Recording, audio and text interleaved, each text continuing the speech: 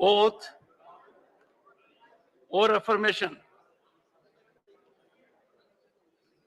Secretary General.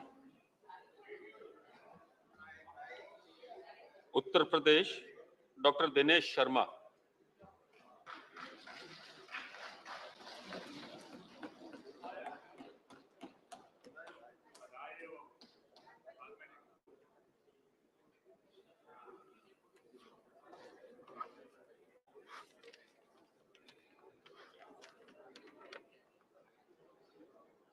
मैं doctor Dinesh Sharma जो राज्यसभा का सदस्य निर्वाचित हुआ हूं, ईश्वर की शपथ लेता हूं कि मैं विधि द्वारा स्थापित भारत के संविधान के प्रति सच्ची श्रद्धा और निष्ठा रखूंगा। मैं भारत की प्रभुता और अखंडता अक्षुण्ण रखूंगा तथा जिस पद को मैं ग्रहण करने वाला हूं, उसके कर्तव्यों का श्रद्धापूर्वक निर्वहन करूंगा।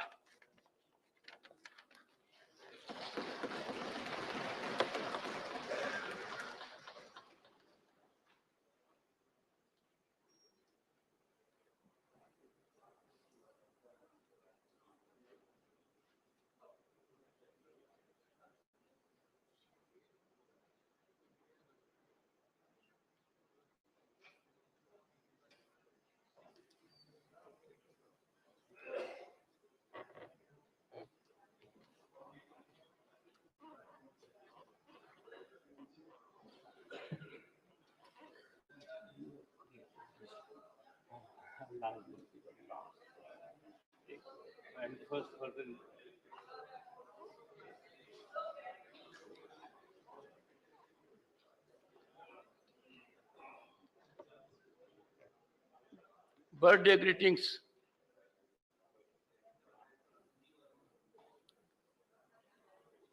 Honorable members, I take this opportunity to extend birthday greetings to Honorable Member of Parliament, Sri Sanjeev Arora.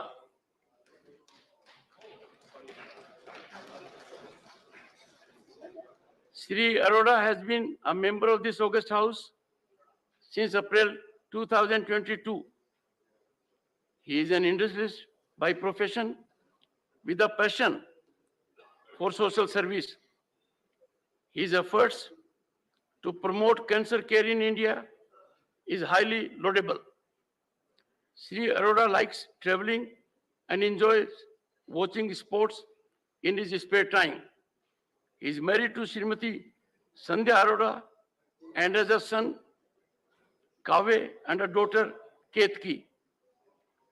Honorable members, on my own and your behalf, I wish him a long, healthy, and happy life and extend greetings to his family and friends.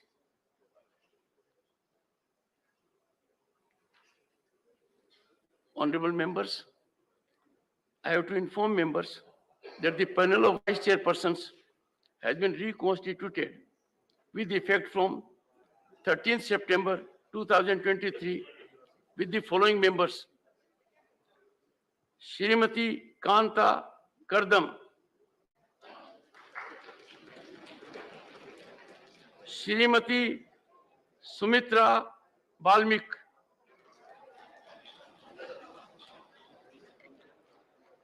Srimati Mamta Mohanta, Srimati Geeta alias Chandra Prabha, Shri Akhilesh Prasad Singh,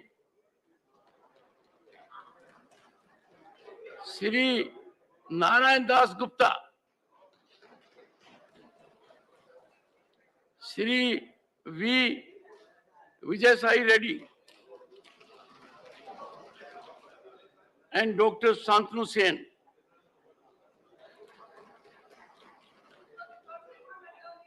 Honorable members will be pleased to know that we are continuing with the same mechanism, 50% women as chairpersons.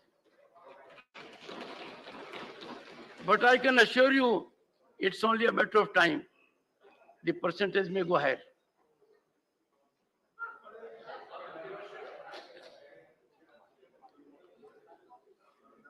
honorable members, it gives me immense pleasure to congratulate the entire nation at the successful conduct of G20 New Delhi summit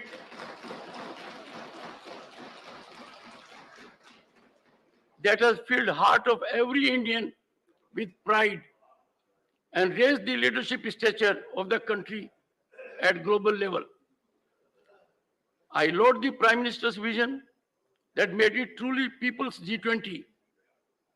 More than 200 meetings in 60 cities covering all the states and union territories of India is unprecedented.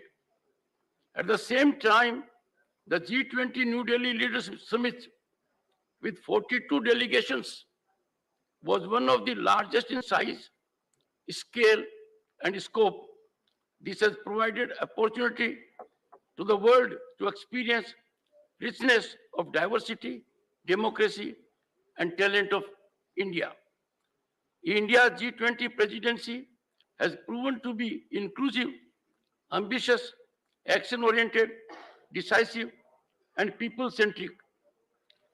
The outcomes of the G20 Leaders Summit are transformational and would contribute to the reshaping of the global world order in the decades ahead. Prime Minister's vision and guidance, the New Delhi G20 Leaders Declaration was adopted unanimously and with consensus, including on difficult issues. It is globally acknowledged that India's leadership and endeavors were crucial in bridging the North-South divide and overcoming the strong East-West polarization. This is reflective of India's elevated stature and standing and the work that this government has done in the last 9 years. It is a testament to the global trust and goodwill that India enjoys under the Prime Minister's leadership. It is a recognition that India is a voice of peace and moderation in a world ridden with divisions.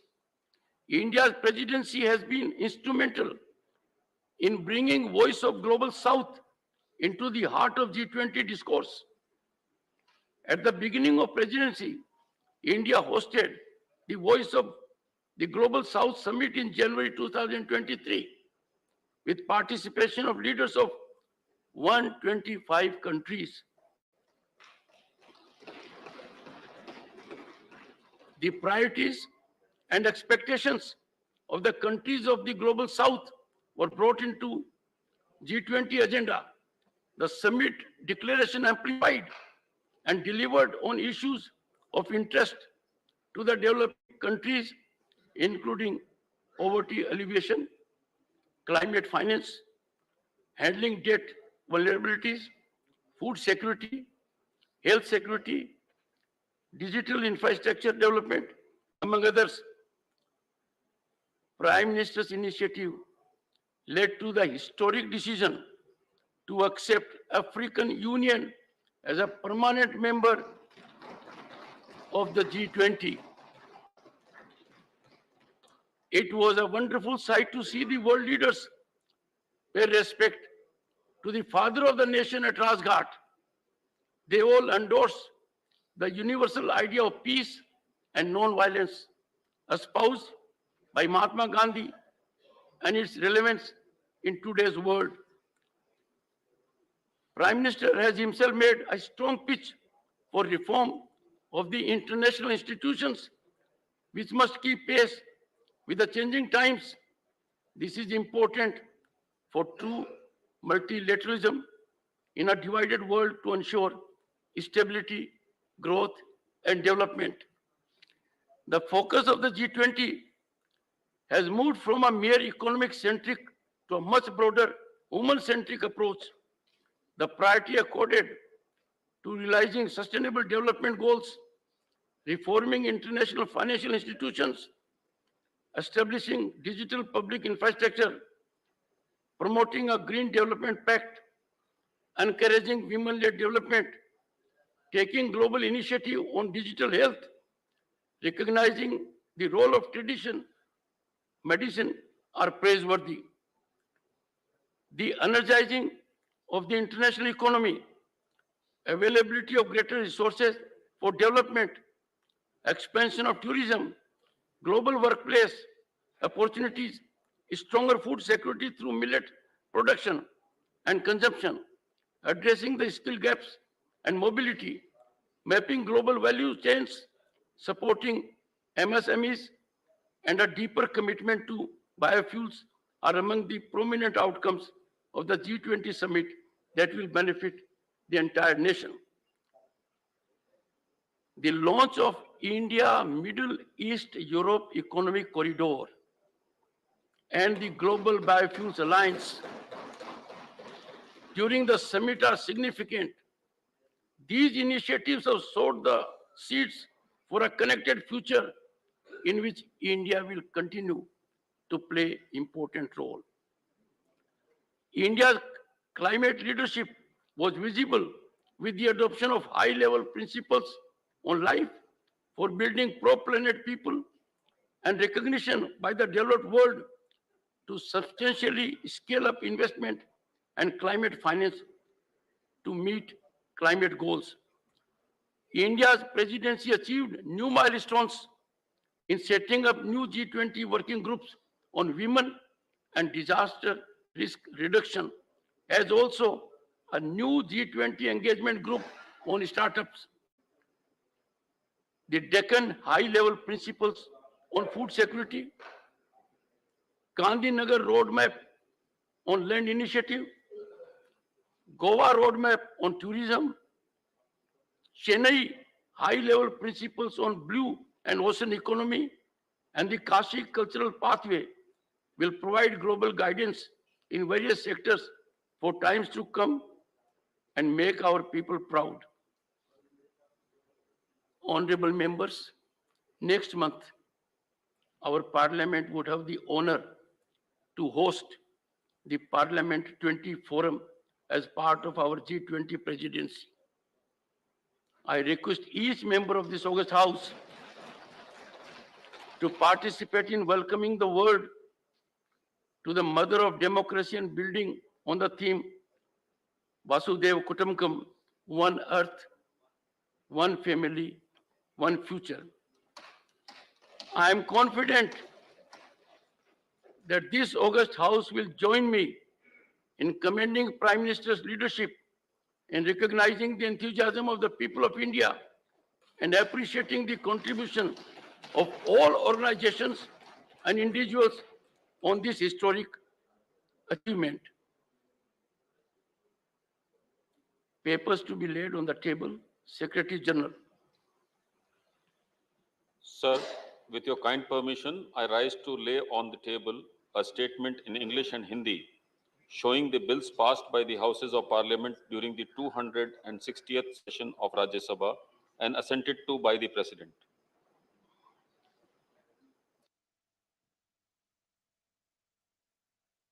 Honorable members,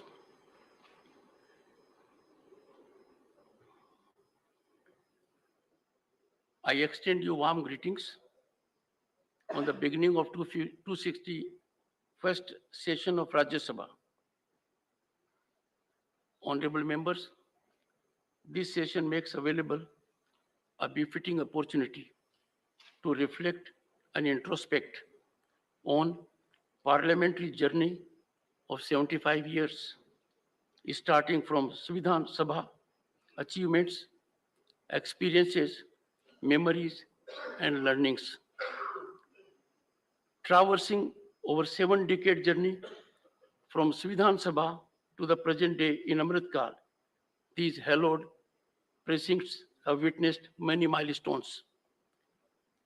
Honorable members, this journey had historical moments from Tryst with Destiny at midnight of 15th August 1947 to unfolding of innovative forward-looking GST regime at midnight of June 30, 2017, and now this day. Deliberations in the Constituent Assembly in various sessions spread over 3 years exemplified decorum and healthy debate. Contentious and highly divisive issues were negotiated in a spirit of consensus.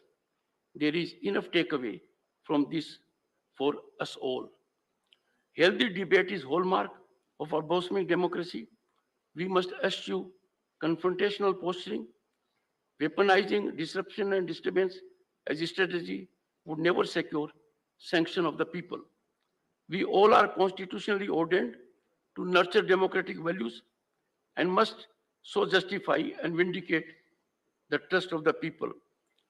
We owe it to the nation to optimally utilize the opportunity and time to subserve public interest. Honorable members, this is also an occasion to recall and glorify our tenacious freedom fighters.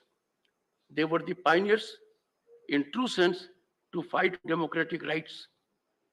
Our erudite constitutional forefathers, they were far-sighted visionaries who, after much deliberations and discussions, provided us a constitution which has stood the test of time. Our statesmen and politicians have time and again respected and abided by constitutional ideals and have democratized the constitution itself by taking its essence to the masses. The civil service, the bureaucrats who have been steadfast day in and day out in ensuring that the state machinery works in a free and fair manner.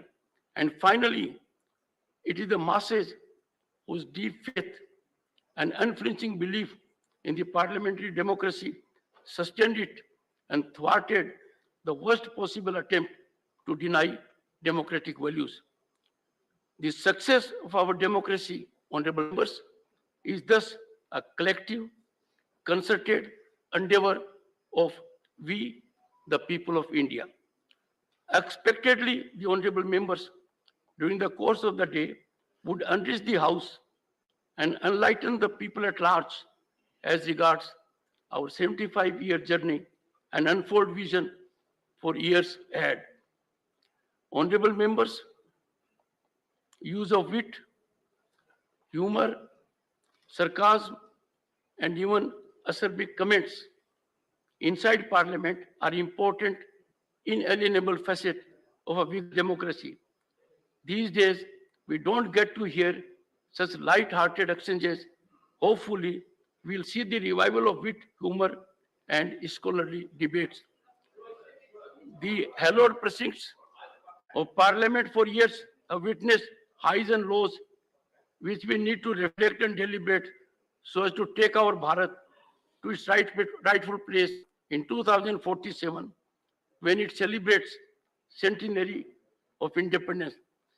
I now invite the Honorable Leader of the House, Shri Piyush Goyal, to initiate the discussion on parliamentary journey of 75 years, starting from Vidhan Sabha, achievements, experiences, memories, and learnings.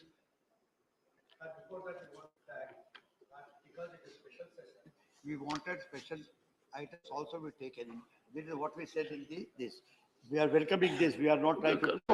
Dr. Keshav, please address the chair. We wanted to say that. No, We please. just said, I'm not trying to, the moment you no, ask, I no, will put it down. no. But we Anyone wanted women's who raises reservation to be will taken suffer up. the consequences. Women's Have it from me, reservation to be taken honorable up members, in this have session. it from me, put it on the table immediately. Everyone who does it is in breach of rule and regulations. Don't force my hands. Don't force my hands. Dr. Keshav, this was least expected.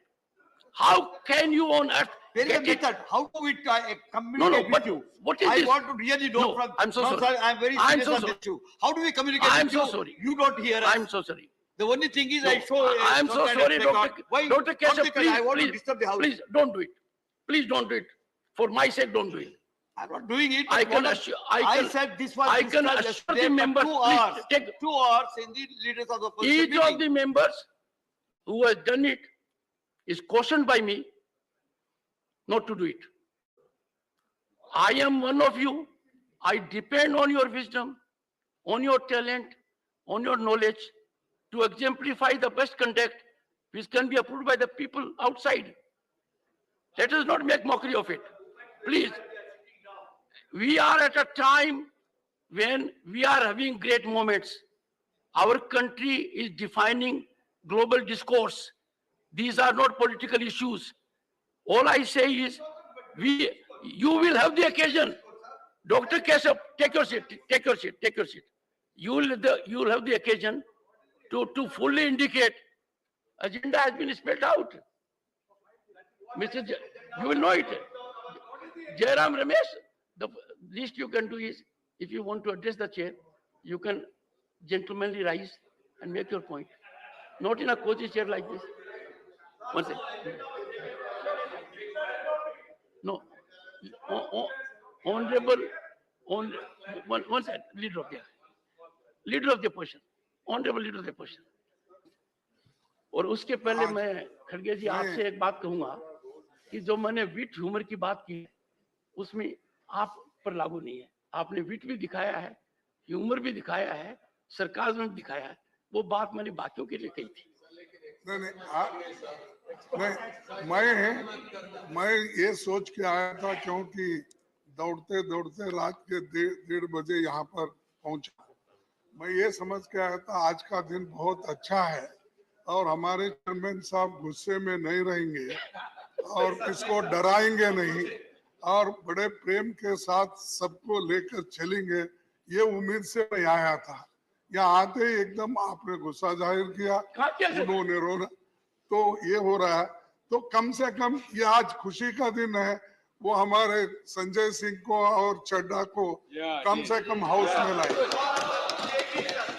नहीं तो 2 member को बाहर, sir 2 member को बाहर रख के अगर पहला दिन इम्पोर्टेंट दिन स्पेशल सेशन हाँ अमृतकाल नहीं, अमृतकाल तो कहो, मेरे लिए विषकाल तो कहो, लेकिन मैं आपसे यही विनती करता हूँ बाहर मेंबर्स को रख के नहीं होता, ठीक नहीं लगता. तो आप जरा कृपया ध्यान से आप करेंगे और बड़ा दिल दिखाइए, गुस्सा कम कर दीजिए, कार्रवाई अच्छा चलने दो. Honorable members, we are having discussion on a very important issue and it will be for 6-hour discussion and everyone will get an opportunity. Apart from the floor leaders, we have presence of very distinguished members who have seen more than 3 decades of parliamentary performance. I am quite sure, and I have no doubt, the contribution by honorable members will enlighten the people at large. And therefore, let us have a scholarly debate dictated only by decorum and contribution. I call upon Leader of the House, Piyush Goyal, to make.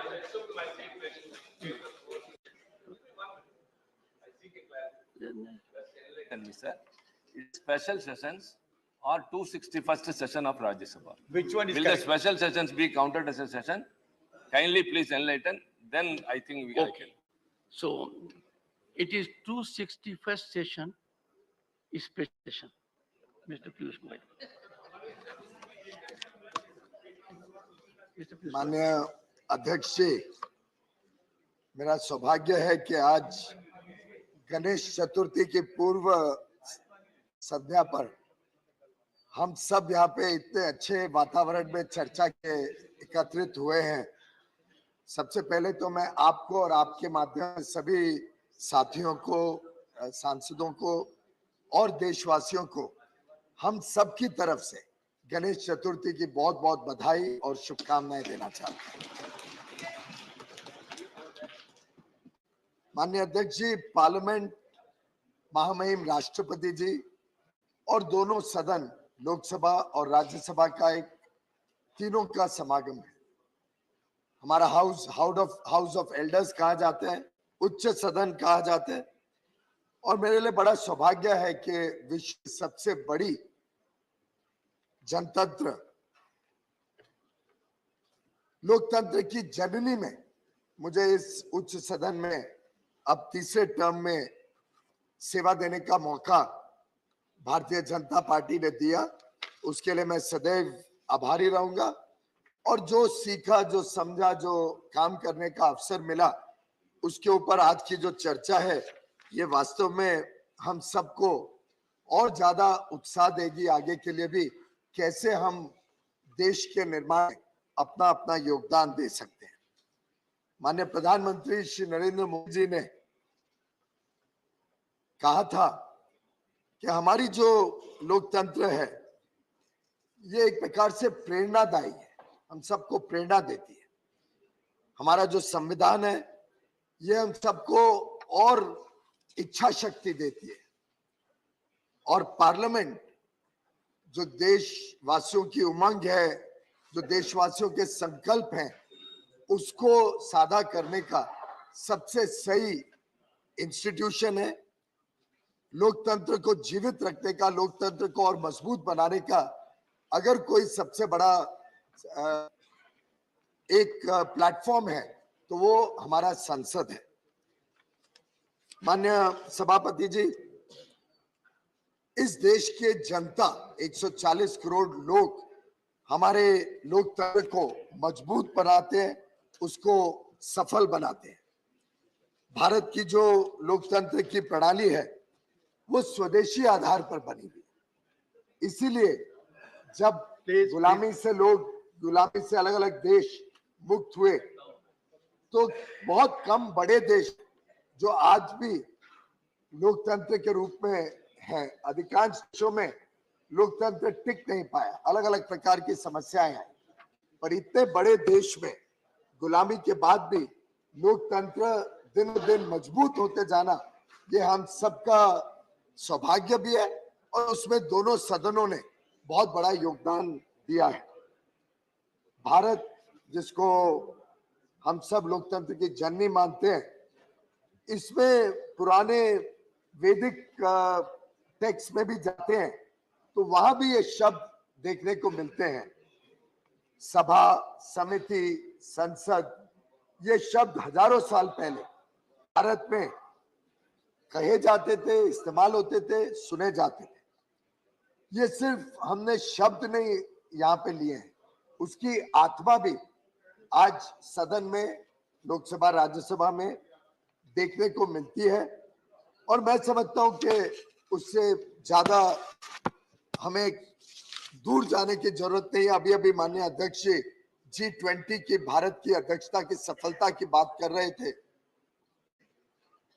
जो वसुधैव कुटुंबकम की भावना पूरे विश्व में, कि हमारे लिए देश ही नहीं, पूरा विश्व एक परिवार है और हम सबकी चिंता करने वाला देश है, ये जो भावना लेके भारत की G20 की अध्यक्षता बहुत सफलता पूर्वक अभी अभी समापन हुई है, और लीडर समिट समापन हुआ है, और नवंबर 30 को हमारी अध्यक्षता का समय पूरा होगा। हमने अवश्य पूरे विश्व में एक अमिट छाप छोड़ी है भारत की अध्यक्षता की, भारत के नेतृत्व की, और प्रधानमंत्री नरेंद्र मोदी जी का जिस प्रकार से आज पूरे विश्व में एक एक्सेप्टेंस बनी है, उनकी लीडरशिप की जो आस्था देखने को मिलती है, वो पूरे देश को, देशवासियों को गौरवान्वित करती है।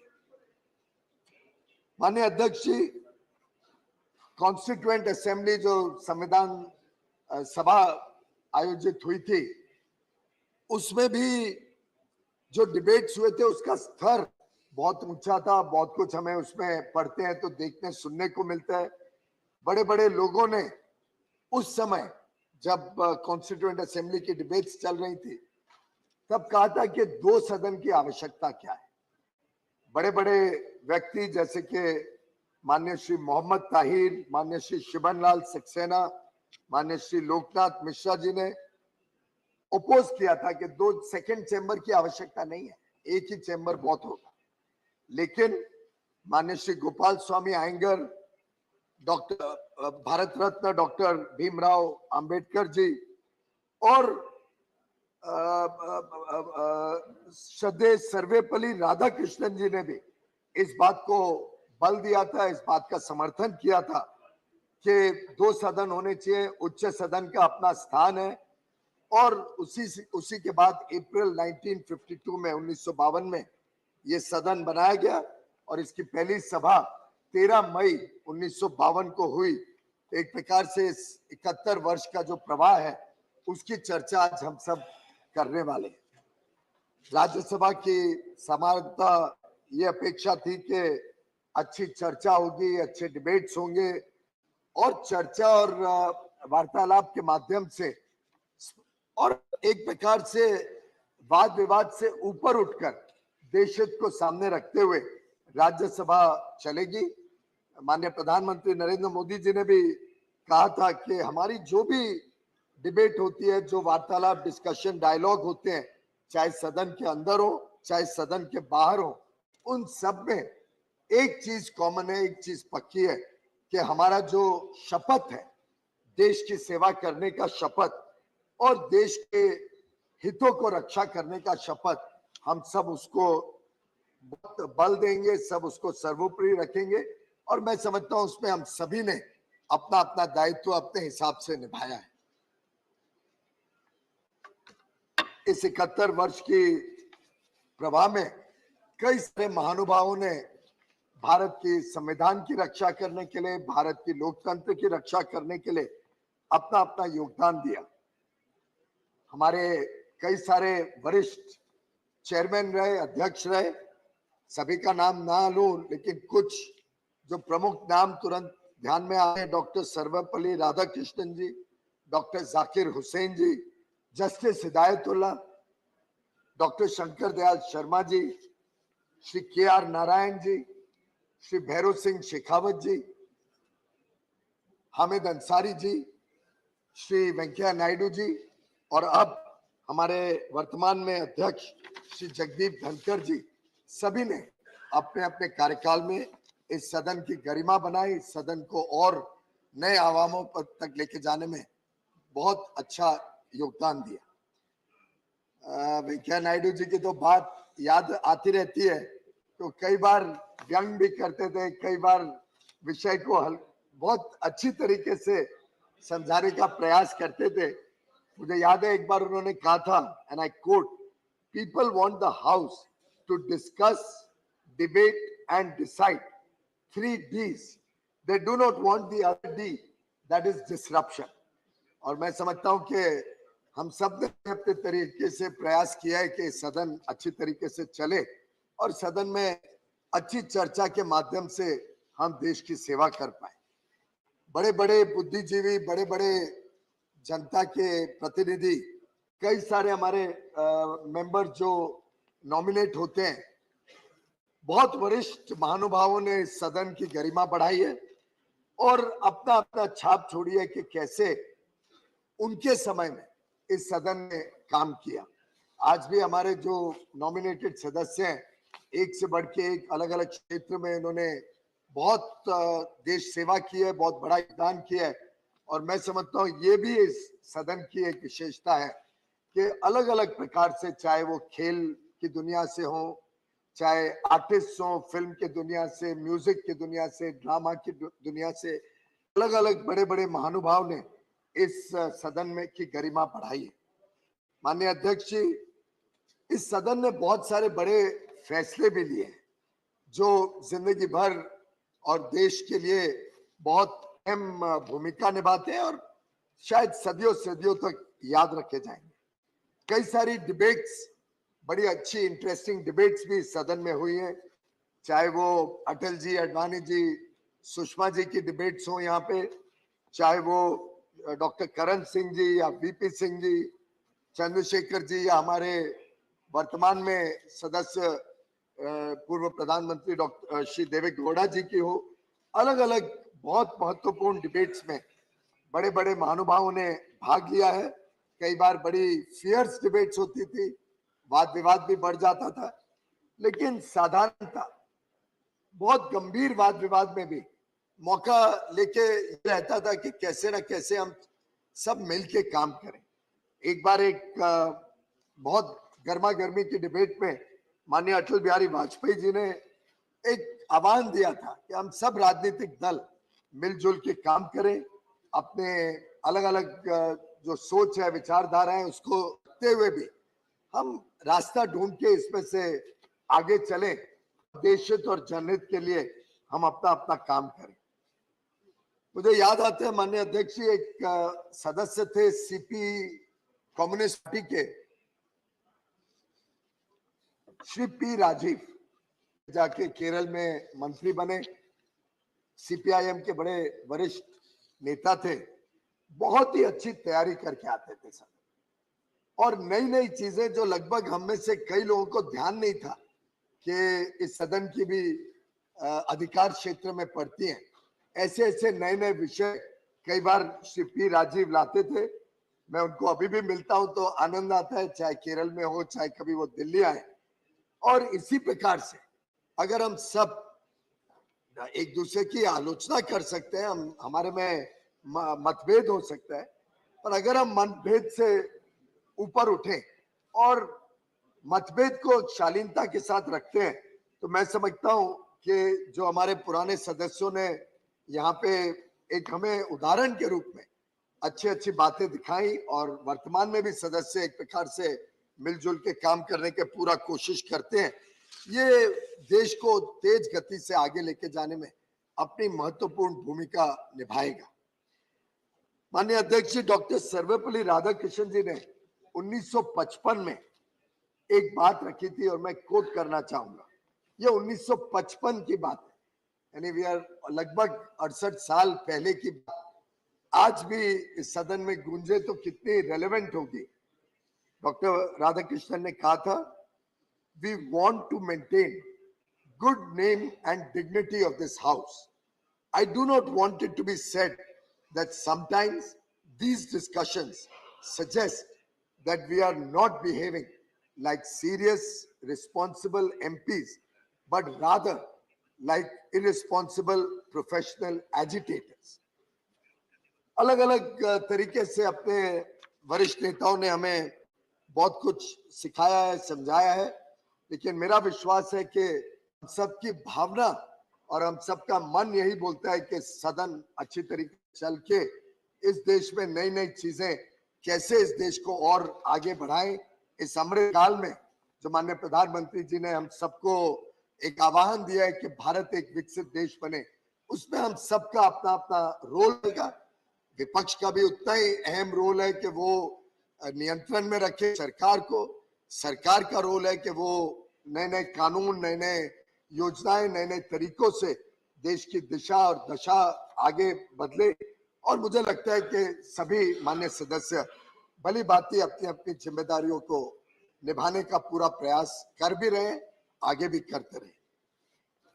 कई बार अगर मेमोरी में जाए तो अटल जी की जो कविता सुनाने की आदत थी, कई बार वो कविता में चल पड़ते थे।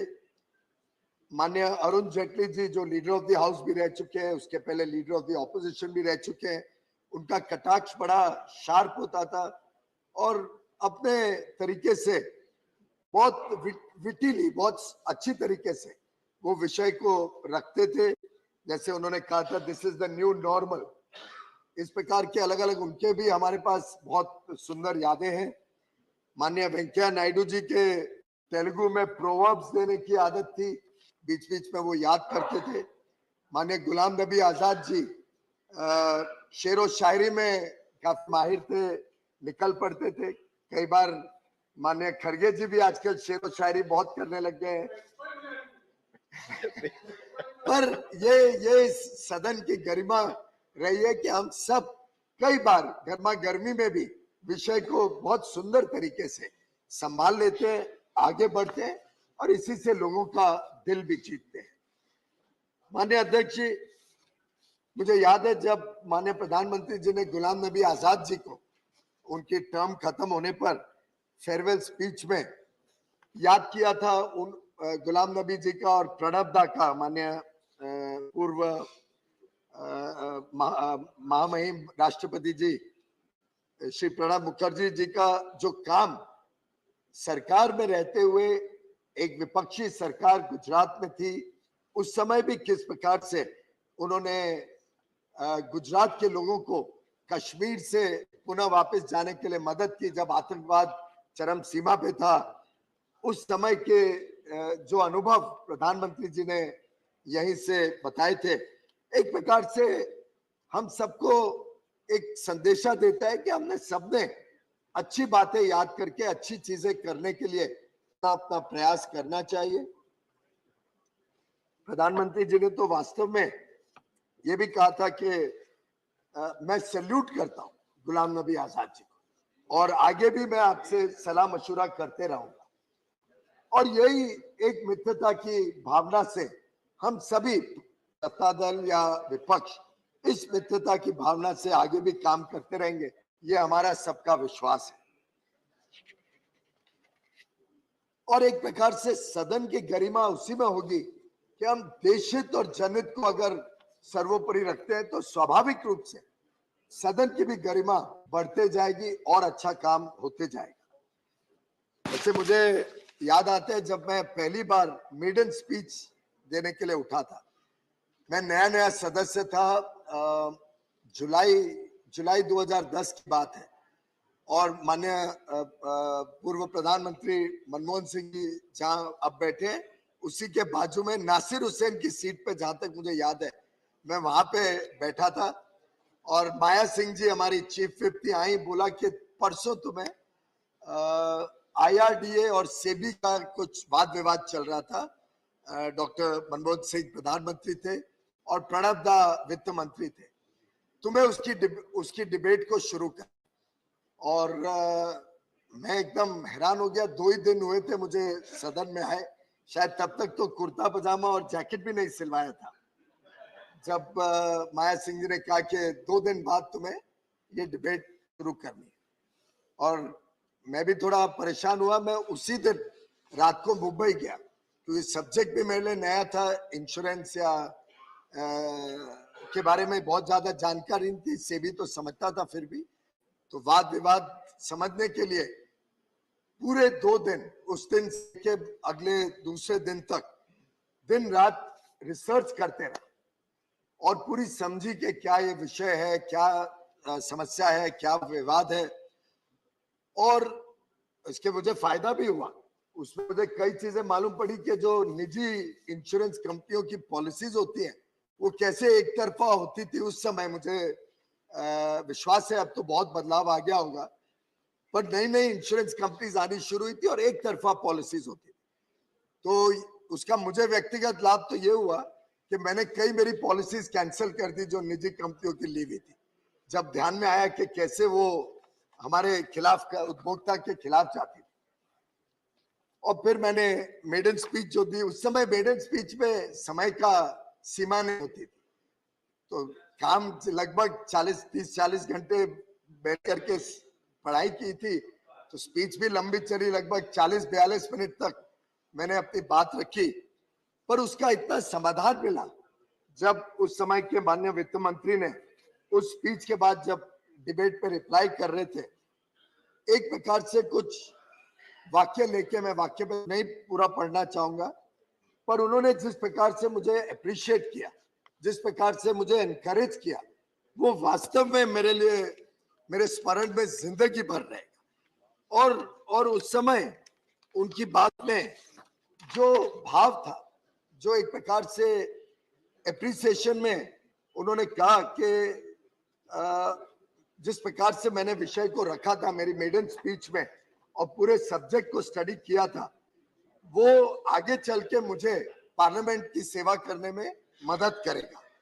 उन्होंने यहां तक कहा था, this is the chamber, this is the system where we agree to disagree, there will be divergence of views, there will be differences of opinion, and through these divergences, through these differences of opinion, through discussion, we will arrive at a solution.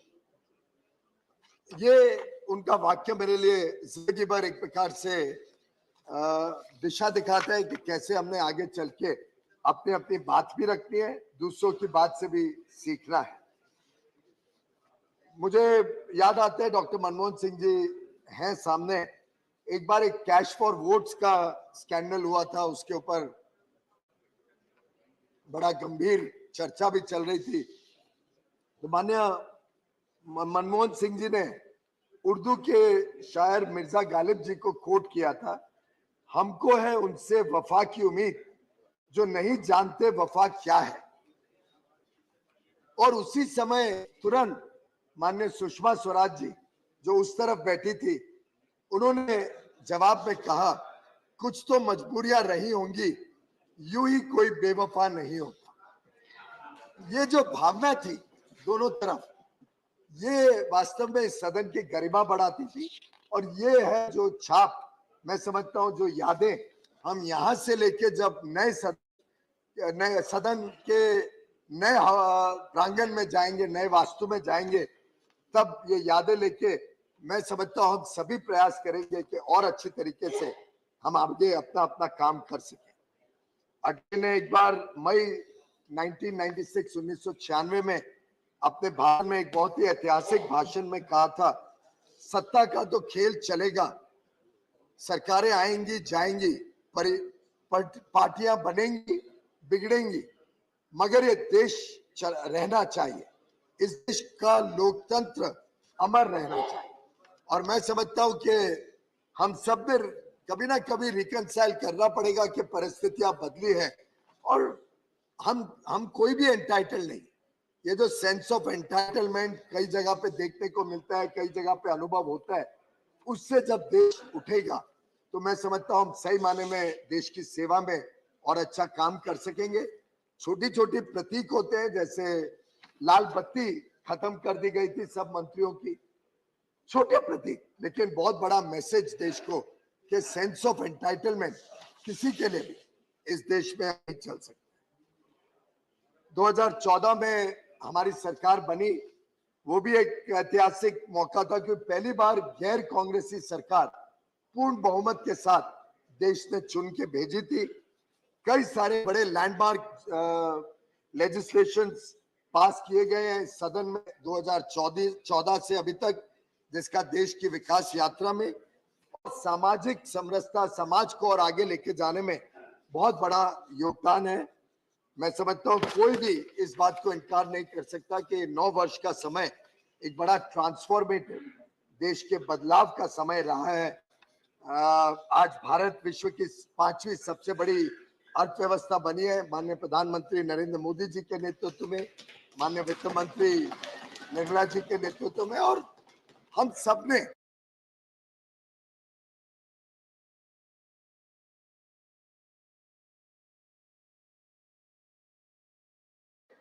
एक प्रकार से उस प्रवाह में 100 वर्ष लोकतंत्र के मनाएंगे। माननीय अध्यक्ष जी,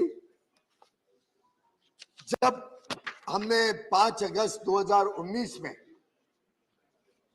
आर्टिकल 370 और 35A को समाप्त करने का एक बड़ा ऐतिहासिक निर्णय इस सदन में लिया, सही माने में एक प्रकार से देश को जोड़ने के लिए, देश को एक बनाने के लिए, जिस देश में हमारी सबकी इच्छा थी कि एक संविधान रहे, एक ही कानून व्यवस्था रहे, कानून व्यवस्था सभी के लिए सामान्य रहे, और जो लाभ देश के अन्य इलाकों में लोगों को मिलते हैं वो हमारे कश्मीर के भाई बहनों को भी मिले, उसके लिए एक बहुत अहम कदम इस सदन से शुरू हुआ था और फिर यहां से लोकसभा में गया।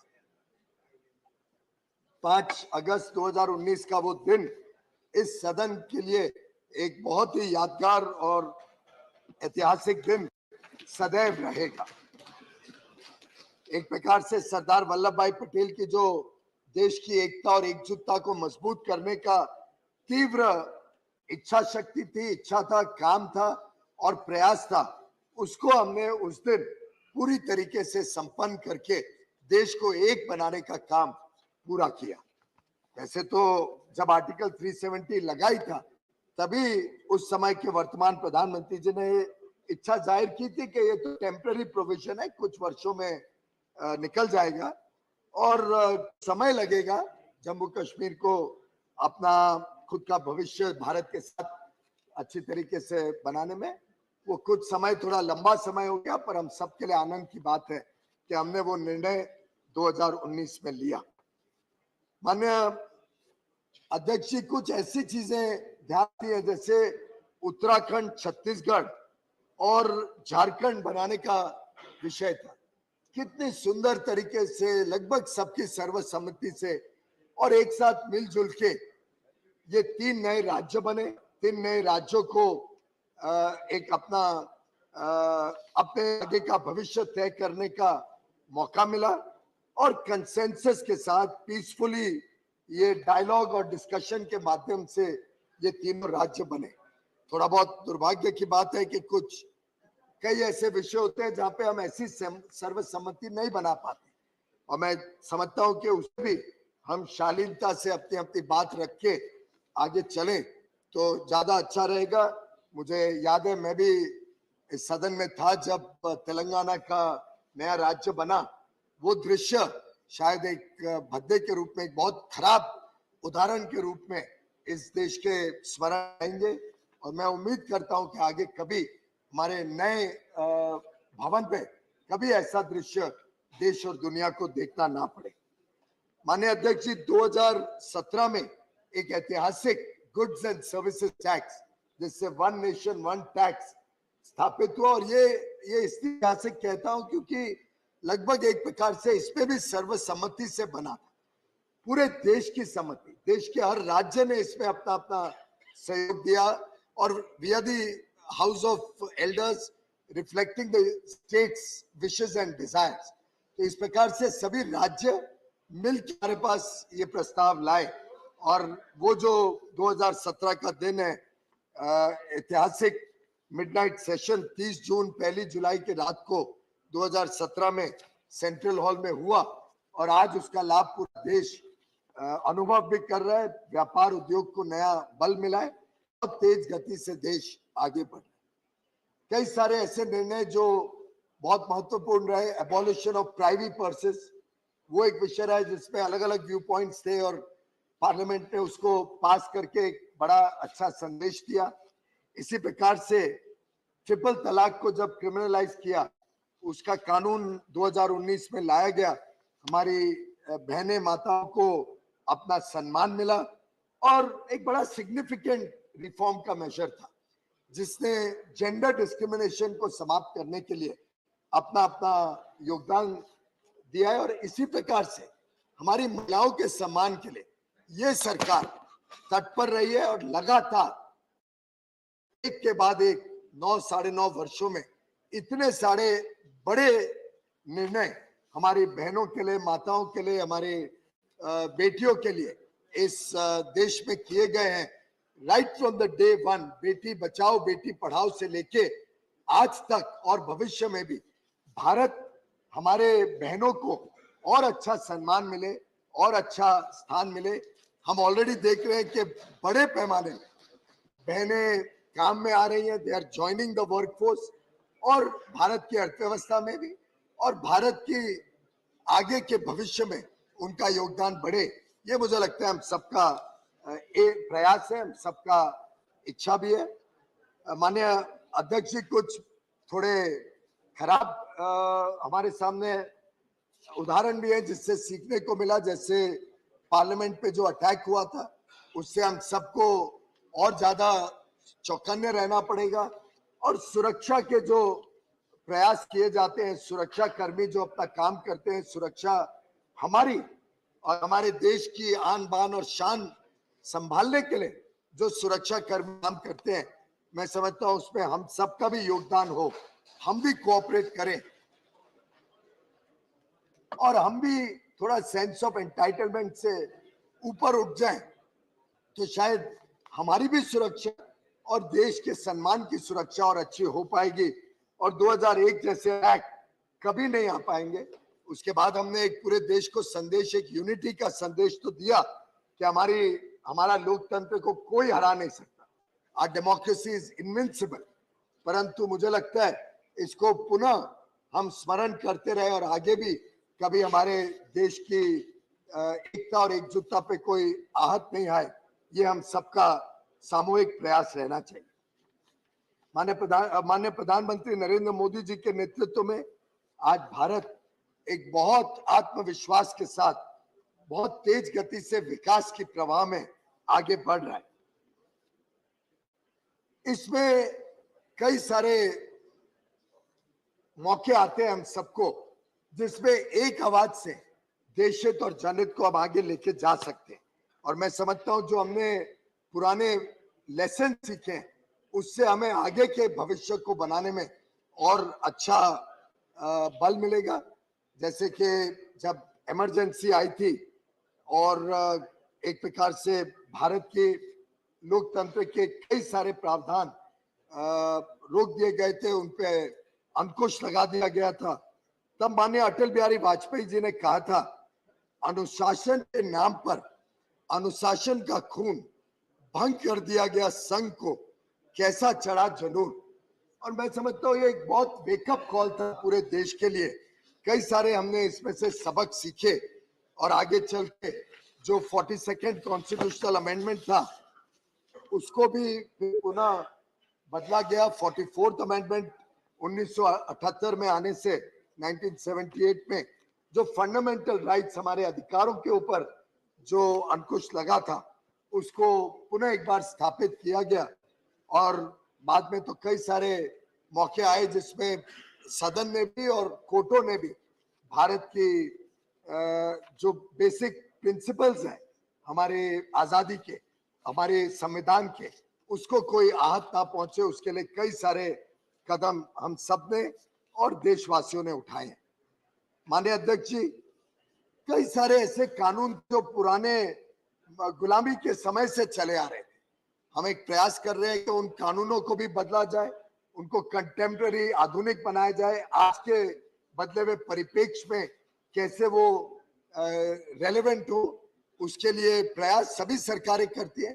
कंपनीज एक्ट पहले 1956 में था तो पूरी तरीके से लाइसेंस राज को बल देता था, उसको बदला गया 2013 में और कई सारे मेजर्स लिए जिससे उद्योग व्यापार को और बल मिल सके। उसमें भी समय समय पे कई सारे और बदलाव 2014 से 2022 तक लाए गए हैं, जिससे आज ईज ऑफ डूइंग बिजनेस को और ईज ऑफ लिविंग को हमने अपनी प्राथमिकता बनाते हुए देश को आगे बढ़ाने का काम किया है। जो नई पार्लियामेंट की बिल्डिंग बनी है, ये भी अपने आप में देश के लिए एक बहुत गर्व की बात है, हम सब के लिए गर्व की बात है। ये हम सबका सदन, आधुनिकता से पूरा युग और आगे भविष्य की जो जरूरतें हैं उसको पूरा करने वाला ये नया वास्तु, मैं समझता हूं पूरे विश्व में एक भारत के लिए एक नई उत्साह और उमंग के साथ आगे जाने का एक संदेश पहुंचाएगा। ऐसे ही पिछले 2 महीनों में भारत मंडपम, जो पुराना प्रगति मैदान था, और एक द्वारका में स्थित नया यशोभूमि, 2 और बड़े सेंटर्स का उद्घाटन माननीय प्रधानमंत्री नरेंद्र मोदी जी ने किया है। ये 2 नए भारत के प्रतीक के रूप में देश को आगे लेके जाएंगे। अब हमारा देश विश्व स्तरीय फेयर्स, एग्जीबिशंस, कन्वेंशंस, कॉन्फ्रेंसेस कर पाएगा और उसका हमने जीता जागता एक स्वरूप G20 लीडर्स समिट में भी देखा। ये सब निर्णय अब इस देश को आगे लेके जाने के लिए समावेशी और एक प्रकार से पारदर्शिता के प्रतीक के रूप में लोगों की आशाएं, अपेक्षाएं पूरा करने के लिए सबका प्रयास है और हम सब मिलके इस प्रयास में जुड़े, देशवासियों का विश्वास जीते और देशवासियों को एक कर्तव्य भावना से जो 5 फ्रंट माननीय प्रधानमंत्री जी ने आजादी के अमृत महोत्सव में लाल किले से दिए थे कि हम सब 140 करोड़ देशवासी कर्तव्य भावना से देश की एकता और एकजुटता को संभालें, देश को गुलामी की मानसिकता से निकालें।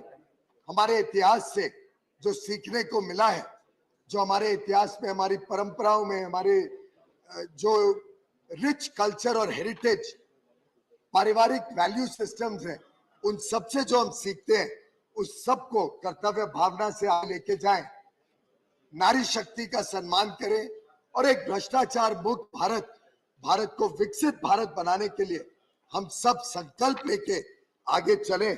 इस इच्छा के साथ इस सदन में भी ये आज का विषय हम सब चर्चा करें। हम सब डॉक्टर बाबा साहेब अम्बेडकर जी का जो एक संविधान सभा कॉन्स्टिट्यूएंट असेंबली में भाषण था जिसमें उन्होंने कहा था, and I coat, where constitutional methods are open, there can be no justification for unconstitutional methods. मैं समझता हूं ये एक बड़ा अच्छा वाक्य है जो हमको याद दिलाता रहते हैं कि आगे चल के भी ये सदन अपनी गरिमा रख के इतिहास के पन्नों से बहुत कुछ हमें सीखने मिला। हमारे सबके अपने अपने अनुभव रहे, अच्छे अच्छे विचार आते हैं जब हम पुराने दिन इस सुंदर सदन में याद करते हैं। इस बहुत महत्वपूर्ण कक्ष में जो पल गुजारे हम सब ने मिलके, उन सबको जब यादगार के रूप में हम संवारे, लेकिन जब नए भवन में जाते हैं, नए वास्तु में जाते हैं, नई सोच के साथ इस देश की दिशा और दशा को नया रूप देने के लिए, भारत के 140 करोड़ लोगों की आशाएं अपेक्षाओं को पूरा करने के लिए हम सब संकल्प लेके प्रतिबद्धता के साथ नए सदन में प्रवेश करेंगे कल। उसके लिए मैं आप सभी को तहे दिल से बहुत बहुत बधाई देता हूं और नए सदन के शुभकामनाएं। धन्यवाद। धन्यवाद माननीय पीयूष गोयल जी। अब लीडर ऑफ अपोजिशन माननीय श्री मल्लिकार्जुन खड़गे जी।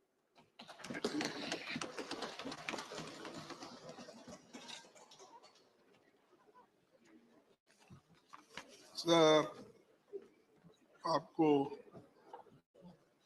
आपका मैं आभारी हूँ क्योंकि मुझे आप जल्द बुलाए और अपनी बात रखने के लिए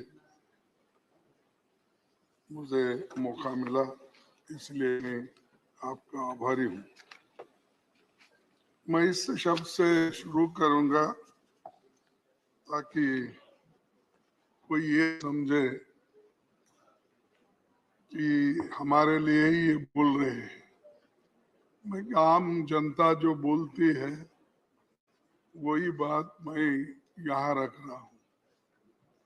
और संविधान, आगे ये भी बोलूंगा कि संविधान कैसा बना और संविधान के तहत हम कहाँ तक चल पाए और संविधान ने कितनी हमको आजादी दी है, उसका हम कहाँ तक किस ढंग से अच्छी तरीके से देश को बनाने में हम इस्तेमाल कर रहे हैं, ये बहुत बड़ी बात है।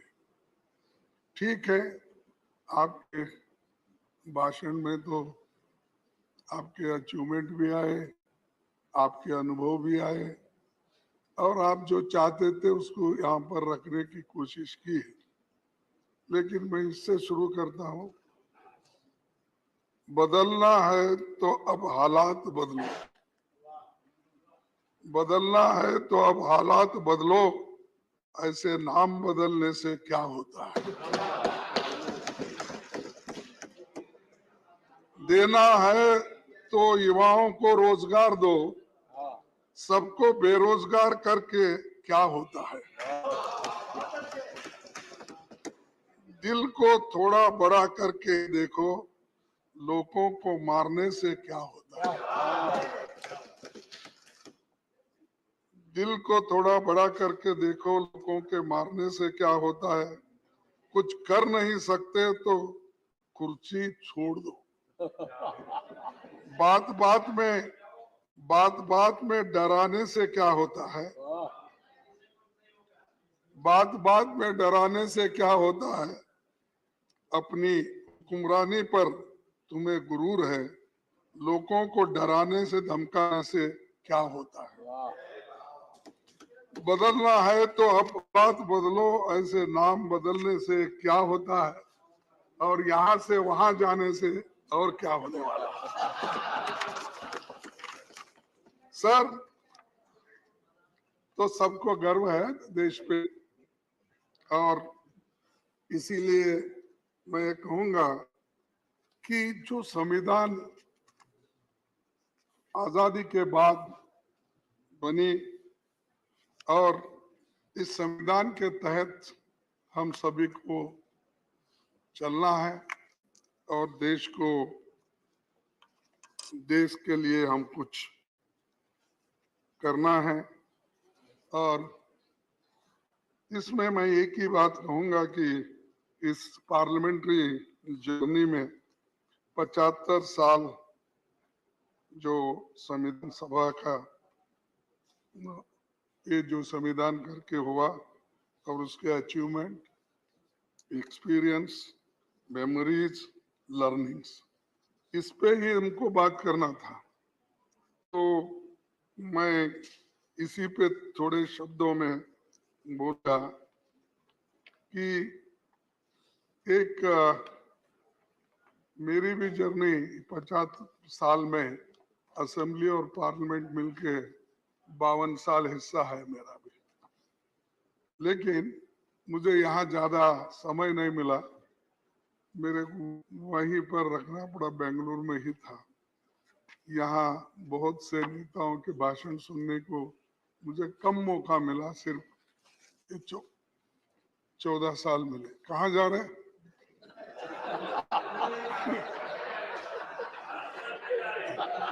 नहीं, बड़ी गाड़ी में जा रहे थे तो मुझे लगा, बड़ी गड़बड़ी में जा रहे तो मुझे लगा, तो इसलिए पूछा।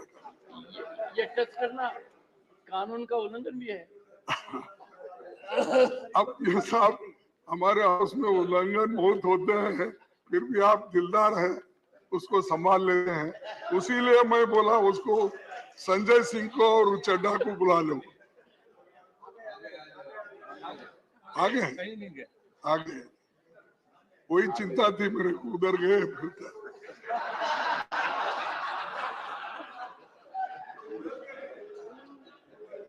सर,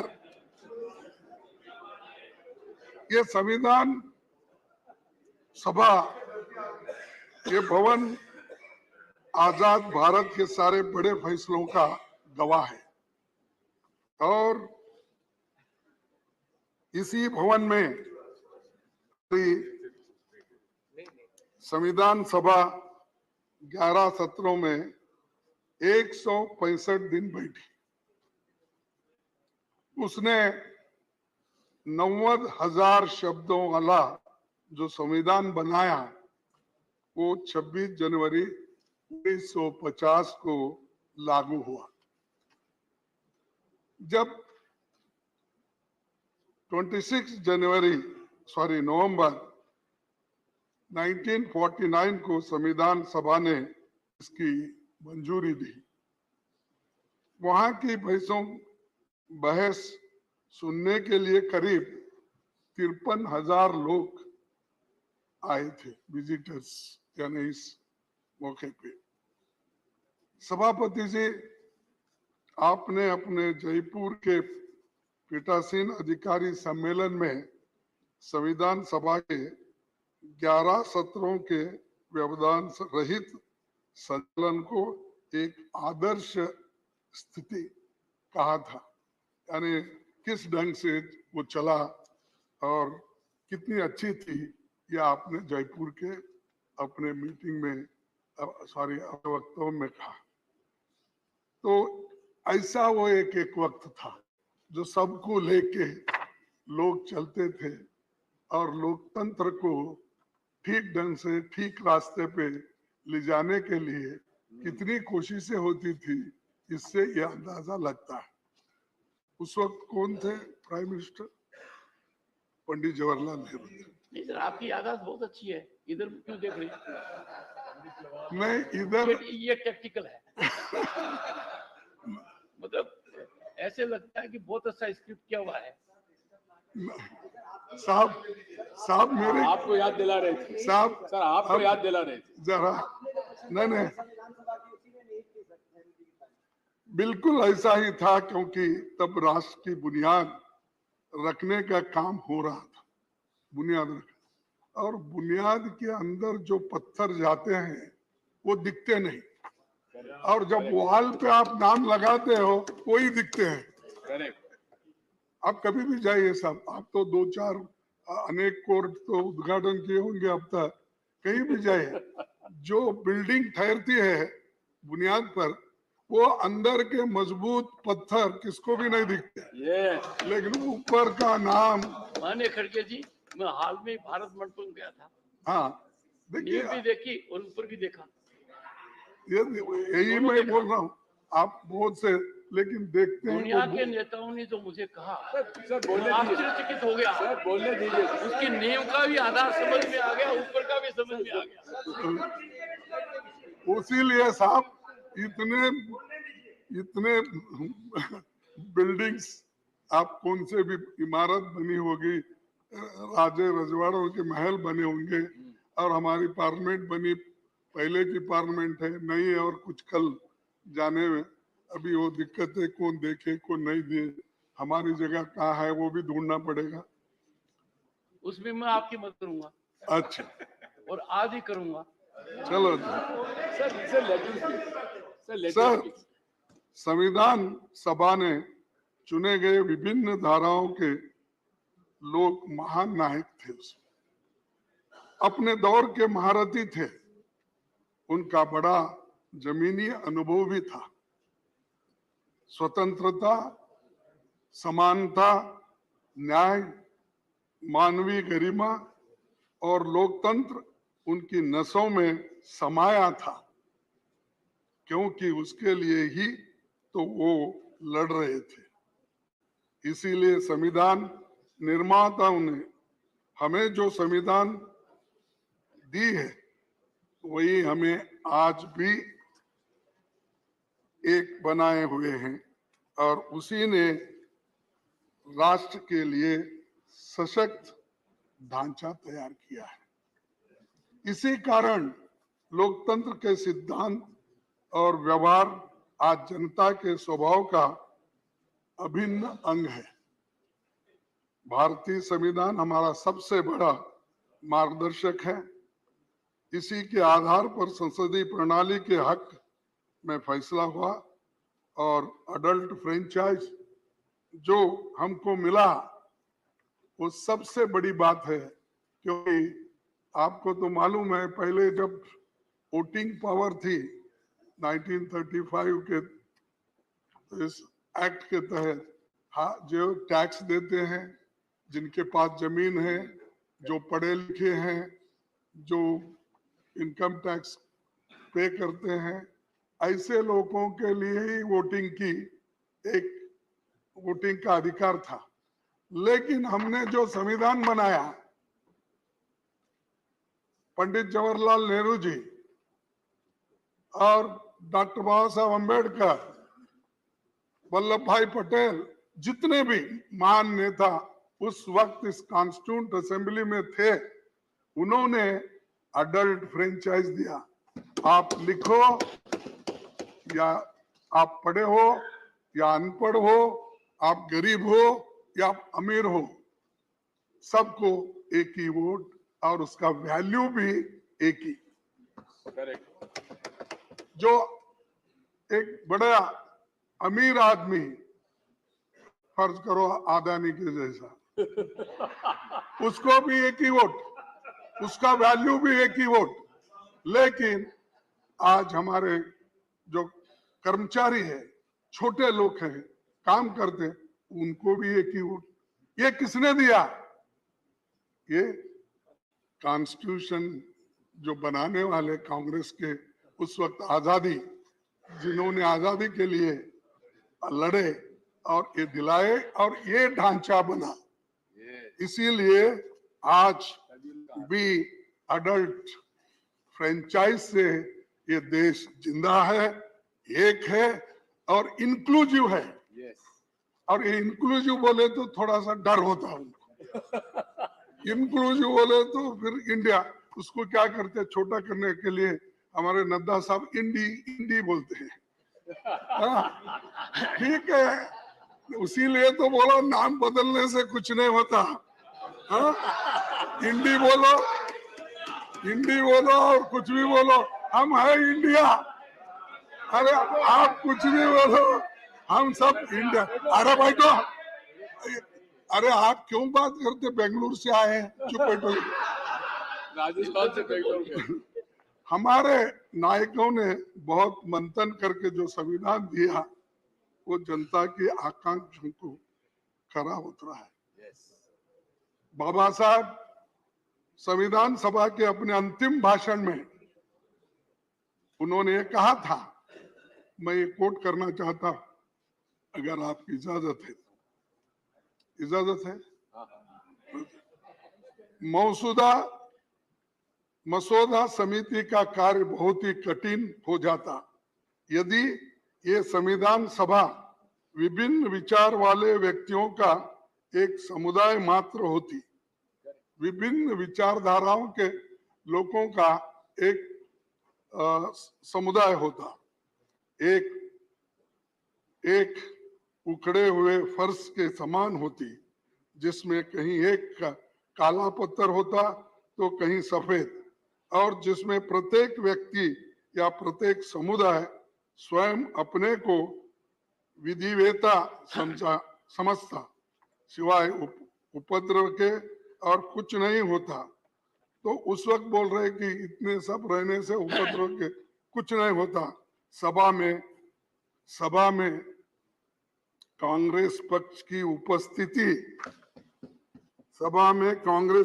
उपस्थिति ने इस उपद्रव की संभावना को पूर्णतः मिटा दिया और इसी के कारण कार्यवाहियों में व्यवस्था और अनुशासन दोनों बने। कांग्रेस पक्ष के अनुशासन के कारण ही मसौदा समिति यह निश्चित रूप में जानकर कि प्रत्येक अनुच्छेद और प्रत्येक संशोधन का क्या भाग्य होगा इस संविधान का संचालन करने की। तो ये कांग्रेस के लिए बाबा साहब अम्बेडकर ने कहा है कैसा संविधान बना, क्योंकि उस वक्त इतने डिफरेंट लोग थे, इंटेलिजेंट लोग थे और एक दूसरे से वो अगर लड़ते भी तो बाहर आकर एक होते थे। वो कभी किसी के ऊपर कुछ नुक्ताचीनी करके बैठते नहीं थे। सर, मैं और एक आपको बात बताना चाहता हूं कि ये बाबा साहब अम्बेडकर ड्राफ्टिंग यानी संविधान बनाने के लिए कितनी कोशिश की है बहुत लोगों को मालूम नहीं। चुपी ये कहते हैं ड्राफ्टिंग कमेटी चेयरमैन थे, वो क्या ये क्या, ऐसा बोलने वाले बहुत है, क्योंकि कोई व्यक्ति को हम नहीं चाहते। ये खासकर ये हमेशा ये दलितों की हालत होती है, तो जब उन्होंने इतना कष्ट करके रात दिन बैठ के जो संविधान उन्होंने बनाया, इसीलिए उसमें एक टीटी कृष्णमाचारी का एक कहावत अपने स्टेटमेंट है, मैं आपके सामने पढ़ के। संविधान का निर्माण करने वाली चुनिंदा 7 सदस्यों की ड्राफ्टिंग कमेटी में सबसे बड़ी भूमिका डॉक्टर अंबेडकर ने बना। 7 लोगों, इसमें क्या होता, क्योंकि उसके एक सदस्य ने वो 7 में एक सदस्य त्याग पत्र दिया, कितने बचे 6। एक सदस्य का निधन हो गया, कितने बचे 5। जबकि एक अमेरिका चले गया, बचे 4। एक सदस्य रियासत के कार्यों में व्यस्त रहे और 2 सदस्य दिल्ली से दूर थे। उनकी सेहत खराब होने के कारण कम मौजूदगी होती थी, तो सारा दारोमदार बाबा साहब अम्बेडकर की। ये इतिहास है, हम इसको कभी नहीं कहते। ये बार बार यही बोलते, ड्राफ्टिंग कमेटी के ये थे, सब मेंबर्स ने मिल।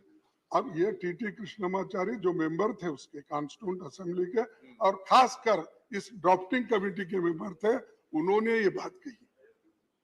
तो एक व्यक्ति देश बदलने के लिए, संविधान को मजबूत करने के लिए, लोकतंत्र को मजबूत करने के लिए और कॉन्स्टिट्यूशन को जीवित रखने के लिए सबसे कंसल्ट करके कंसेंसस जो बनाते हैं, वो किसके जमाने में हुआ, वो कांग्रेस ने किया। उसकी रक्षा के लिए हम लड़ रहे हैं, उसी के लिए हम तैयार हो गए। सब कुछ हम ये नहीं समझते, हम जो कहेंगे वो हमको मिलेगा। हमारा एक सभी का एक इरादा है कि जो चीज इतने कष्ट से, इतने मेहनत से कमाई है, उसको हम गुमाना नहीं चाहते। तो इसलिए सर, आपको और एक यही बात करूंगा कि इसके बाद 1950 में भारत ने जब लोकतंत्र अपनाया तो बहुत से विदेशी विद्वानों को लगता था कि यहाँ लोकतंत्र विफल हो जाएगा, क्योंकि ये करोड़ों अंगूठे छाप लोग हैं।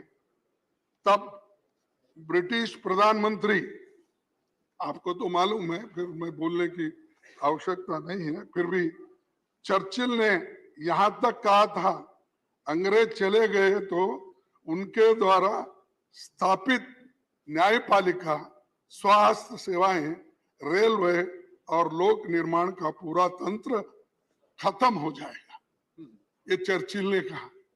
यानी इतना अंडरमाइन किया हमको कि ये लोग अनपढ़ है, अंगूठे छाप है, ये लोग क्या करेंगे, डेमोक्रेसी को कैसा टिकाएंगे। लेकिन हमने टिका के दिखाया, हमने इसको मजबूत करा, इसका संरक्षण किया। और बार बार हमको टोका जाता है, 70 साल में आपने क्या किया। अरे 70 साल में तो यही किया हमने, इसको मजबूती दी, इसको मजबूती दी हमने, लोकतंत्र को बचाया हमने और संविधान को लेकर हमने आगे बढ़े। और बार बार आपके पास कुछ नहीं बोलने के लिए, ये बोल तो जाओ, और कितने दिन बोलते जाओ।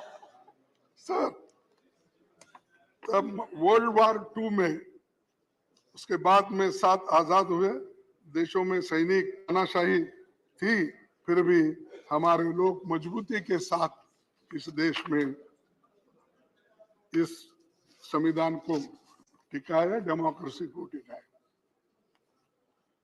लेकिन हमारे यहाँ सत्ता का हस्तांतरण गोली या बंदूक से नहीं हुआ। महात्मा गांधी जी हमें जो आजादी दिलाए वो सिर्फ नॉन वायलेंस, नॉन कोऑपरेशन, और इसीलिए हमारी जो संविधान में हमारी जो आदर्श हमारे सामने है, उनके वजह से आज सभी लोग इसका पालन करते हैं और इसको आगे ले जाते हैं। दूसरी बात मैं कहूंगा कि इस भवन में 75 सालों के दौरान देश की किस्मत बदली है और देश की सूरत बदलने वाली तमाम कानूनें यहाँ बनी है। जमींदारी अबोलिशन, छुआछूत मिटाने का, ओबीसी का आरक्षण के लिए कानून यहाँ बने, यहाँ तक कि ईडब्ल्यूएस के भी बने। सभापति जी ने, मैं पहले प्रधानमंत्री नेहरू जी का खास तौर पर जिक्र करना चाहता हूँ। उनका मानना था कि संसद तभी तक प्रासंगिक है जब एक समय की बदलती जरूरतों के मुताबिक निरंतर विकसित गतिशील संस्था बनी रहती है। तेजी से बदलाव के दौर में संसद की तेजी से काम करना होगा, ये नेहरू जी का कहना है। तो हम तो कोऑपरेट कर रहे तेजी से काम करने के लिए, लेकिन कभी कभी झगड़े की बात ही ज्यादा होती है। सर, नेहरू जी के पहले कैबिनेट में कैसा, यानी मैं ये बता रहा हूं कि कैसे डेमोक्रेटिक वे से पहले चलती थी। नेहरू जी के कैबिनेट में वो सबको अपने साथ लेके चलते थे। उन्होंने जो पहली कैबिनेट बनाई उसमें सबसे योग्य लोगों को शामिल किया। जो कांग्रेस में नहीं थे वैसे 5 लोगों को शामिल किया। साहब, उन्होंने तो 5 अपोजिशन के लोगों को शामिल किया, उनसे सहमति नहीं होती थी उनको किया। आप तो हमारी छाया भी नहीं देखना चाहते।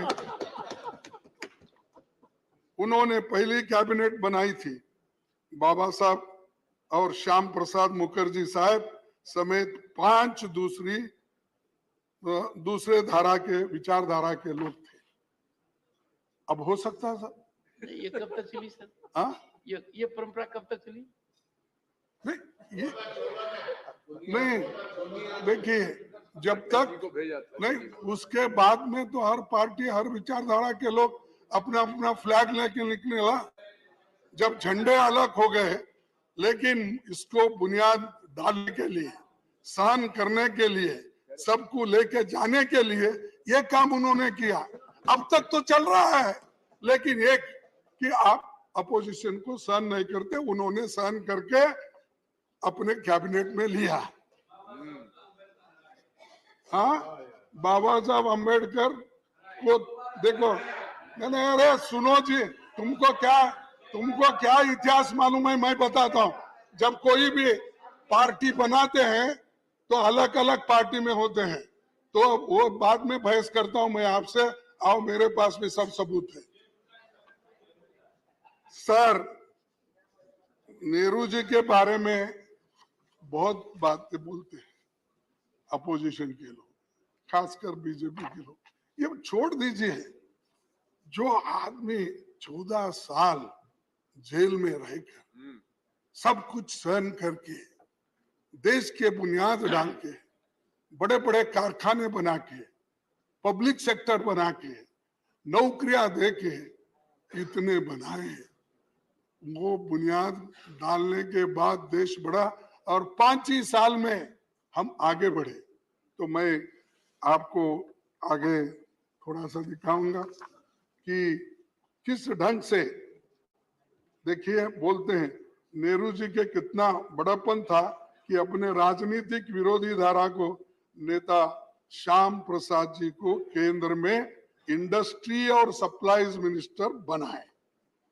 नेहरू जी संसद का बहुत सम्मान करते थे और अक्सर अपने सहयोगियों को और युवा सांसदों के लिए एक उदाहरण के रूप में उन्हें डिबेट्स के दौरान धैर्यपूर्वक बैठकर सुनते थे, धैर्यपूर्वक बैठकर सुनते थे।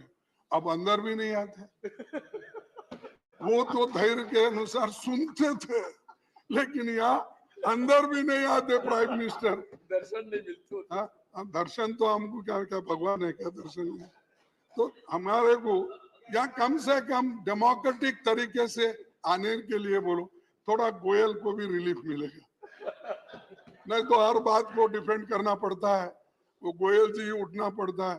थोड़ा उनको जरा बिठा के प्राइम मिनिस्टर जरा बोले, अरे हम भी बोलेंगे हमारे प्राइम मिनिस्टर आए हैं, देखेंगे इस बार के बहुत दिन हो गए उनको देख के।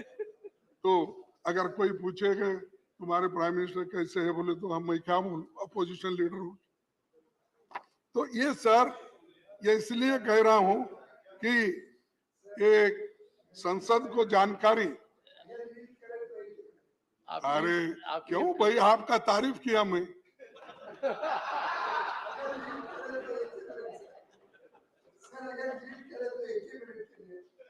जब प्रधानमंत्री जी यहाँ पे आते हैं तो आप लोग बाहर चले जाते हो। नहीं, अब ऐसा है, जब वो नहीं, वो जब वो आते हैं हम बाहर चलते हैं ना, तुम पहले ही भगाते हो हमको कुछ कह के, झगड़े निकाल के। चलो छोड़ दीजिए। नेहरू जी, अरे सब मालूम है आप कहाँ बिठाते, कैसा करते। सुनो, नेहरू जी महत्वपूर्ण मुद्दों पर लगातार विपक्षी नेताओं से मिलते रहते थे। प्रमुख मुद्दों पर बहस के दौरान सांसदों की बातें ध्यान से सुना करते थे। नेहरू जी ने तो यहाँ तक कहा था, मुझे इस सदन की शक्तियों से ईर्ष्या है और मैं नहीं चाहूंगा कि कोई उन शक्तियों को सीमित कर दे। यानी इतना बड़ापन, मैं किसी को सीमित करना नहीं चाहता, सुनना चाहता हूं, सबकी ओपिनियन लेना चाहता हूं। तो ये बात उन्होंने कही।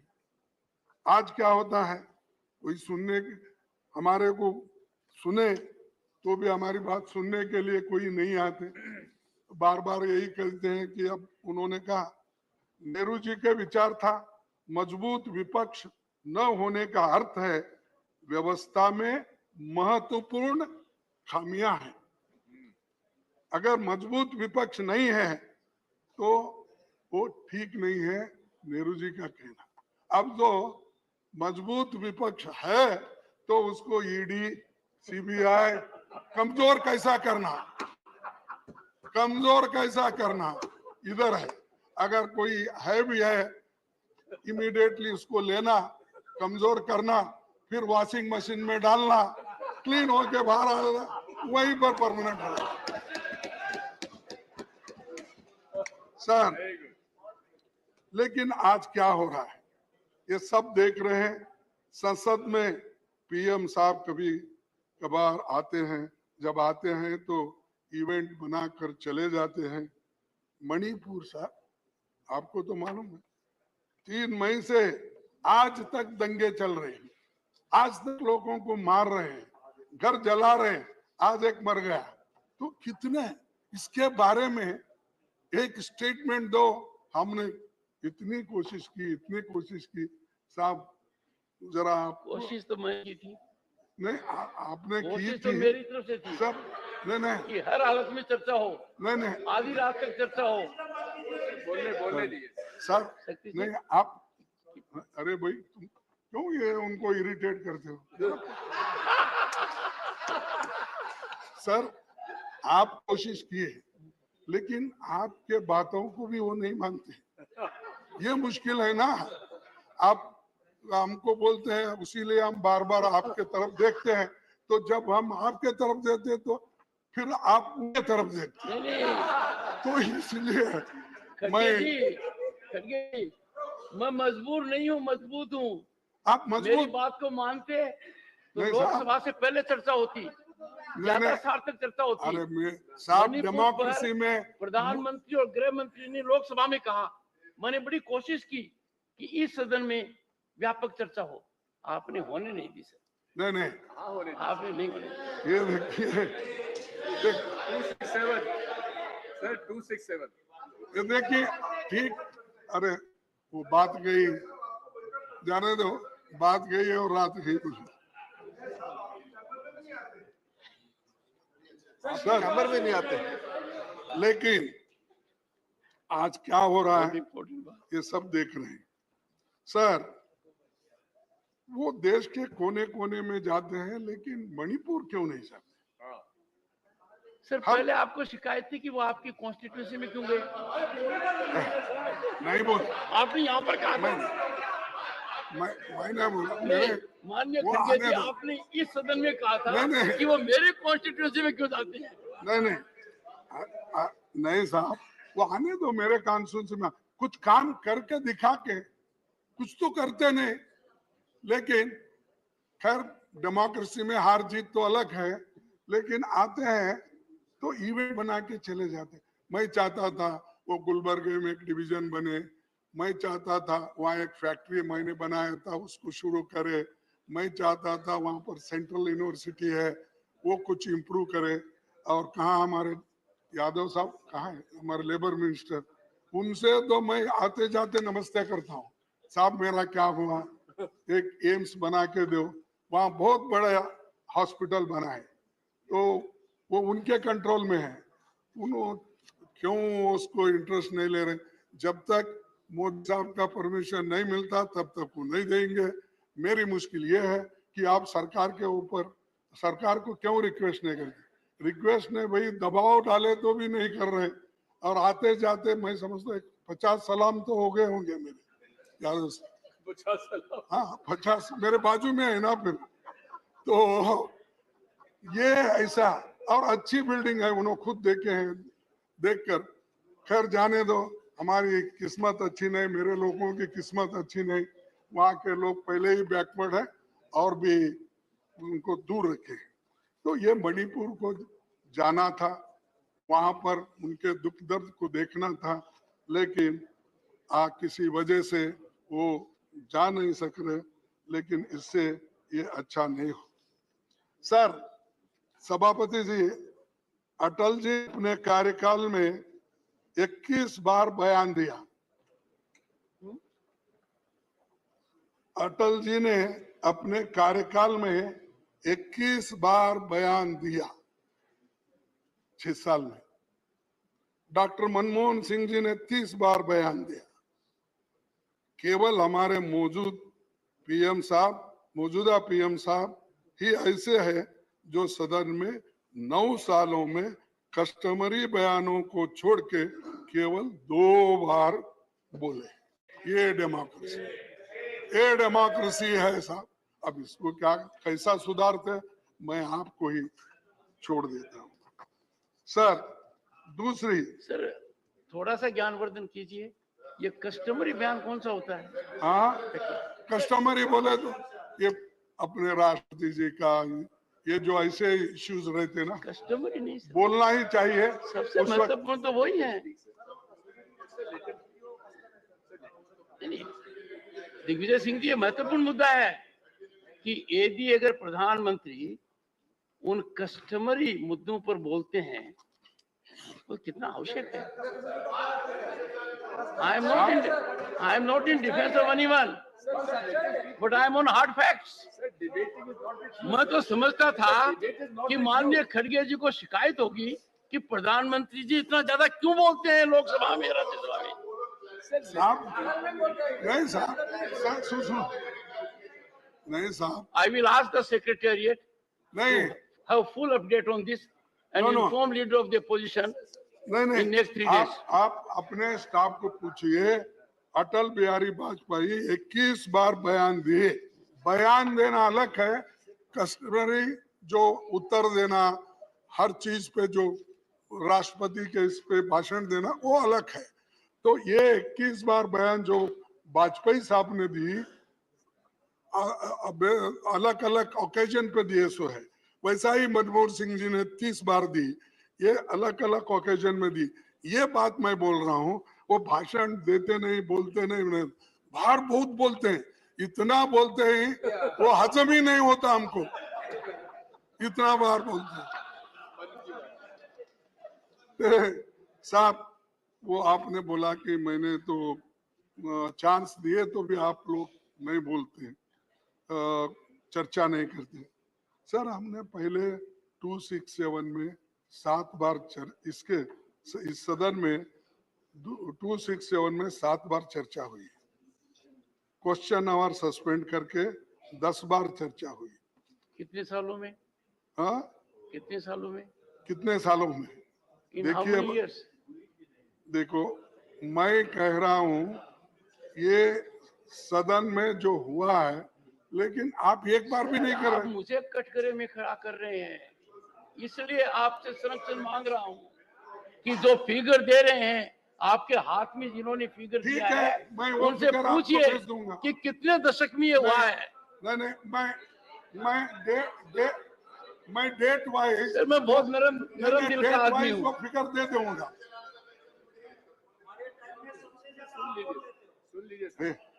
ऐसा नहीं बोलो। ये Have क्या है? respect for your leader.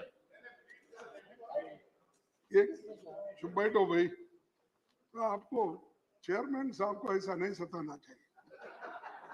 Sir sir पहले तो आप उकसाते हो और हाँ। फिर उनको डांटते हो। नहीं वो ऐसा बीच में बोल, आपने पहले वाली बात भी बहुत सही कही थी। I became the कानून first बनाने chairman के where leader of opposition declined to see me in the chamber at my request. Yes, I noticed.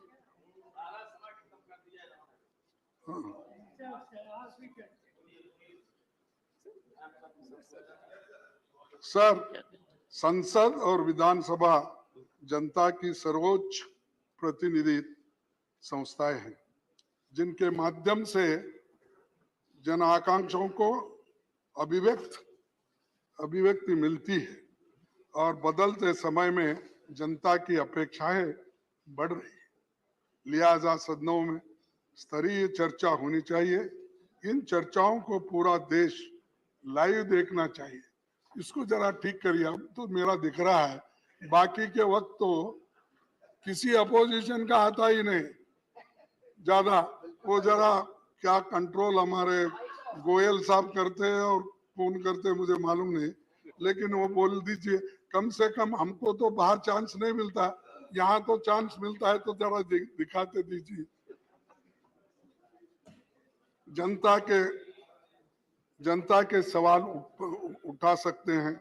अब जब भी हमारे ये अभी तेलंगाना के नेता उठा रहे थे, ऐसा उठते रहते हैं, हम डांटते रहते हैं, लेकिन वो जो कहते हैं कम से कम यहाँ अगर रजिस्टर हुआ तो बाहर भी मालूम होता भाई हमारी बात कोई रखे।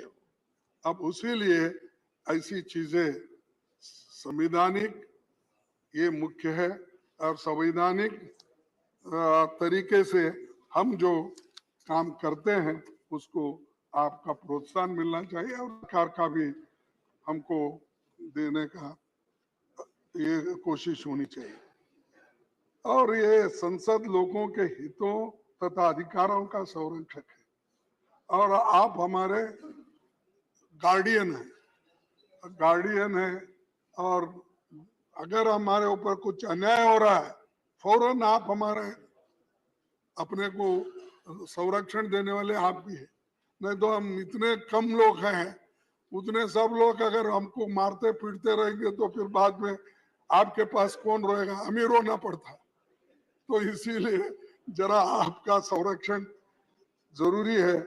और मैं ये कहूँगा कोरोना के महामारी में भी बहुत कुछ कमियां थी, फिर भी हमारे देश में उसको भी ठीक ढंग से निभाने की कोशिश हो गई। लेकिन चंद जगह जैसा यूपी है, दूसरे स्टेट्स हैं, उसमें जो भी कमियां थी वो भी यहाँ पर हमने पहले चर्चा में लाए थे और उसका पूरा जिक्र यहाँ पर हुआ। पहले का जो 33 दिन का था 20 में, फिर उसके बाद 21 में 58 दिन था, फिर 22 में 56 दिन था। ये कोरोना के जो बड़े बड़े जो भी ये थे वो तो खत्म। सर सभापति जी, दुनिया भर में वैसे तो 19वीं सदी में निर्मित 2 दर्जन संसद भवन उपयोग में लाए जा रहे हैं। भारत में लोगों की दिल दिमाग पर 144 खंभों वाली ये गोल इमारत छाई हुई है। यही देश की आजादी के बाद से 75 सालों में सारे महत्वपूर्ण फैसले यहाँ पर हुए। इस इमारत की वास्तुकला पर भारतीय परंपरा की छाप है, लेकिन इसको नफरत से देखना चाहिए क्योंकि इस सदन में नेहरू जी बैठे थे, अंबेडकर बैठे थे और बहुत से नेता बड़े बड़े वल्लभ भाई पटेल ये सब बैठे हैं, इसलिए भूल ही जाना उधर ही जाएंगे ऐसा शुरू हुआ। कल लेके जा रहे शायद, हमको अभी मालूम नहीं मुझे। सर सभापति जी, संसद का सबसे बेहतरीन कामकाज पहली लोकसभा में मैं बता रहा हूं 1952 से 1957 के बीच सिर्फ 5 साल में माना जाता है कि जिसमें 677 बैठकें हुई, 319 विधेयक पारित हुए 5 साल में। और उस दौरान कानूनों पर हुई बहसें जिज्ञासा और केंद्र बनी हुई। संसद का मुख्य काम कानून बनाना है, लोगों को सशक्त बनाना है, इसीलिए ये नीतियां यहाँ पर तय होती थी और सभी एक मत से ऐसे नीतियों को सपोर्ट करते थे। सर राज्यसभा और लोकसभा में एक से एक अनुभवी संसद आज भी है, पहले भी थे और उसके लिए सबको जरा बोलने की आजादी भी मिलनी चाहिए, क्योंकि अगर बोलने की आजादी नहीं मिली, सिर्फ हम लोग, हो सकता है मेरी भी गलती हो सकती है, नहीं बोल के नहीं बोलता, लेकिन मेरी गलती, एक छोटा गलती को, मेरे छोटे गलती को आप बहुत बड़ी सजा देते हैं और वो इतना बड़ा गलतियां करते हैं, सारा देश देखता है, सब उधर माफ कर देते हो। तो इसीलिए मैं कृपया करके दोनों बैलेंस करके चलिए, दोनों बैलेंस करके अगर चलेंगे तो हमको भी एक मौका मिलेगा बार बार आपको कहने का, विनती करने का, ये सब चीजें होती। सर और एक कानून बनाते समय बिलों की स्टैंडिंग कमेटी में छानबीन के लिए नहीं भेजा जाता, तो कम से कम ये तो करना चाहिए सर। ये तो आपको हक है। नहीं नहीं नहीं, इस बिल में खामियां हैं, इसीलिए इसको स्टैंडिंग कमेटी को भेजना चाहिए। और इसके लिए सभी लोग, मैं आपको उदाहरण के तौर पर चंद चीजें बताऊं। कमेटियों को भेजे जाने वाले बिल्स का प्रतिशत 2009 और 14 के दौरान 71% था, 71% था। वहीं 16वीं लोकसभा में 2014 से 2019 के बीच घटकर 27% हो गया, रह गया। और 2019 के बाद इसमें इतनी गिरावट आ गई, 13% रह गया। साहब कहा 71%, और फिर पूछते हैं आपने क्या किया, क्या किया? यही किया हम, 71% स्टैंडिंग कमेटी को भेजा छानबीन करके, और आपने क्या किया? 13%, 27%। ये इससे बिल कैसे स्क्रूटनाइज होंगे? वो जैसा दिल में आया वैसा हो जाएगा, फिर बाद में हम पछताएंगे। फिर सुप्रीम कोर्ट बोलेगा इसको छानबीन करके नहीं लाए, और वहां के सभी एमपी और राज्यसभा के मेंबर, लोकसभा के मेंबर शायद अनपढ़ होंगे, समझते नहीं, वैसा ही भेज दिए। तो उधर से एक टिप्पणी हमको सुप्रीम कोर्ट से, बाकी के जनता लोग ये कहते हैं कि भाई हमारे बारे में ये सोचते नहीं, सोच कर कानून नहीं बनाते। लेकिन आप गड़बड़ी में इतने कानून भेज देते हो, वो बुलेट ट्रेन से भी फास्ट आता है, बुलेट ट्रेन से भी फास्ट बिल पास होते हैं। तो इसीलिए सर, मैं अभी 5 मिनट लूंगा, फिर आपको बोर नहीं करूंगा। आपने देखा समय खत्म हो गया, 5 मिनट से। आज आलम यह है कि सरकार विधेयकों को सीमित समय में पारित कराने से लेकर सदनों की बैठक कम से कम कराने की कोशिश की चली। इस कारण कानून की गुणवत्ता वैसी नहीं रहती जो व्यापक विचार मंथन या छानबीन से गुजरे कानूनों की होती है। आज आलम यह भी है, 2021 में भारत के प्रधान न्यायाधीश ने कहा कि बिना व्यापक बहस के जल्दबाजी में संसद में कानून बनाने से गंभीर खामियां रह जाती है, कई पहलू अस्पष्ट रह जाते हैं। वही बात मैंने कहा। और ये इसके हालत ये नहीं होती थी कि लोग यहाँ पर बॉर्डर पे किसान हमारे बैठ नहीं सकते थे। 3 कृषि कानून ऐसी जल्दबाजी में किए कि वो तीनों कानून फिर बाद में एजिटेशन होने के बाद ठहरना पड़ा। तो ये ऐसे करने से किसान भी है आज हमारे ऊपर नाराज है कि पार्लियामेंट ऐसा क्यों करती है। और एक सर, 30 जनवरी 2011 को तत्कालीन विपक्ष नेता अरुण जेटली जी ये बात किए थे। संसद का, क्योंकि हमारे को बार बार वो बोलते हैं आप गए, भाग गए, नहीं सुने, ये बोलते हैं। लेकिन हम जब अपनी बात रखने की कोशिश करते हैं, हम ये नहीं कि किसी से झगड़ा करना, डिस्टर्ब करना, शांति के साथ जब अपनी बात को नहीं रख सकते तब लोग हमारे इरिटेट होते हैं कि हम इतनी कोशिश करके लोगों के मुद्दों को आपके सामने रखना चाहते हैं, मौका नहीं मिल रहा। ये होता है, किसी से दुश्मनी नहीं है, हम सब एक ही है और सभी मिलके ही देश के भलाई में सोचते हैं। तरीके अलग अलग होंगे। सर, राज्यसभा में इस जगह बैठते थे तत्कालीन नेता विपक्ष अरुण जेटली ने 30 जनवरी 2011 को कहा था, संसद का काम है चर्चा करना, लेकिन कई मौकों पर जब मुद्दों का अनदेखी होती है तो अवरोध पैदा करना लोकतंत्र के हित में होता है। मैं और एक बार पढ़ूं सर। आगे पढ़ो। अच्छा, होती है, अवरोध पैदा करना लोकतंत्र के हित में होता है, लिहाजा संसदीय अवरोध को अलोकतांत्रिक नहीं कहा जाता, नहीं कहा जा सकता। तो ये उन्होंने जो सिखाया वही काम जब हमारे तरफ से होता है हमारे को ठोकते जाते हैं।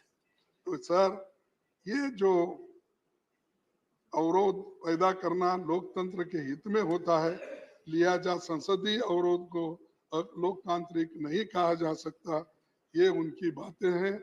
और मैं ये भी आपको कहूंगा कि उस हाउस में सुषमा स्वराज भी यही बात कही थी, संसद को न चलने देना भी अन्य तरीकों की तरह लोकतंत्र का एक रूप है। तो ये सारे चीजें वहीं से आए। और मैं आपसे ये विनती करूंगा कि खास करके दिग्गज नेताओं को यहाँ पर जो उनके बारे में उनको जो समय देना चाहिए। और मैं और एक छोटी सी बात दो चार रख के मेरे भाषण को खत्म कर दूं। विपक्षी नेताओं के कई प्रमुख तथ्यों को सत्ता पक्ष की मांग पर कार्रवाई से बाहर निकाला जाता है, और उसके लिए ही मैं आपको पहले आते ही विनती किया, छोटी मोटी चीजें जब होती है, आप तो ऊपर हैं हम सबसे, हम नीचे हैं, तो हमारे ऊपर पहला हाथ आप ही का आता है, क्योंकि हम नीचे रहने से। तो ये जो है सर, आज तो आपका पूरा अटैक मेरे पर ही है। आप मूल मुद्दे से भटक गए। नहीं, आप खुद देखेंगे कि आपने क्या कहा है अब तक, विषय से बिल्कुल भटक गए सर, नहीं, दूर दूर तक चले गए। साहब, ये तो मैं समय और देश की जनता उम्मीद करती थी कि यहाँ से ऐसा मैसेज जाएगा कि आगे का रास्ता कैसे होगा। जैसे देखो साहब, एक सेकंड, आपने खड़गे जी कहा, कौन बोल रहे हैं, you must learn to be decorous. He has yielded. पहली बार सदन में कुछ डेकोरम हो रहा है तो परेशानी क्यों होनी चाहिए।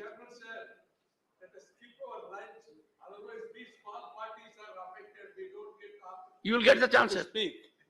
You are a very senior member. You will get the chance. Sir, I agree. We must skip the lunch at Microsoft's request. Good idea. It's a good idea. Yeah. But that I will do at 1 o'clock. That I will do at 1 o'clock. खड़गे जी, मैं माननीय सदस्यगण को appeal करूंगा, और लगातार मैंने ये बात कही है और गहन चिंतन और मंथन के बाद कही है कि कब तक हम पास्ट प्रेसिडेंट को लेकर हाउस को डिस्टर्ब करते रहेंगे, कब तक हम डिस्टर्बेंस को जस्टिफाई करते रहेंगे।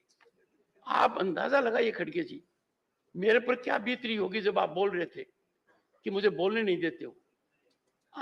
मैं इतना आकलन करता हूं और दुखी होता हूं कि जहां पार्टिसिपेशन हो सकता था वहां आप लोग थे नहीं। मतलब आप अंदाजा लगाइए, if leader of the opposition would rise on this critical occasion to sanctify disturbance, disruption. आपने खुद कॉन्स्टिट्यूंट असेंबली को कोट किया है, वहां तो कभी नहीं हुआ। Jairam ji, this is not a good habit. No, you are a victim of this habit. Don't have this habit. No, this is not a. When the honorable LOP has yielded, why are you being super LOP? Because you want to listen. You can't be. He doesn't need assistance. You want to listen to him. No. You want to listen to him, but it is regulated by the chair. Otherwise, come and sit here and control it. Sir, Every time. I have no desire to sit there. Even if you have, listen to him. even if you have, there is a mechanism. Sir, you are constantly No, interrupting him, sir. please, take your. तो माननीय खड़गे जी, This is a rare historic occasion where, after taking note of 75 years, we are required to unfold a vision for next 25, 50 years. Sir, exactly. I know it. I know it what he knows. And in the entire discourse, you have focused on two things, sir. I find it. There is a debate between you and him, sir. Sir, you are the This is the problem. There is no debate between me and you, sir. This is the problem, sir. Allowed to speak. The problem is, Allowed to speak, sir. the problem is when there is time to participate, I have seen absence. The problem is when an issue has to be debated, discussed, deliberated, you have walked out of the house. Problem is the chairman. This is wrong. This is wrong from your part. Completely wrong. This is completely wrong. You are misleading. You are misleading the house. Misleading the house. You are misleading the house. Misleading the house. Misleading the house. This is totally wrong. It's a very partial attack. Remark from you, sir. Sit down, sit down, sir. Sir, please I explain your have own said, statement. one second, I request you to one second, explain your own Jairam, statement. take it, take it. Sir, please explain your own statement. Take it. You are misleading the house, sir. No, no. You are not debating here. Sir, you are not debating here. Sir, let him speak. Digvijay जी, एक second please. अरे बैठो यार। Sir, let him speak. Digvijay ji, with my modest understanding, I can tell you, and I am a great judgment of myself. I self-judge. I can tell you, I am not a stakeholder in politics. I am certainly stakeholder that this upper house, the House of Elders, conducts itself in a manner so that it earns respect of others. We must exemplify our conduct by decorum, discipline. One second. One second. Sir, please don't cast aspersions on us. One second. Sir, Would you approve that two honorable members should every time come to the rescue of LOP? Is it not an insult to the position he holds? Sir, allow him to speak. Put some people in discipline court.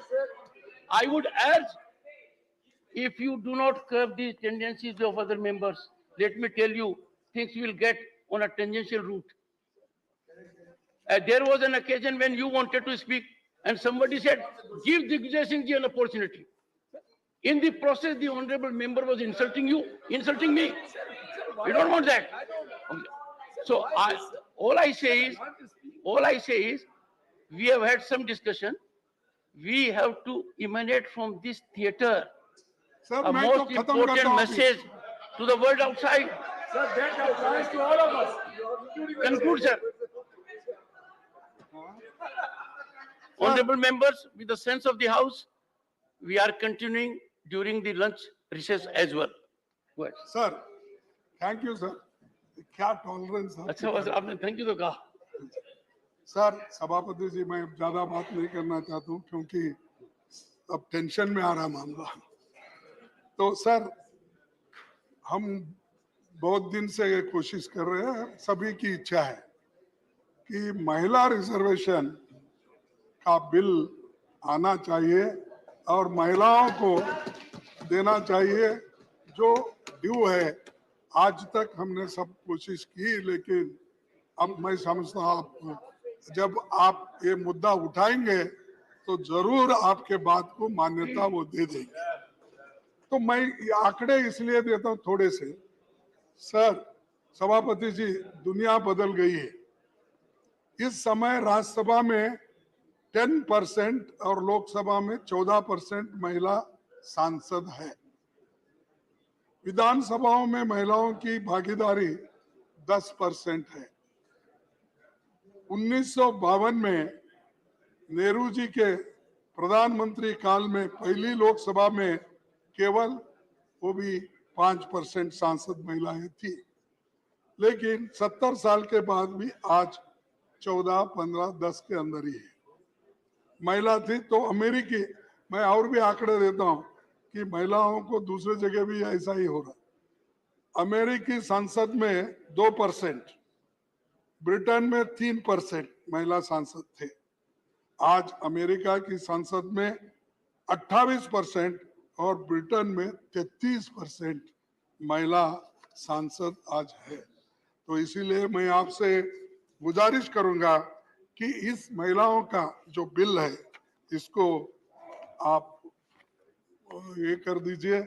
और दूसरी चीज unemployment की बात चल रही है कि क्योंकि इस 75 साल में हम जब बात करते हैं इधर इधर अनएम्प्लॉयमेंट इतना बढ़ रहा है, इतना बढ़ 8 करोड़ लोग एजुकेटेड वो आज रास्ते पे है। और इन्फ्लेशन तो सब बढ़ रहा है, आपको मालूम है। वो कोई टमाटर डाल के आए तो आपने बहुत उसको डांटा। वो हकीकत थी 400 रुपए 500 रुपए। शायद आप मकान में नहीं पूछे शायद कि आजकल टमाटर की, प्याज की, तेल की, दाल की क्या कीमत है। वो हिसाब आप नहीं पूछ रहे क्योंकि पूरा जिम्मेदारी उनको वहां छोड़े और बाकी का जिम्मेदारी आप यहाँ लिए, इसीलिए जरा मुश्किल होगा उनका। लेकिन ये जरूरी है, इन्फ्लेशन कंट्रोल करना इम्पोर्टेंट है, नहीं तो डिस्ट्रॉय हो जाएगा डेमोक्रेसी। अनएम्प्लॉयमेंट अगर बढ़ती गई तो डेमोक्रेसी नहीं रहेगी। इसीलिए मैं आपसे विनती करता हूं कि इन चीजों को कुछ उत्तर दे। सिर्फ हमने वो किया, ये ठीक है, G2 ठीक है, G2 क्या G20 सर, नहीं, क्योंकि वो जीरो में कमल का फूल ही दिखता था। अब देखिए साहब, वो आप देखिए, वेरी गुड। हाँ आप देखिए वो कभी भी एडवर्टाइजमेंट। खड़गे जी, आपका स्तरीय नहीं है, आपका हाँ। स्तर नहीं है, आपका स्तर नहीं है। तो मेहरबानी करके G20 की मजाक मत उड़ाइए। G20 बहुत अरे बड़ा मजाक समूह नहीं है। भाई, लेकिन सर शायद माननीय leader of the opposition Congress के अध्यक्ष भी है, उनको तो सिर्फ 2G दिखता है, 1G एंड सन-जी, 2G दिखता है। अरे ये देखो सर, मैं ईमानदारी के साथ कहता हूं, देश की जब बात आती है उसमें हम सब लोग एक है, उसमें कोई फर्क नहीं। लेकिन तुम बार बार वो गुत्ता मत लो, तुम भी पैट्रियट हो।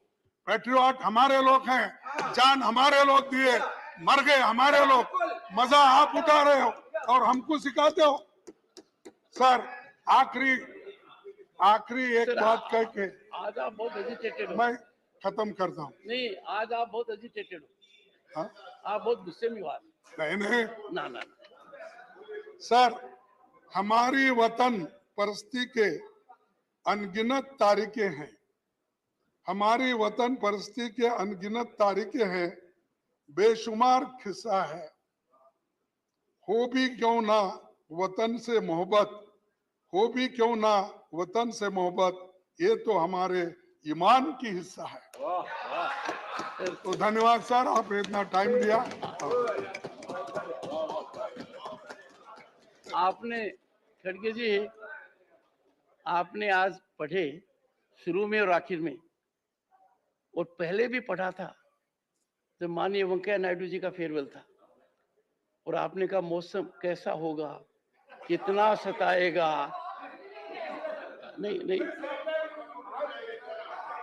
उसी का आपका एटीट्यूड देने के बाद रियली मौसम फिर जो पीछे का पहले का जो था वो आ गया। Honorable members, Honorable LOP has reflected. I would again appeal to everyone. It is not a time for us to be agitated. We have to send a message from this place how our Bharat will move for next several decades. And therefore, when we make light of certain things like G20, G20 can't be reduced to G2 and then Lotus. One second. The world order has been defined. For the first time, G20 has been so impactful that global order has been defined. inclusion of African Union is being globally applauded. कहीं वो मत डालना। मैं इसलिए मैं जो वहाँ photo डाले हैं उनकी बात कर रहा हूँ। G20 का मैं भी G20 में शामिल हो गया लेबर मिनिस्टर के हैसियत से 10 G20 मीटिंग में गया। अमेरिका गया, इटली गया, ऐसा कभी नहीं देखा होगा आपने। ब्राजील गया। लुला का जो उस वक्त आज आपने हैंड ओवर किया लुला को, वो पहले प्राइम मिनिस्टर थे। तो मुझे मालूम है कैसा रेस्पेक्ट देना। देश के बारे में मैं पहले ही बोला, देश के विषय में देश का जब भी कोई ये आता है हम पहले लोग हैं उसके लिए सर के ऊपर रखते हैं। माननीय खड़गे तो जी, इसीलिए आप ये मत बोलिए, जो लिखा हुआ बोर्ड है वो बोल रहा हूँ। नहीं देखिए माननीय खड़गे जी, मेरे को भी सौभाग्य मिला दुनिया के नेताओं से चर्चा करने का। And how proud I felt. The world bank का प्रेसिडेंट कहता है our attainment in 6 years is something which can't be attained in 50 years. Shri Mohammad Nadimul Haq. Sir, thank you very much for giving me the chance to speak on this issue. 4 minutes. Time allotted. So thank you for by your limiting. party. Thank you for limiting me also, sir. Sir, the word federal is not mentioned in the constitution even once. Yet, it is the spirit and soul of this country. Remember that this is not the House of Elders. It is the Council of States. Do not do anything that will hurt federalism. Do not do anything that will compromise the states. Do not assault federalism. Federalism is our nation's precious asset. So depriving the state of funds is a threat to democracy. Let me give you an example of my state, Bengal. Laborers who worked under Manrega from 2021 till now have not been paid their wages, amounting close to 4,000 crore rupees. If we include the non-wage component, the amount goes up to 7,000 crore rupees.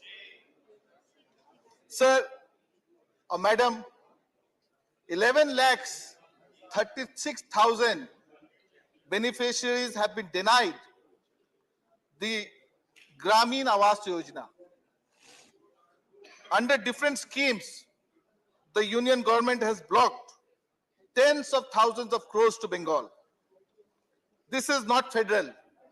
This is against the states. 75 years ago, Dr. B.R. Ambedkar said, and I quote, "The Indian Constitution is a federal constitution in as much as it is established what may be called a dual polity, which will consist of the union at the center and the states at the periphery, each endowed with sovereign powers to be exercised in the field assigned to them respectively by the Constitution." Unquote. Remember that the double engine government that you propose is against the federalism that our founders envisioned for this country. It is against the very spirit of India. Sir, madam, today in 2023, I quote Arundhati Rai, and I quote, "It is no longer just our leaders that we must fear, but a whole section of the population. The banality of evil, the normalization of evil is now manifest in our streets, in our classrooms, in very many public spaces. The mainstream press, the hundreds of 24 hours news channels have been harnessed to the cause of fascist majoritarianism. India's constitution has been effectively set aside. The penal code is being rewritten." Unquote. Madam, in conclusion, I must say that India's equilibrium depends on fair play. Do not penalize those states that have done better in successful implementation of schemes, but oppose you politically. Political parties come and go. Prime ministers will come and go. But India, its parliament and its constitution will remain forever. Thank you very much.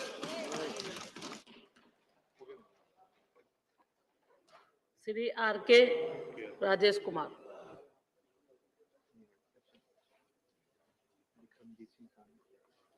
Vikramjit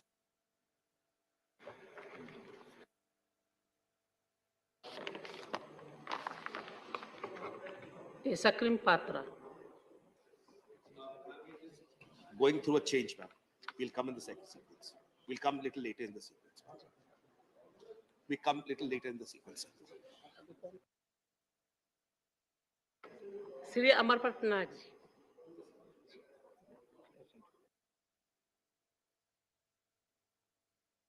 S K Niranjan Reddy. क्या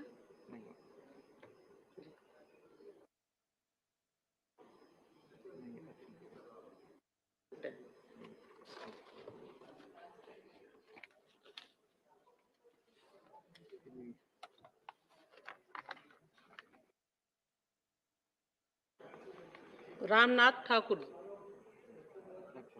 absent है। Shakti Singh Goyal. Thank you ma'am. Sir क्या lunch कर मैं आज ये बात करना चाहूंगा कि हम जिस तरह से संसदीय परंपराओं की, प्रोसीजर की, पार्लियामेंट्री प्रोसीजर की बात करते हैं, तब मैं तो गुजरात से आता हूं जब first speaker of Lok Sabha Ganesh Vasudev Mavalankar ji, जिसे मावलंकर दादा के नाम से पहचाना जाता था, वो उस थे महाराष्ट्र से, पर कर्मभूमि गुजरात की होने के नाते गुजरात में एक बहुत बढ़िया परंपराएं वहां बनी और उसी को चलते देखते हुए आज जब मुझे यहां बात करना है, तब मैं सबसे पहले तो यही कहूंगा कि भवन बदलने से कुछ नहीं होगा, दिल की भावना बदलनी चाहिए। इन परंपराओं को ठीक करने के लिए जो काम हमें करना चाहिए उसकी आज जरूरत है। लोकतंत्र में सर्वोपरि सबसे अच्छा दुनिया में माना जाता है लोकतंत्र को, कि democracy is the best system. फिर भी हम क्या कहते हैं कि राम राज्य हो तो अच्छा। ये क्यों कहते हैं हम? क्योंकि वो एक ऐसा राजा था जो लोगों की आवाज सुनता था। एक धोबी की आवाज निकली प्रशासक के खिलाफ, राजा के खिलाफ, तो राजा ने उसको देशद्रोही नहीं माना। राजा ने यह नहीं कहा कि ये धोबी उसके वहां ईडी, सीडी, सीबीआई भेज दूं। राजा ने कहा कि राजा शक से परे होना चाहिए। हम बात करते हैं राम राज्य की। क्यों बात करते हैं? क्योंकि वो शासक, वो राजा ऐसा था कि झूठे बेर एक शबरी मां के आए तो महिला सम्मान में वो शासक विश्वास रखता था। वो झूठे बेर उस मां शबरी के उन्होंने खा लिए। और हम आज क्या बात करते हैं? मणिपुर में एक महिला के पर अत्याचार होता है, सुप्रीम कोर्ट फटकार लगाती है, तब तक हमारे शासक को उस महिला सम्मान की चिंता नहीं होती है, तब जाके हमें चिंता होती है। हम बात करते हैं लोकतंत्र की। मैंने एक कहानी सुनी थी।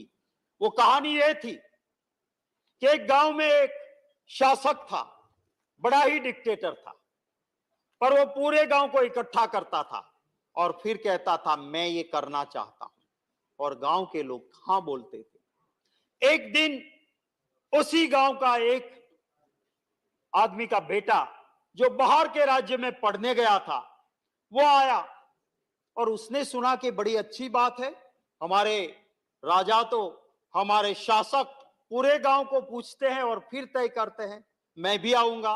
उसके बाप ने कहा बेटे आना है तो आ, पर जो सब कहते हैं उसमें हाँ हाँ हाँ बोलना और कुछ मत बोलना। गया बेटा वहां। शासक ने कहा बकरी ले गई ऊंट को। पूरे नगर ने कहा हाँ जी हाँ जी। वो लड़का खड़ा हो गया कि बकरी इतनी छोटी सी ऊंट को कैसे ले जाएगी, मैं सहमत नहीं। ठीक है, सभा बर्खास्त हुई। जैसे ही घर आए बाप ने थप्पड़ लगा दी, क्या कर दिया तूने? बोले कैसे, मैं सच बोला। बोले नहीं, बकरी ले गई ऊंट को हाँ जी कहना है, क्योंकि यही शासक के नीचे रहना है। और थोड़ी ही देर में वो आया पुलिस वाला कि तुमने राष्ट्रद्रोह किया है, उठा के बेटे को ले गए।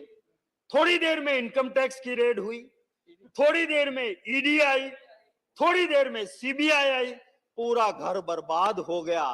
तो ये वाला भी एक शासन है। यहाँ पे लोग कहते हैं कि बकरी ले गई ऊंट को हाँ जी कहना है, इसी नगर में रहना है। मैं जरूर ये कहना चाहूंगा कि जब संविधान सभा मिली, बाबा साहेब आम्बेडकर की उस स्पीच को देखना होगा। मैं तो सभी आपके जरिए सभी को ये रिक्वेस्ट करूंगा और धन्यवाद करूंगा स्पीकर मीरा कुमार जी का, उस कांग्रेस की अगुवाई वाली यूपीए सरकार का, जिसने पूरी संविधान सभा को एक डॉक्यूमेंट्री, एक बहुत अच्छी फिल्म की तरह बना के रखी। मैं सिर्फ 2 मिनट में खत्म करूंगा। मैं ये जो आम्बेडकर जी ने जब ये बात रखी संविधान सभा के अंदर और कहा कि हमने जब ये संविधान सभा शुरू की, मैं आया, मैं मेंबर बन के आया था ये समझ के कि कुछ दलितों की 2 बात कर लूंगा। मुझे ताजुब हुआ जब मुझे ड्राफ्टिंग कमेटी का मेंबर बना, मुझे और ताजुब हुआ जब मुझे ड्राफ्टिंग कमेटी का चेयरमैन बनाया गया, और जब ये सारी चीजें पास हुई तब मुझे और ताजुब हुआ। पर मैं इन सब चीज के लिए इंडियन नेशनल कांग्रेस पार्टी की डिसिप्लिन को मानता हूं, उसको श्रेय देता हूं। और एक ही लाइन में बात खत्म करता हूं कि जब ये कहते हैं नेहरू जी के लिए, मैं कहता हूं कि अटल बिहारी वाजपेयी जी ने पार्लियामेंट के अंदर जो लफ्ज नेहरू जी के लिए कहे थे, कम से कम उसको एक बार पढ़ लेना, उसको एक बार दिल से लगा लेना। वो बोलने वाले विपक्ष के नेता थे वाजपेयी जी, जिन्होंने कहा था नेहरू जी के लिए, उसको कम से कम याद कर लेना। तो फिर आपको नेहरू जी के खिलाफ बोलने की कभी भी दिल से इच्छा नहीं होगी। मुख्तर सी जिंदगी है, अजीब अफसाने हैं, यहाँ तीर भी चलाने हैं और परिंदे भी बचाने हैं, वक्त की पाबंदी है। इसलिए लंबी बात नहीं करते हुए मेरी बात को यहीं खत्म करता हूँ। Doctor M.K. थम्मेतुरई। Madam Deputy Chairman, 3 minute है आपका। I raised to participate. 3 minute. 3 minutes what can I say? I don't know. Madam, as some members expressed, this is not a elder's house. This is a Rajya Sabha. Representing the states representatives, we are come over here. To see the federalism has to be established. That is the history. For that only this house is there. I served as 5 times Loksabha member there, and also 2 times Deputy Speaker of Loksabha and presiding officer also. 15 years I done that. That the history is there. I want to say, sir, first of all, madam, in this house, our founder, Dravidian party leader, Per Anna, came here and sat in this house. He fought, he's a single member at the time, Dravidian party came at the time. Then 2 Lok Sabha members at the time. Now, afterwards, the development took different way. My leader, Purachitalavi Amma, created history, Indian history, bringing 50 members of the parliament, 37 member Lok Sabha member, 13 Rajya Sabha members, like that 50 members we have developed in this history. In the parliament, 37 Lok Sabha member, the highest member we got the Dravidian party, then 13 members here Rajya Sabha, that total 50 members we started. When we Anna started point number 1 and took, like that history took place. Madam, our where Anna was here, he fought for the federalism and as a language issue. Because here the language is one of the important issues we are discussing. Every time the federalism is not respecting the regionalism, especially for Tamil Nadu, we all fight for our language. Where Anna said, we want Tamil has to be made as the official language of this country. That is the spirit of the thing. Not only Tamil, whatever the 8 scheduled languages, all the language must be the national language of this country. That is what he raised here. We don't know what he's going to implement and going to achieve. Madam, at the same time, I want to make some other points. Then afterwards, our democracy has developed. We have 1967 onwards, our only ruling parties are ruling Tamil Nadu, but National Party cannot enter. That is the situation is taking place. Because the regionalism is also important. That is why we are representing in the Rajya Sabha the rights of the states. The states are treated some kind of stipend treatment, and they are not able to get sufficient. During my present General Secretary of ADMK, Edappadi Palaniswamy, was the Chief Minister. He raised many occasions. We wanted more funds from the state, but we could not get. But in spite of that, he ruled very well and got the good name. 4 years, he established a good government in Tamil Nadu and became appreciated by everyone. Why I am telling? Because even though we are now some limited members in the Rajya Sabha, we are still fighting for our Tamil Nadu people, for Kaveri issue, like the important issue which is suffering now, the Kachethi issue. They, in spite, without the approval of the parliament of the both houses, the 1972, 74, 75, at that time, the Congress people only given the Kachethi to the Sri Lanka government. Still, it is part of our India. It is not approved by this parliament. We are fighting for that. ADMK is fighting for that. Our Amma, I went to the Supreme Court and filed at the time. This Kachethi is a part of our India because our Tamil fishermen is suffering that this kind of rights we have to fight, and this history we are going fighting, madam. Madam, and also, apart from that, now we are facing so many problems, but the parliament also raised regarding, for example, take a pandemic situation. At that time, we all united together how to solve this problem. Our Prime Minister, Narendra Modi ji, successfully has done so many wonderful things. And also state government, Edappadi Palaniswamy, during this period, he implemented a lot of schemes to save the people of India.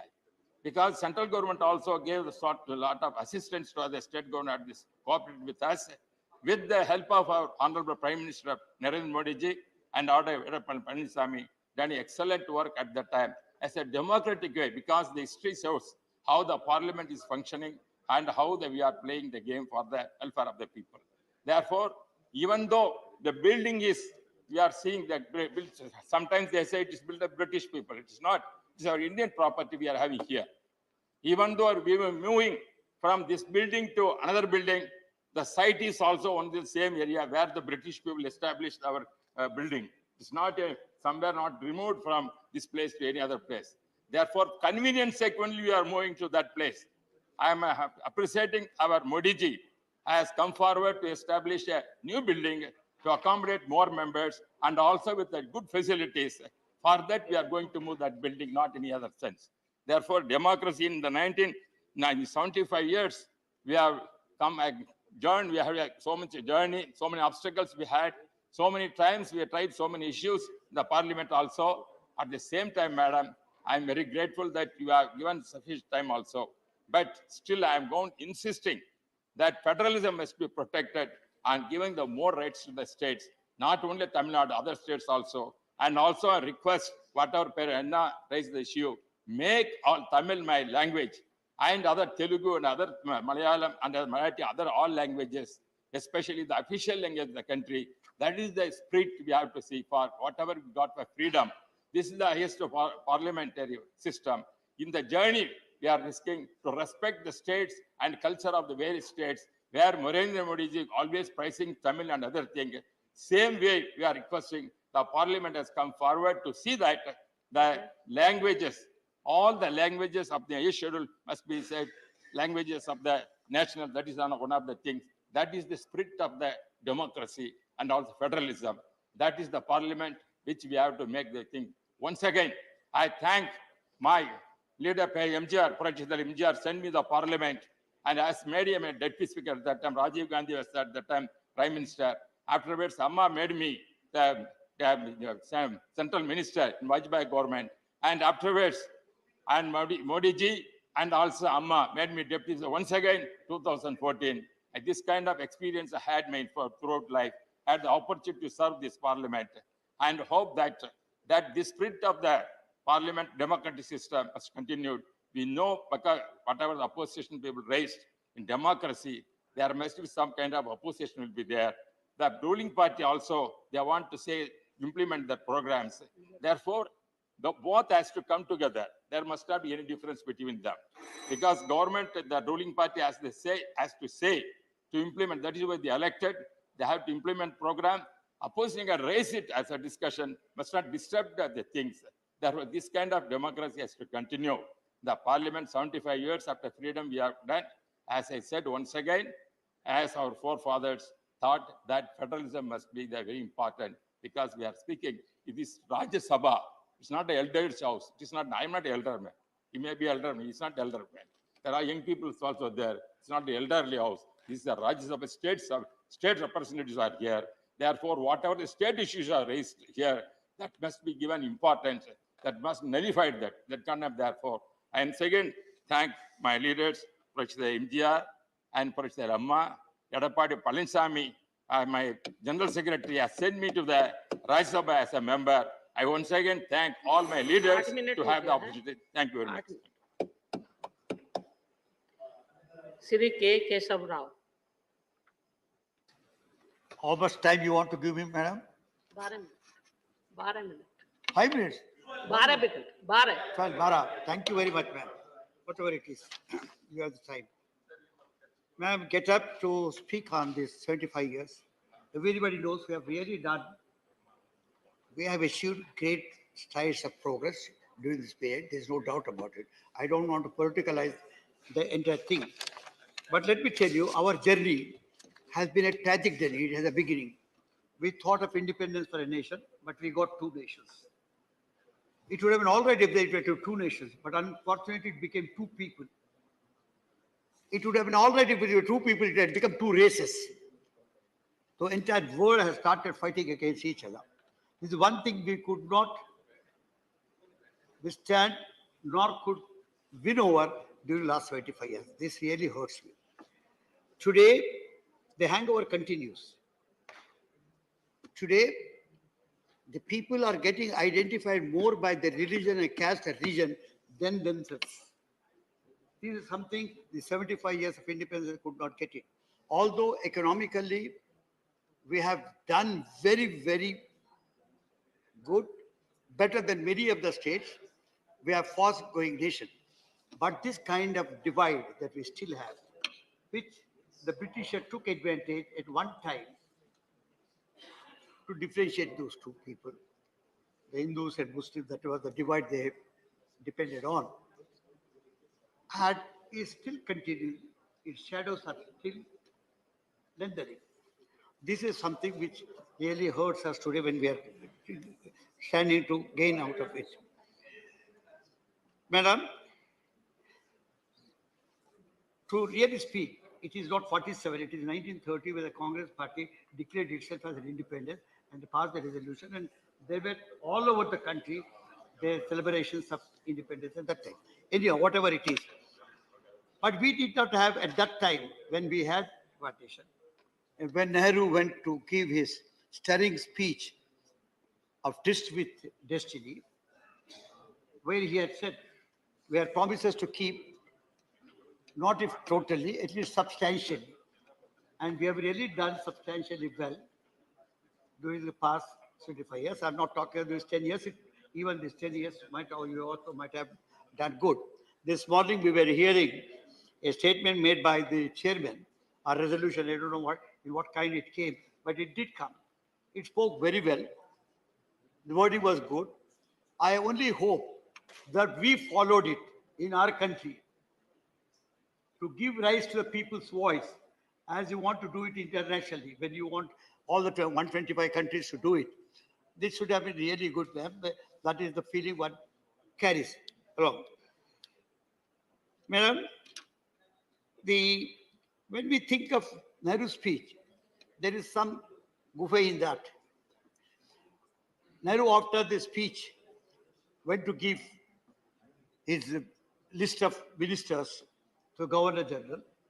You know, he went and gave an envelope, an empty envelope. There were no paper at all inside. There were no names of the ministers.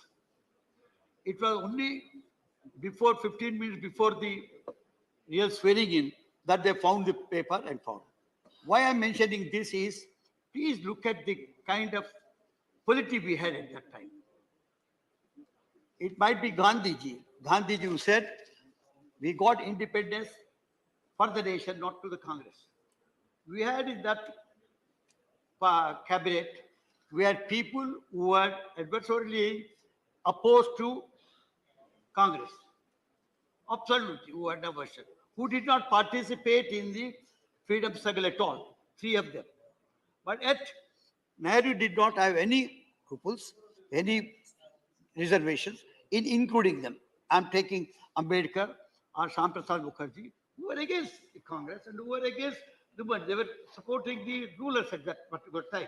I'm not trying to please diminish or dilute the importance, but I'm telling you the kind of mind we had, the broad mind that time government had.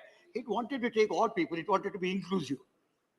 That, as I said, is being lost today. In the name of, you call Hindutva, whatever it is, today, majoritarianism has come as a mass mobilization movement, which is wrong. We have never thought of majoritarianism of Hindus. We knew it had 82% of people, but today it has become a mass movement. That also is something which we must still fight for. So, as I said, it was Sen who said, Amrita Sen who said, Hindutva movement that seeks to convert the religion of the majority in an identity of mass mobilization. He said secularism as it is practiced in India, to some degree, the working of Indian democracy, which remains the best guarantee of Indian pluralism, have served to create the postulates of India's various particularisms. India was a particular. If you look to each decade, it had its own map. Because we had, the second thing that we had to do after getting the independence was not only get this kind of inclusive cabinet to govern, but we had also wanted to get all people on the board. This is what exactly Congress did at that particular time. But at the same time, we had what is called the other challenges that it had to see. The challenge of language, challenge of caste, where the challenge of religion, where challenge of the states, which has turned out to be the issue of federalism, the class, rich and poor. This was very important. These are things which had to do. Then gender. Sir, I will go and first try to tell you the class approach or the class situation that we inherited at that time. Some being rich and some poor. What did we do in these 75 years? We did not bridge it at all. We had allowed it to continue. So much so, today, in a given developing situation, it shows you more cracks than the bridging elements. This has to be understood. I'm only trying to point out it because I don't want to take much time, because we can talk much about rich and poor divide and how the 1% of people are holding the 40% of the nation's wealth. All this can be discussed, but I'm only trying to mention, because all of you in this house who have discussed these issues earlier know it better, that what exactly is the situation as far as the class is concerned. We always talk about the caste. Caste is there. The Varna system that we have inherited is something which is a debase, which is an insult to a nation. Yesterday, I was trying to raise in the leaders' opposition meeting something about Sanatana Dharma. Because I'm a student of Hindu philosophy. Let people sitting that side know that you are not the monopolist of the Hindu philosophy. Because Hinduism is some word which came only in the 6th century. All right, let us forget. When we talk about Sanatana, I'm talking to you because the Constitution speaks about it. The Constitution, its preamble, ensures, although it did not use the word secular, it said, when it said about equality of religions, it talked about secularism. But I should congratulate again later this government, this nation, for bringing the 42nd Amendment, wherein they made it specific, a secular, a socialist secular nation. These were the two things which were missing, although they were practicing. This nation was essentially a socialist nation. We must understand at least 64% of people were really poor. 36 below the party line. At the word socialist meant the equidistribution of the nation's wealth. This exactly we realized, and we brought in an amendment to the Constitution itself in its preamble. This is another great achievement that we have done. Having brought that, did we do anything? Did we walk the talk? We did not. The system did not allow. Today, unfortunately, when we are trying to talk about 75 years of journey, I tell you for the last 10 or 12 years or even 15 years, let me say 91, when we thought of liberalism, even we had given, if not total goodbye, we have started diluting the importance of looking to poor and looking to the development from the socialistic angle. We had a socialistic view from the awardee session, when Congress moved the social pattern of society. Even Communist Party had to close down their shutters, because you do everything that the nation wanted ideologically came from them. And all of us who were in the schools in those days, I'm a witness to this 75 years journey, sir. Because I'm today 84, but I have seen this 75 years journey. At the time when the awardee session came as a socialistic pattern of society, it was not, we did not talk about socialism as such, because there was a crisis at that particular time. This is a part of 75 years journey. We must understand, great debate went on. Whether we should go totally on the Russian model or should have a socialism of our own, because Raman Royaji and other socialists in this country thought that socialism can be caught for the Indian ethos.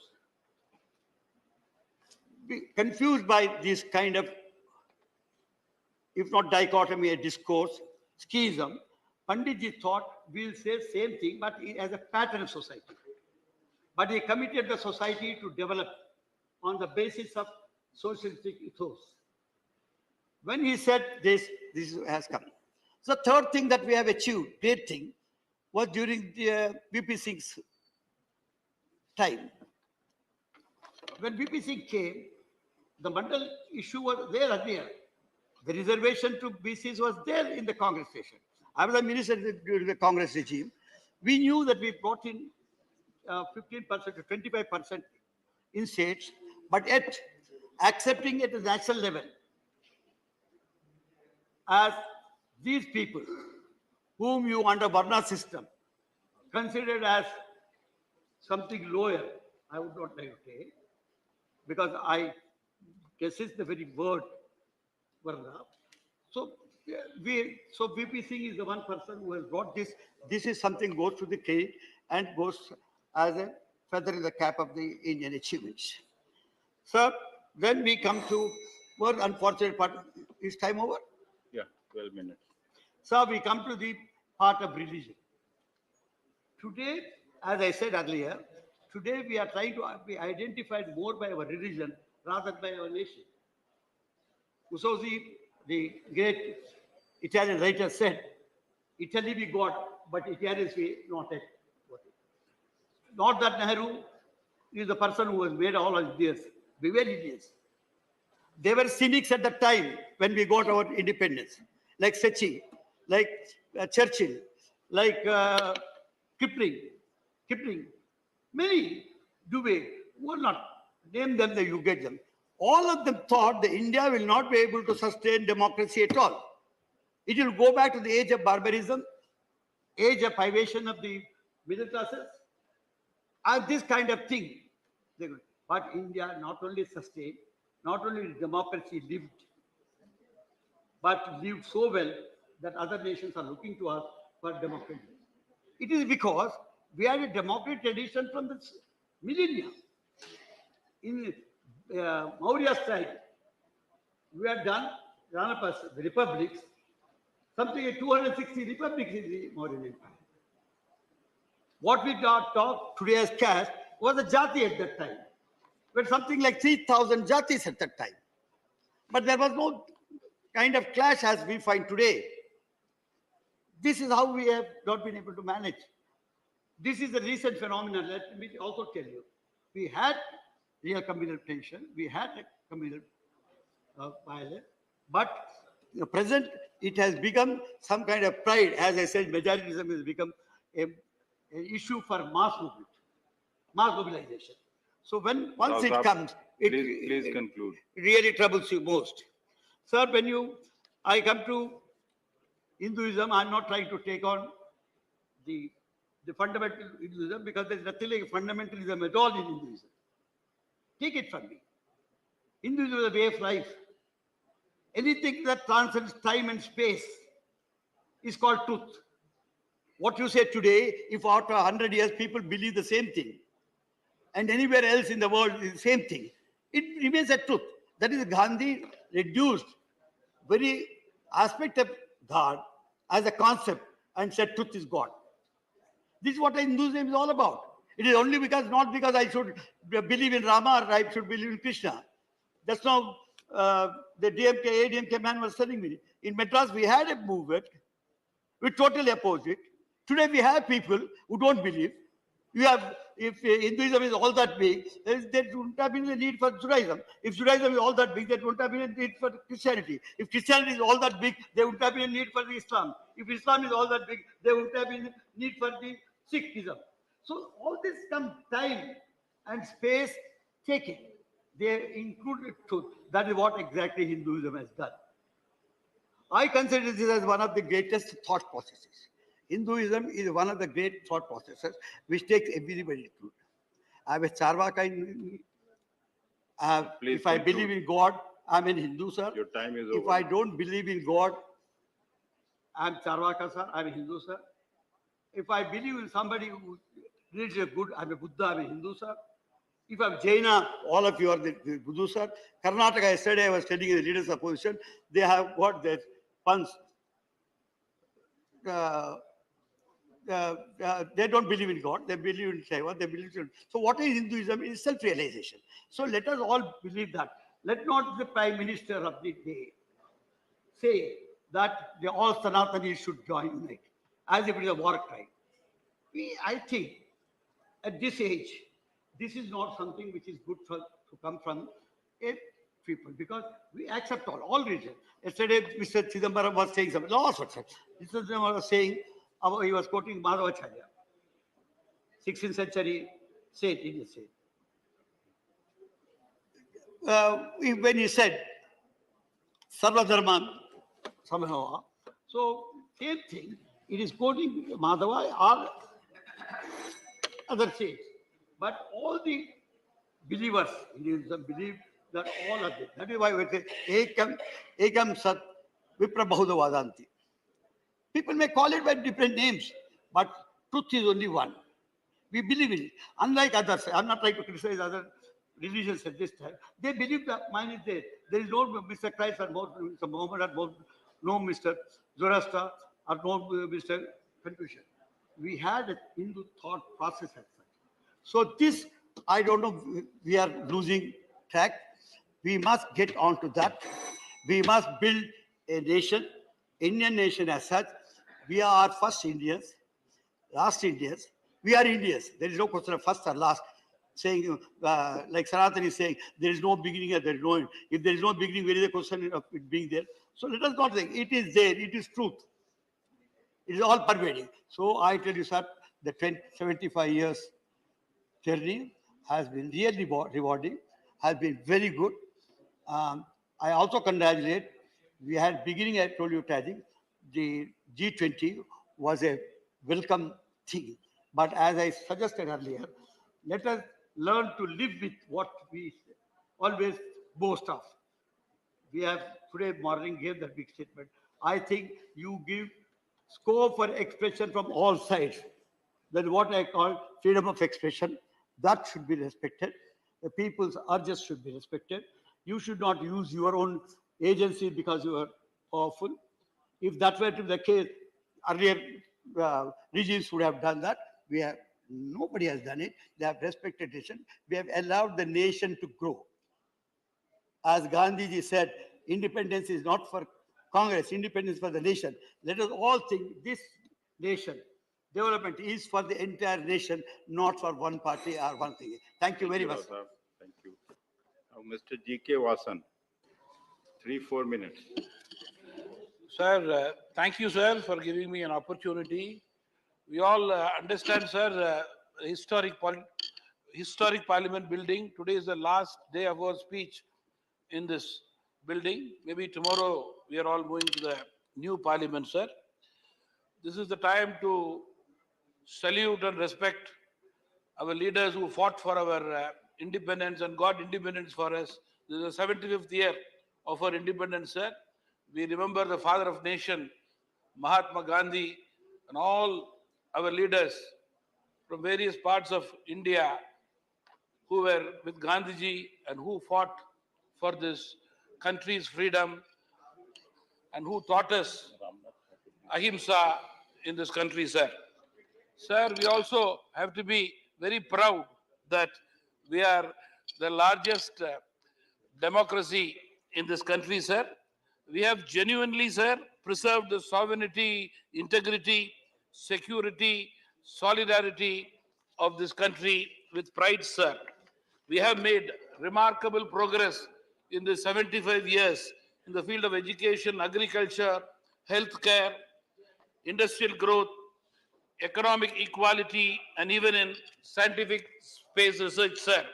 Above all, as Indians, we are all proud today that our nation is looked upon by foreign countries for our helping hand and support even in international problems today, sir.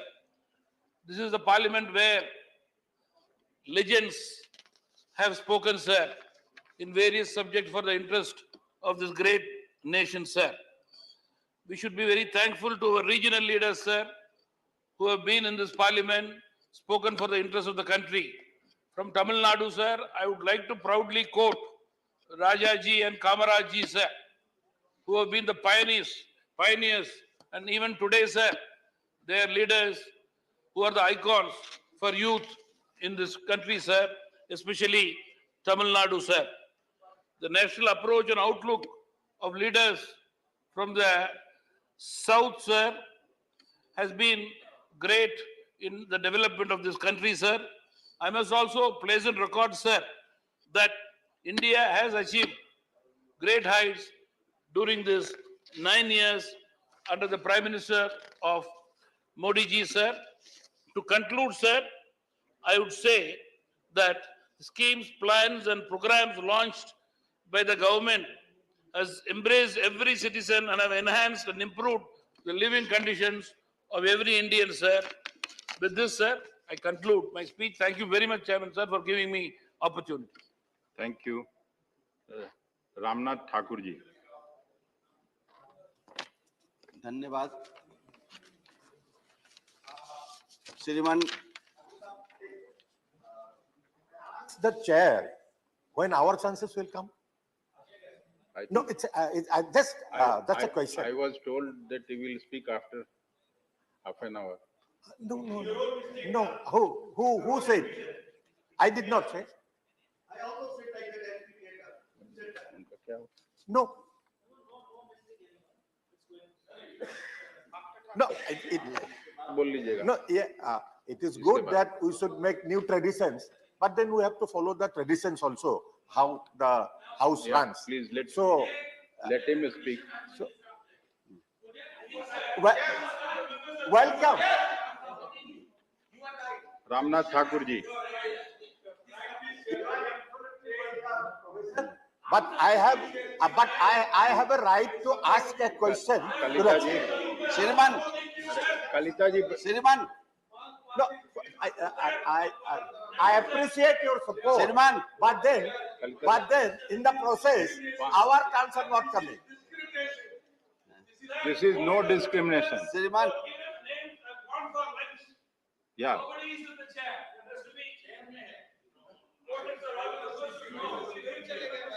He will also give you a chance. श्रीमान, Yeah, please. मैं आपको He will also get धन्यवाद you a देता हूं कि आपने इस महत्वपूर्ण सदन 75 वर्ष के He will get you a chance. No worry. 75 वर्ष में जो इस सदन का गरिमा रही है, जितने जितने महान पुरुष इस सदन के सदस्य रहे हैं, पीलू मोदी, राधा कृष्णन, अंबेडकर, डॉक्टर अंबेडकर, चंद्रशेखर, राजनारायण, उन महत्वपूर्ण सदस्यों ने जनता की आवाज को जो उठाने का काम किया है, उसी संदर्भ में मैं आपसे निवेदन करना चाहता हूं कि समाजवादियों का जो ध्येय था, समाजवादियों की जो मांग थी, उस मांग को यहाँ प्रस्तुत किया गया था। काका कालेलकर का जो रिपोर्ट था, जो नहीं उस रिपोर्ट को प्रकाशित किया गया था, 1978 में इस रिपोर्ट को प्रकाशित किया गया और बिहार में पहला राज्य था, जननायक कर्पूरी ठाकुर जी ने आरक्षण लागू करने का काम किया।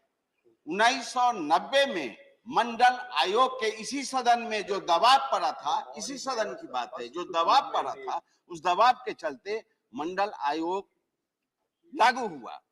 मैं कहना चाहता हूं कि बिहार का मॉडल जो था, वो जातीय गणना का पूरे देश में होना चाहिए था।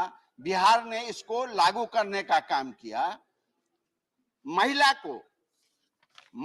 को गैर बराबरी 2005 से जो नगर निकाय में, पंचायत में जो आरक्षण दिया गया था, उस आरक्षण को बिहार ने लागू करने का काम किया।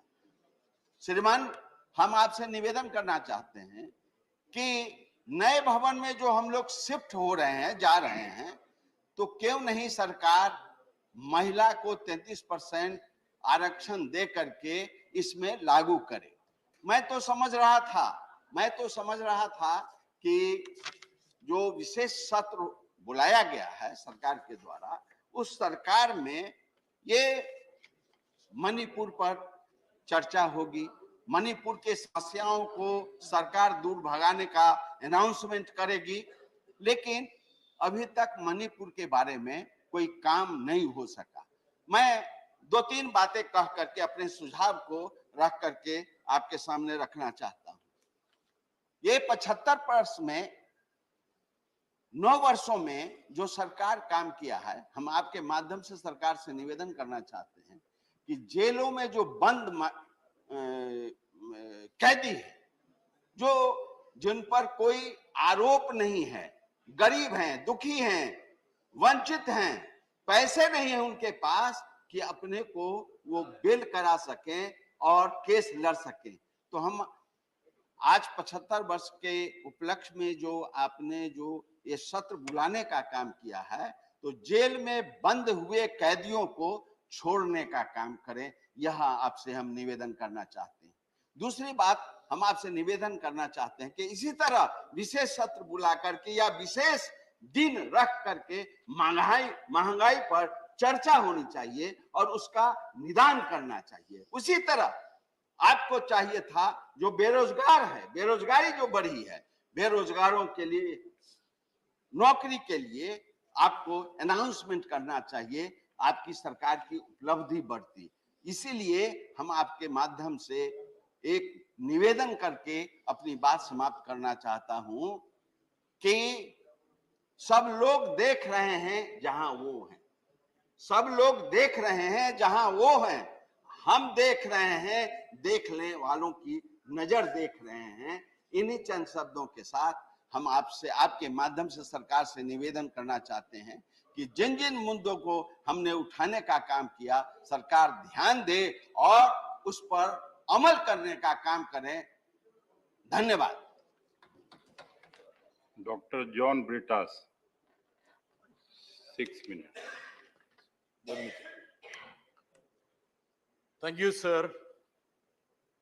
Sir, when we are having a discussion with regard to the Amritagal,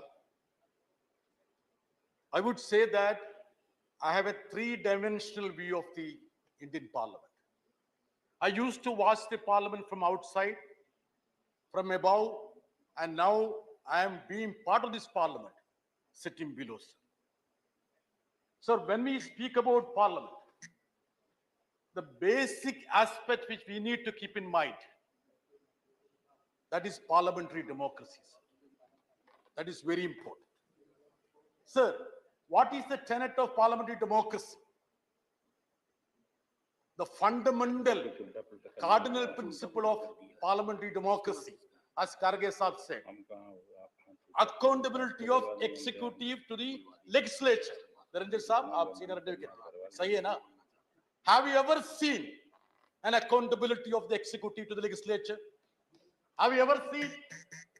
Now, the opposition leader was speaking about the presence of the Prime Minister. I was trying to dissect that. You know what is the presence of the Prime Minister in Parliament? 0.001%. 0.001%. So that is the period in which he attended the Parliament sessions. Sir, the leader of the House was very vocal, but he missed many crucial names, sir, including Jawaharlal Nehru. Intention. And I know that when Dharmendra Sahib is speaking, he would deliberately fill those void and would bring in Jawaharlal Nehru, Ambedkar Sahib. Sir, I'm telling you, sir, the names which have been missed by Piyush Goyal ji, you will have to spell out when you're speaking. Dharmendra Sahib. Sir, the exercise would be meaningful if you discuss about the dreams and goals of our architects of Constitution. Sir, I will just dwell on the preamble of it. Sir, it speaks about, say, what does it say? Liberty, equality, and fraternity. Sir, if you take justice, you will notice that we have reached the bulldozer era. That is justice now. The justice that is being imparted is the bulldozer era. Sir, if it is economic justice, sir, we don't want to speak about the Oxfam report because that's not a good company for good organization for the present dispensation. It's blacklisted.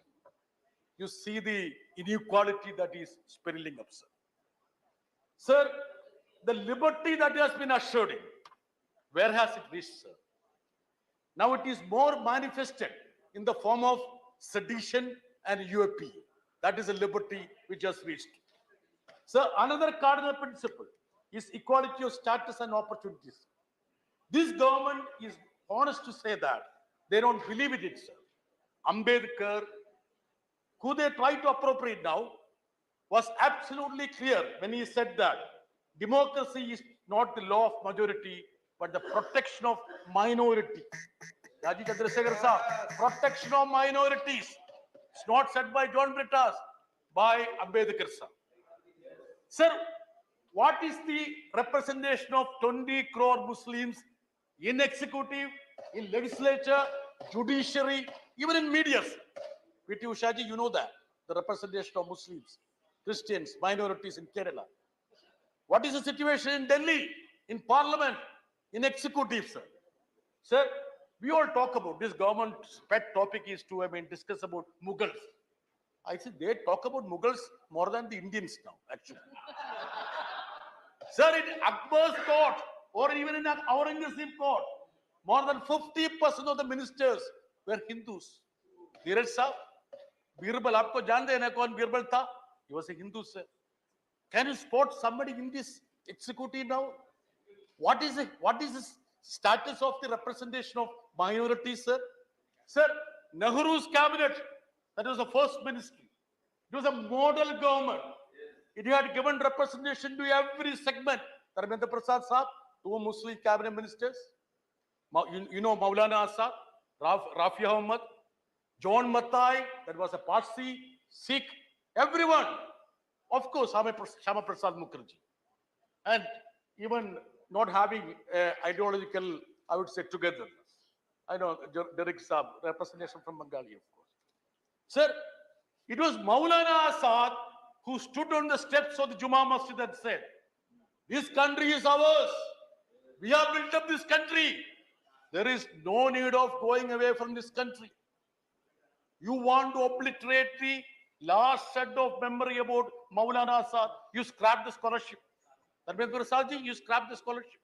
Not you, I think Smriti Irani ji. Even that, not he didn't scrap. Sir, come into fraternity. Sir, what is the new usage of fraternity? Madam, you know what is the new usage of fraternity? Go to Pakistan. Go to Pakistan. If somebody speaks, they will say, you go to Pakistan. Sir, we are part of this country. We are as patriotic as you are, sir. Sir, maybe more. So now G20, there have been a lot of discussions, fanfare about G20. We appreciate if India get a standing amongst the other nations. But if you look at the indices, Rajiv Saab, what is indice? Per capita GDP, Human Development Index, Hunger Index, hum last hai.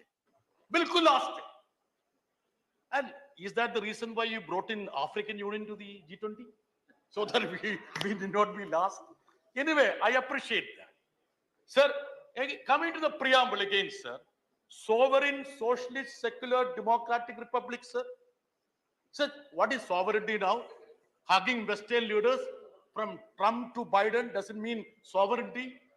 You finished up now because Nehru's name is there. You don't want non-alignment movement to be there. Just because Jawaharlal Nehru was instrumental in setting up non-alignment movement. Now, sir, the second word, socialism. What is socialism, sir? Socialism has become Adanism. That is a new word, Adanism. P.T. Usha, madam.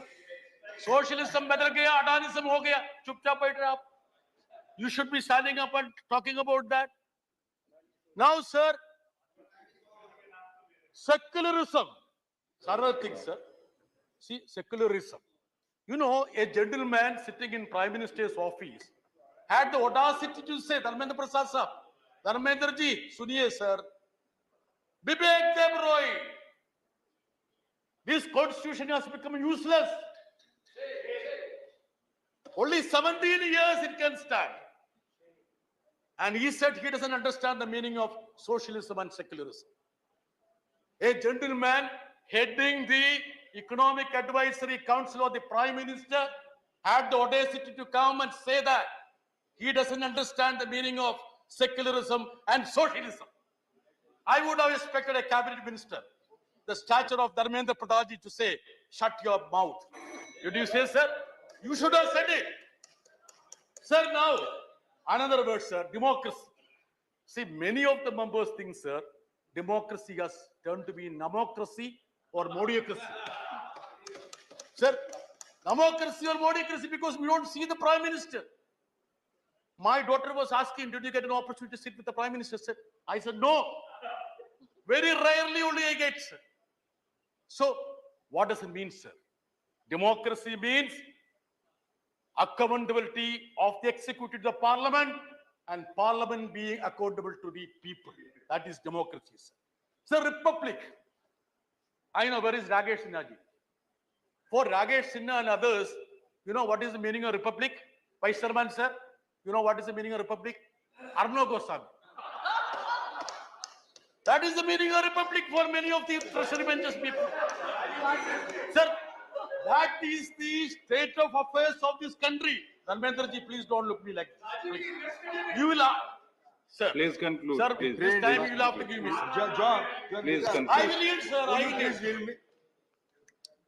अध्यक्ष जी, अभी मेरे मित्र John beta सच्चे बोलते हैं और उनकी मुंह से हम लोग नेहरू जी की प्रशंसा सुन रहे थे, अच्छी है। मेरे को लगता है जॉन बिटा थोड़ा अच्छा रहता राज्यसभा में जब नमूद्रीपद जी की सरकार को केरला में पहली बार तोड़ दिया गया था, राज्यसभा ने क्या डिबेट किया होगा, उनकी पार्टी ने क्या व्यू लिया था। अभी बहुत तो नसीहत डेमोक्रेसी के बारे में दे रहे थे, अभी उनके बारे में जिस विचार पहली बार कम्युनिस्ट पार्टी के लोगों ने जीते केरला में, उन्हीं की सरकार को जिनकी आज कसीदा पढ़ रहे हैं, उन्होंने उनको बर्खास्त किया, इलेक्टेड गवर्नमेंट को, नमूद्रीपद की गवर्नमेंट को बर्खास्त किया। तो उस समय में राज्यसभा में सीपीएम के मित्रों ने क्या बोला होगा, थोड़ा अगर लाइट डालते तो शायद जॉन बिटा से हम ये अपेक्षा कर रहे थे। ये mockery, John Brittas you are very enlightened and very knowledgeable person, don't laugh at your colleagues. You may get box news in the Indian Express, but I will expect some good light, good view of yours. When Namudripad was dismissed from the Kerala, what was the view of CPM in the Rajya Sabha? Please enlighten us. Thank you, sir. Sir, thank you, Dharmendra ji, for reminding me about the dismissal of EMS Namboodiripad. For such misdeeds, they have been punished. They are sitting here. Precisely that is the reason. Otherwise, do you think that they would have been put here? But you are repeating the same mistake. You are calling us, depicting us as Somalia. Say extreme poverty, let us look at. Extreme poverty in UP and Bihar is 30-40%. In southern states, it is 10%. In Kerala, it is almost zero. Yes, almost zero. Extreme poverty. Sir, it is because, sir, so much of disruption, sir. I want your protection, sir. I want your protection. You have my protection. Yes, sir. Sir,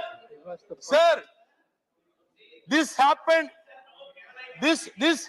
because, Mr. Muralidharan seems to be a Keralite, but his only job is to act against Kerala. His only job is to act against Kerala. Sir, when we talk about 75 years of Indian democracy, we cannot forget the name of Mahatma Gandhi. I was surprised that nobody from the treasury bench even referred to Mahatma Gandhi. Just because he held Gita, Quran and Bible close to his chest, he was assassinated.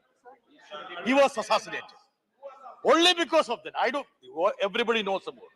Sir, you are replacing Mahatma Gandhi with Savarkar. That's why, sir, the new parliament has been inaugurated on the birth anniversary of Savarkar instead of Mahatma Gandhi.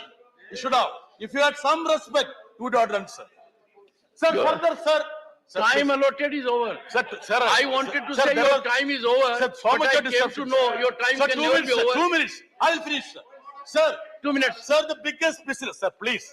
The main business of this government is to appropriate people. Sardar Patel. They think that Sardar Patel is theirs.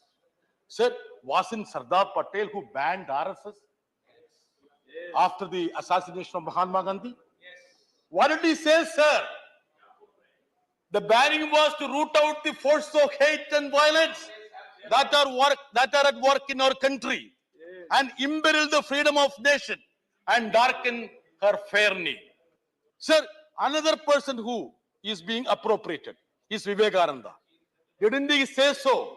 Sectarianism, bigotry, and its horrible descendant, fanaticism, have long possessed this beautiful earth. They have filled the earth with violence. That is what Vivekananda said, sir. Sir, the unfortunate part, sir. Sir, you are a legal luminary. We are very happy that you preside over this house. Your rich knowledge. Sir, I have seen you as a minister. In 1989, when you came to Loksabha, sir, I was in the gallery, sir. With huge admiration, I have been observing you and watching you, sir. Sir, but the unfortunate part is that, sir, the demolition of every institution in this house, in every institution, from parliament to Please election conclude now. commission. Please conclude. Sir, I am talking about you also, sir. Sir, That is why you have to conclude. sir, I am going to talk about you also, sir. Conclude. Every institution in this country is being demolished. From parliament to election commission. So what is election commission now? Now they are bringing the status of the election commissioners from the Supreme Court judge status to cabinet secretary. And day after tomorrow, Dharmendra Pradhanji will bring a bill to make them a chaprasi. That is going to happen, sir. Sir, every institution is being disbanded, sir. Sir, Article 1. Sir, last one. Siri Vaiko. Sir, I'm just writing it. 1 minute. 1 minute. Sir, 1 minute. It says that India, that is Bharat, shall be union of states, sir. Sir, federalism, sir.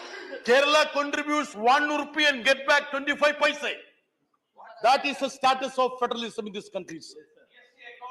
Yes, it has turned to be like that. The honorable... Sir, I would say that. You told me, Once sir. again. Chairman, sir, you wanted us to, have some change. The honorable member has made a statement of fact. Yes, sir. He will authenticate. I will authenticate. Sir, Kerala contributes 1 rupee to the national kitty, gets back 25 paise. I repeat it. I will place the document on the table of the house. During course of the day. Sir, and sir, last thing, sir. Sir, it's good that we are taking stock of this country. Democracy, institutions, parliament in this Amrit Kal. Sir, structure doesn't matter, sir. New parliament or old parliament. The process matters. The content matters. Can we enrich the parliamentary proceedings? Can we enrich the democratic process in this country? You can build mansions, structures, but sir, that will not strengthen the democracy in this country. Unless you enrich, sir. Please So, now I would urge conclude. I would urge upon the treasury benches through you, sir. Let us all resolve to enrich the democracy of this great nation. Thank you, sir. Okay. On a point of information from you, have you been to Statue of Unity? Have you been to Statue of Unity? Sir, I haven't gone, sir. I will go. I strongly suggest you go there once. I will go, sir. I will go, sir. If you give invitation, I It will go, takes sir. great effort to appropriate someone. Sir, if you give an invitation, I will go, sir. I've been there. Sir, and sir, I'll be happy to go with you, sir. No, I'll go with you. Sir, Mr. Vaiko. Sir, let me have a towering personality beside me when I go. Let us hear Mr. Vaiko.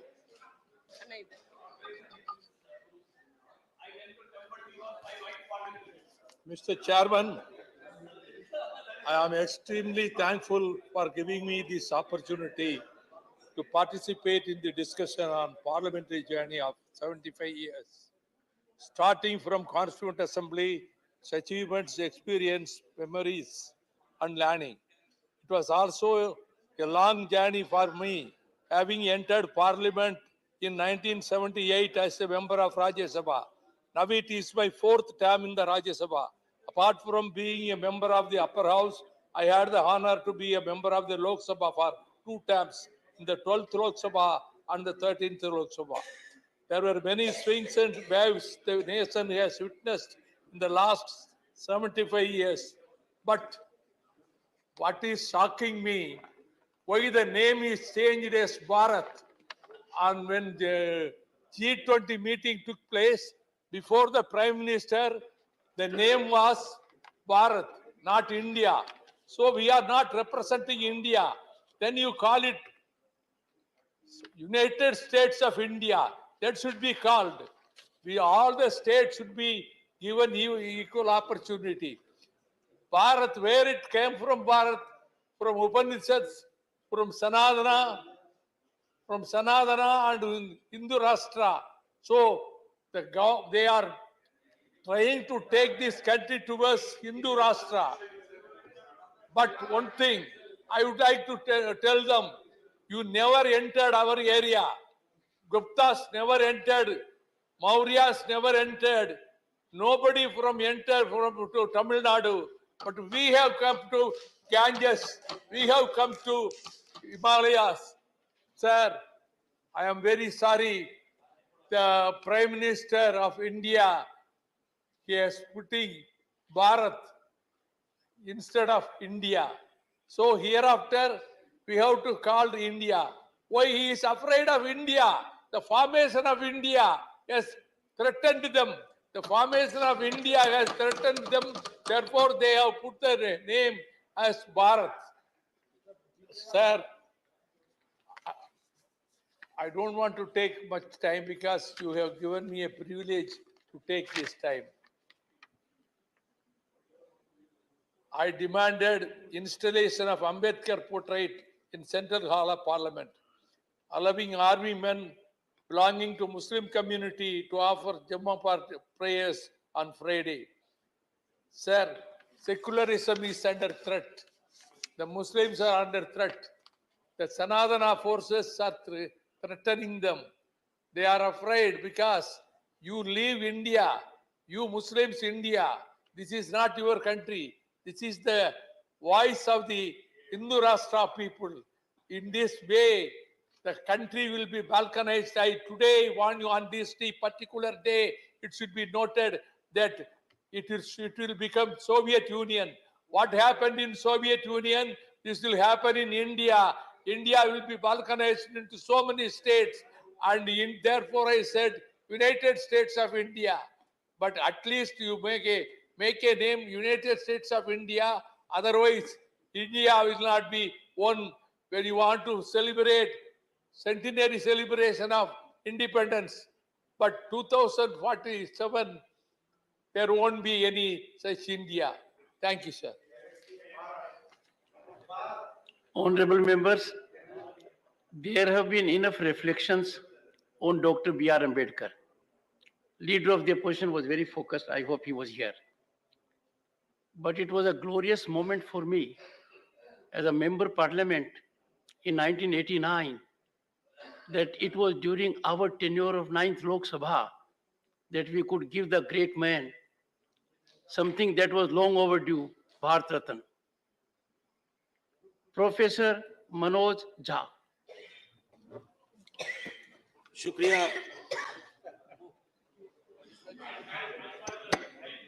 शुक्रिया सभापति महोदय, बहुत बहुत धन्यवाद। आज का दिन बेहद महत्वपूर्ण है और इस महत्वपूर्ण दिन के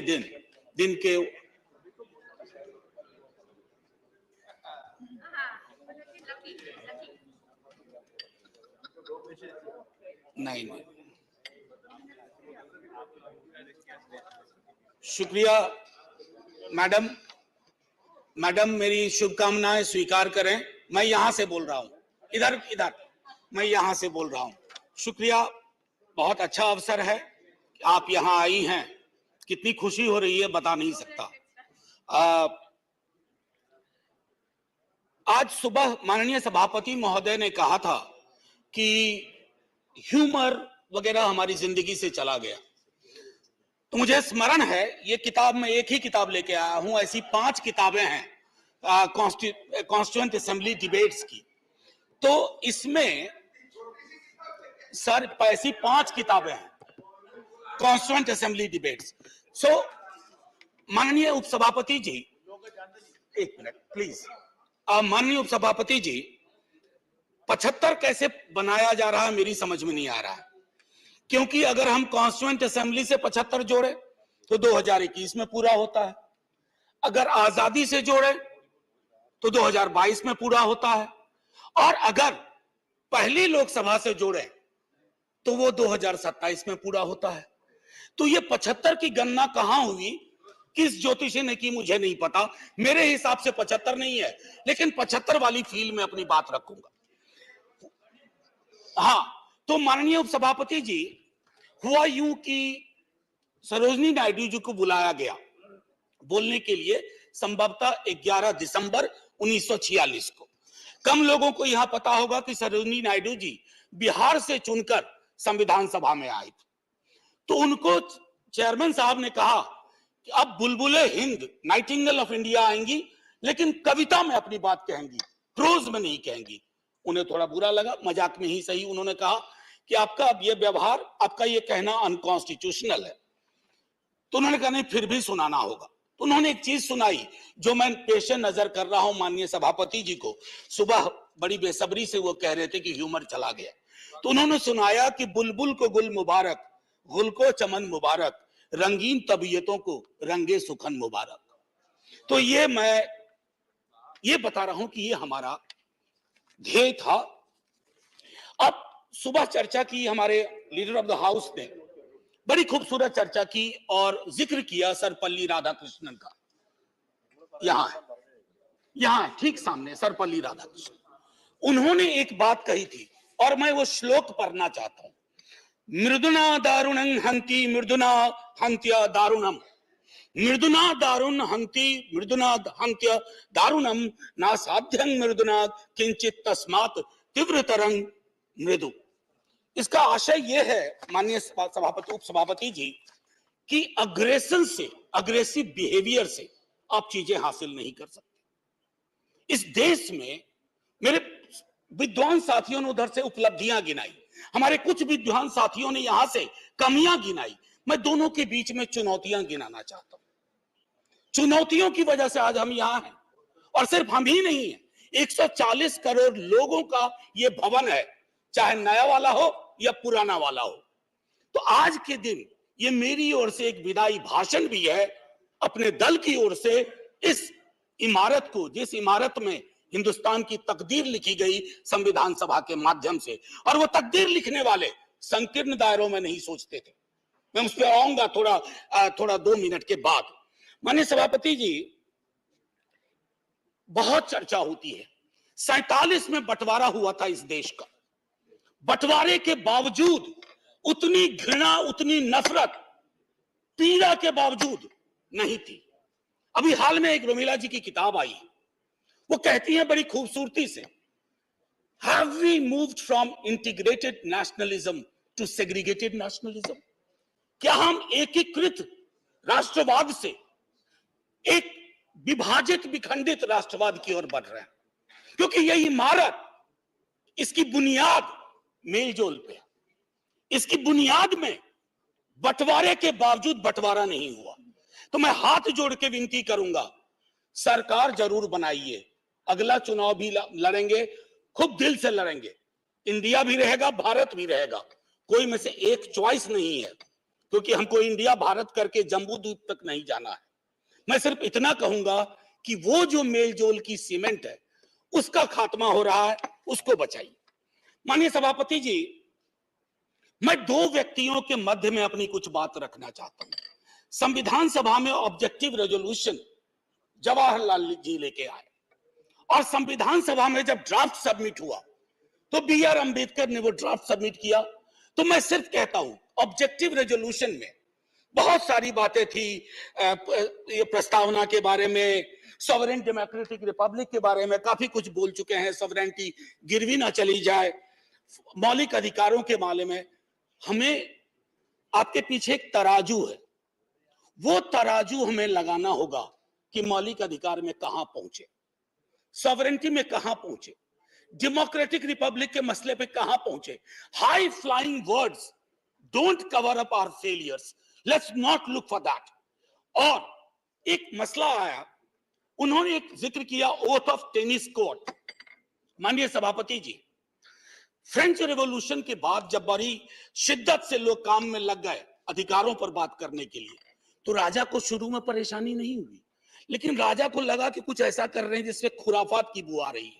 उसने क्या किया, दरवाजे बंद करवा दिए। जिस हॉल में वो लोग बैठते थे, वो चले गए दूसरे दरवाजे रूम में, उसको भी बंद करवा दिया। तो वो चले गए टेनिस कोर्ट, सारी कार्रवाई पूरी की, उसको कहा oath of tennis court. Oath of tennis court का जिक्र जवाहरलाल जी ने इसलिए किया था कि हमारे अंदर वो जज्बा हो।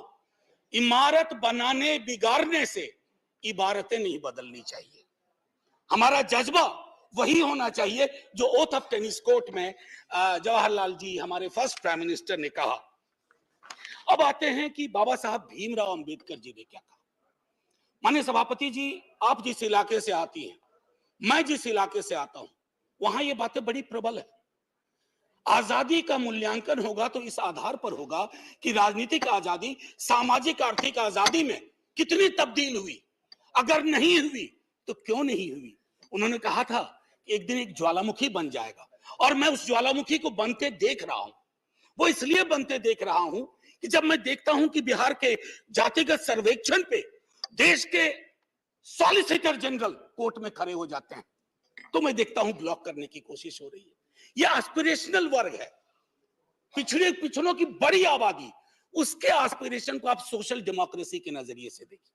जो बाबा साहब कह गए थे 31 में आखिरी हुई, उसके बाद पाकिस्तान बांग्लादेश बना। क्या इस देश को, यहाँ की सरकारों को, राज्यों की सरकार को वैज्ञानिक आंकड़े नहीं चाहिए? क्या आप आंकड़े आसमान से गिराएंगे? मैं समझता हूं आज के दिन यह भी हमें सुनिश्चित करना होगा कि हम इन आंकड़ों को लाएं, उसके आधार पर अपनी नीतियां तय करें। एक माननीय सभापति जी, अंबेडकर साहब दो और चीज कह के गए, प्रिवेंटिंग टिरनी ऑफ मेजॉरिटी। मैं बार बार इस सदन में कह चुका हूं कि मेजॉरिटी बेहद आवश्यक चीज है, मेजॉरिटी के बिना सरकार नहीं चलती है, लेकिन मेजॉरिटी और मेजॉरिटेरियनिज्म में फर्क है। ये फर्क अगर हमारी सरकार भूल जाती है तो बहुत बड़ी पीड़ा होती है। जब मेरे मित्र ने कहा, मैं अक्सर देखता हूं हम जैसे लोग छोटी आलोचना भी करते हैं, छोटी मोटी आलोचना जो कभी व्यक्तिगत नहीं होती है। आप कहते हो कि पाकिस्तान चले जाओ, अरे कभी देखा भी हो कितनी जगह है वहां का भूगोल क्या है, इतने लोग नहीं अट पाएंगे। मान लीजिए कि 65% लोगों ने आपको पिछली बार वोट नहीं किया, सबको पाकिस्तान भेज दोगे? ऐसी कोई व्यवस्था होती है? यहीं मेलजुल से रहना है, यहीं मिलकर रहना है। और ये सारी चीजें मैं नहीं कह रहा हूं, खुद अंबेडकर साहब कह के गए थे। मैडम, आपकी तरफ से मैं एक और चीज, एक दो छोटी चीज कह करके, इस देश की एक बड़ी आबादी, सभापति महोदया, मैं आपका सभापति महोदया अभी बिल मत 2 मिनट लूंगा, ज्यादा नहीं, आज पहली बार है, इतने नजरिए नाज कर दीजिए। मैं सिर्फ इतना कहना चाहूंगा कि बेरोजगारी को लेकर के हमारा दृष्टिकोण साफ होना चाहिए। सरकार में आप हो, हम हो, बेरोजगारी हम सबकी पॉलिटिक्स खत्म कर देगा। राइट टू एम्प्लॉयमेंट के लिए हम क्या सोच रहे हैं, और इस देश की एक बड़ी आबादी से देशभक्ति का जो प्रमाण पत्र हम मांगते हैं ना मैडम, वो कहीं चलेगा नहीं। मैं आखिरी चीज कह करके एक सुनाना चाहता था। मैं इसलिए कहता हूं, एक घर में 5 सदस्य हैं, उसमें हर 5वां सदस्य उस आबादी का है। अगर उस घर में उस 5वें सदस्य को आप एलिनेट करेंगे, दूर करेंगे, घर कभी महफूज नहीं रह सकता। और आखिरी में मैं साहिर को जाता हूं और वहीं खत्म कर दूंगा, आपको घंटी बजाने की जरूरत नहीं पड़ती। आओ कि आज गौर करें इस सवाल पर, देखे थे हमने वो हंसी ख्वाब क्या हुए। दौलत बढ़ी तो मुल्क में अफलास क्यों बढ़ा, खुशहाली अवाम के असबाब क्या हुए। जो अपने साथ साथ चले कुएदार तक, वो दोस्त वो रफीक वो अहबाब क्या हुए।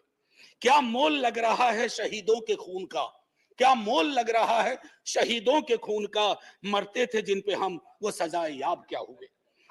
बेकस बरहनगी को कफन तक नहीं नसीब, वो बादा आए अतलसों के मुखाब क्या हुए। जमहूरियत नवाज बशर दोस्त अमन ख्वाह, खुद को जो खुद दिए थे वो अलकाब क्या हुए। मजहब का रोग आज भी क्यों लाइलाज है, मजहब का रोग आज भी क्यों लाइलाज है, वो नुस्खा हाय नादिर व नायाब क्या हुए। हर कूचा शोला जा रहे हर शहर कत्लगाह, यकजहतिया हयात के आदाब क्या हुए। सहराए तीरगी में भटकती है जिंदगी, उभरे थे जो उफक पे वो माताब क्या हुए। मुजरिम हूं अगर मैं तो गुनहगार तुम भी हो, मुजरिम हूं अगर मैं तो गुनहगार तुम भी हो, ए रहबराने कौम खताकार तुम भी हो। Jai Hind ma'am, and salute to all the freedom fighters, संविधान सभा के उन तमाम लोगों को। और मैं चाहूंगा कि सेंगोल के बगल में एक बड़ी आकृति में इनकी तस्वीरें वहां लगाई जाएं और हमें प्रेरणा देते रहें। जय हिंद। धन्यवाद। श्री वीरेंद्र प्रसाद वैश्य। श्री वीरेंद्र प्रसाद Yes, I'm here. Vysya. Thank you, Madam Chairman, for allowing me to speak on the historic occasion. Today is the last day. If in our parliament life, we are sitting, we all the members sitting for the last time in this building. Tomorrow, another journey will start. It is privilege for us. We are the person who got opportunity to speak, attend this old parliament, and we are going to get opportunity to speak in our new parliament. I remember, sir, when I was a student of class 8, for the first time in my life, I visited Delhi. So I am from Assam. You know, northeastern region, more than 2,000 kilometers away from the duty. Definitely, as a school student, I visited here, and we are traveling all the important parts, spots of Delhi. And in class 8, in my life, for the first time, physically, I seen our parliament house. And it was from the outside, not from the inside. Sir, in 1996, I was elected member of parliament from Assam in Loksabha, sir. Madam. In class 8, physically I have seen the parliament house from the outside. And in 1996, physically for the first, I entered this house as a member of parliament. And fortunately, I was the took responsibility as a cabinet minister of the country in the year 1996. And it was my privilege to attend both the houses, Loksabha and Rajya Sabha, although I was a member of Loksabha, but as a minister, I was attended this house also. It is painful, no doubt, from tomorrow we are not here. But we are jubilant also. We are privileged, we are lucky from the next day, tomorrow, we are going to attend the new parliament house with modern art and technology. The parliament has a long history. I remember many things. This is the parliament, this is the building where first Indian financial budget was passed by then Prime Minister Jawaharlal Nehru. Again, I'm speaking, I'm remembering when China attacked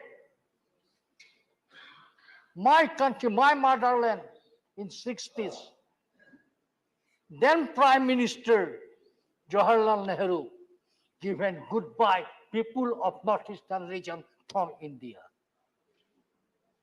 This is the sentiment of us. This is the sentiment of. After them, many things was discussed inside this parliament building. When China came to near to Tezpur, China came up to Bombila. People of Assam, people of northeastern region, especially Arunachal people, they are crying.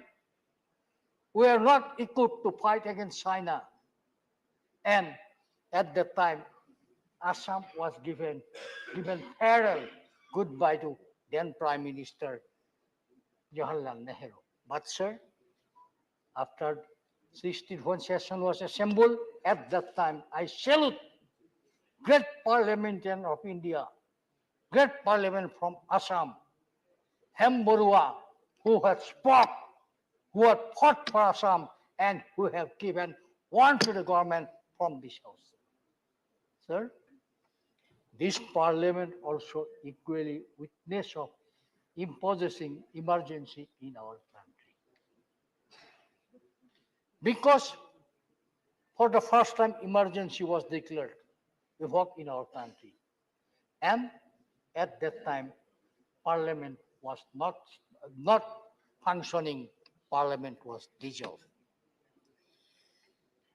Our honorable Prime Minister always says, India is the mother of democracy. Yes, Prime Minister is very right, India is the mother of democracy. But one thing, Shantanu Sandhi, you should remember, but historians said, ancient Greece was the first country of the world who revoked democracy.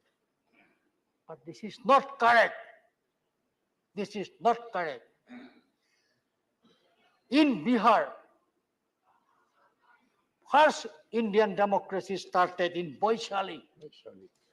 It was started in Vaishali, not 500 years ago. It was started 600 years ago. And Vaishali of our country is the first place of democracy started, where in Vaishali town, it was 600 years ago, 707,000 people, locally elected people, selected people, sit together to make a decision, and this is the first democratical decision of our country. Madam, we are going to new house today. This house will be the witness of modern technology, modern art. We hope, we believe in coming house where we are going to tomorrow will bring more important law for our country, for develop our country, and financially to improve our country. Many more discussion will take place. I remember, I have seen very, very important person, dignitaries functioning in this house. Just 2 minutes, then I come. Okay, just 2 minutes. I remember K.K. Narayan as a vice president of our country who shared the house. I remember Pharaoh Singh Shekhawat. I remember Hamid Ansari. I remember Venkaiah Naidu ji for their contribution to our parliamentary democracy. Especially, I must speak one thing from my heart. I salute Venkaiah Naidu ji because from this year, always Venkaiah Naidu encouraging all the members of the House to speak their mother tongue. He was a very knowledgeable person. Always he encouraging about the mother tongue. Definitely, Venkaiah Naidu has a great, great contribution to this house. Equally, our present chairman also always given us guidance, speaking about our history, especially in the legal side. He always given us the guidance. Ma'am, I remember, if I'm not speaking, this is not fair. I have got opportunity to witness the speech of Bajpayee, budget presentation of Pranab Mukherjee ji. Wonderful oratory personality of Madam Sushma ji. Learned speaker Arun Jaitley ji. I am learned many things from these people, sir. Ma'am, I remembering my first day in the life when I was a student of class 8. I have seen this parliament building from the outside. And in the 1996, I entered this house as a member of parliament. And this is the beauty of our democracy. My family don't have any political background. I am not a son of any minister. I am not a son of any MP. I was not a son of any politician. But I am a son of the soil. I am a son of the soil. And this is the beauty of democracy. I am elected from son of the soil of this wonderful parliament. Definitely, if I'm not speaking about my political party, then it will be not fair. I'm getting this opportunity. My political party, Assam Gana Parishad, is a regional political party with a national outlook. And I'm grateful for my country. I'm in my life, I'm working only one party. This is my party. This is Assam Gana Parishad. Still, I am a member of Assam Gana Parishad. And I am really grateful to my party for send me to Loksabha, for send me to Rajya Sabha as a member of parliament. With this, I believe we all members gathering here in our last day of this building, we always remembering our memory in this building, and from tomorrow in new building we start our new parliamentary life, our new democratic life. With this word, I conclude. Thank you very much. Thank you. Sri Jose K. Boni.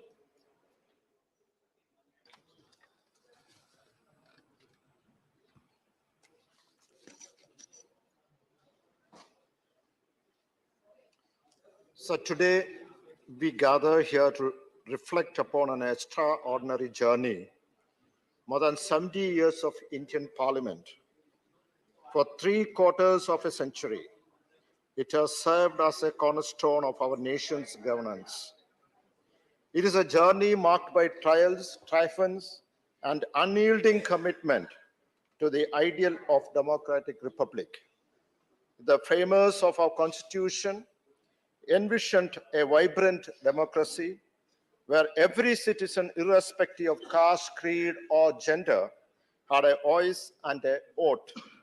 Our parliament was entrusted with the sacred duty of upholding these principles. In last 7 decades, many Latin American and Afro-Asian countries sailed along with us, sank and disappeared.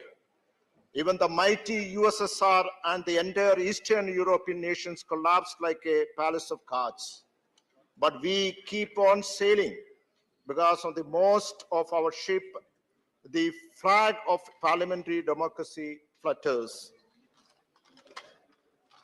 We have seen heated debates, fiery discussions, and passionate argument, the very essence of parliamentary democracy. Over the years, it has played a pivotal role in shaping India's destiny. It has been source of progressive legislation, from the eradication of untouchability to the establishment of gender equality, from comprehensive land reforms to the liberalization of our economy.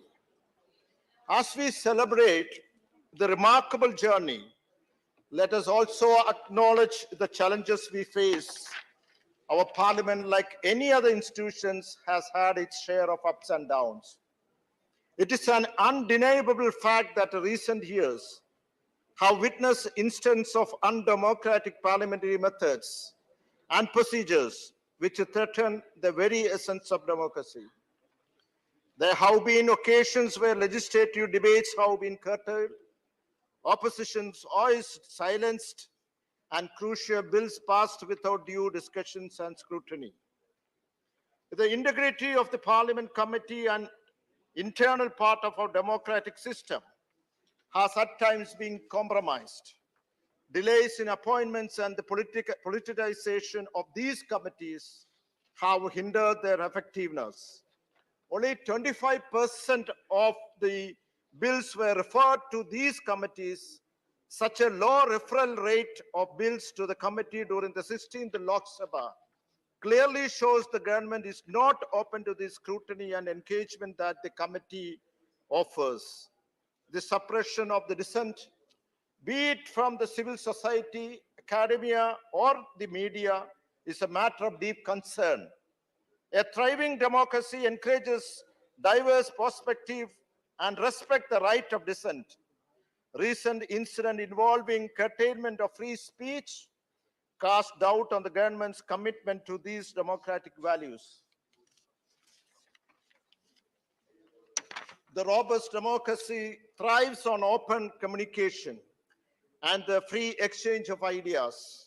Curtailing these fundamental rights poses the threat to the health of our democracy.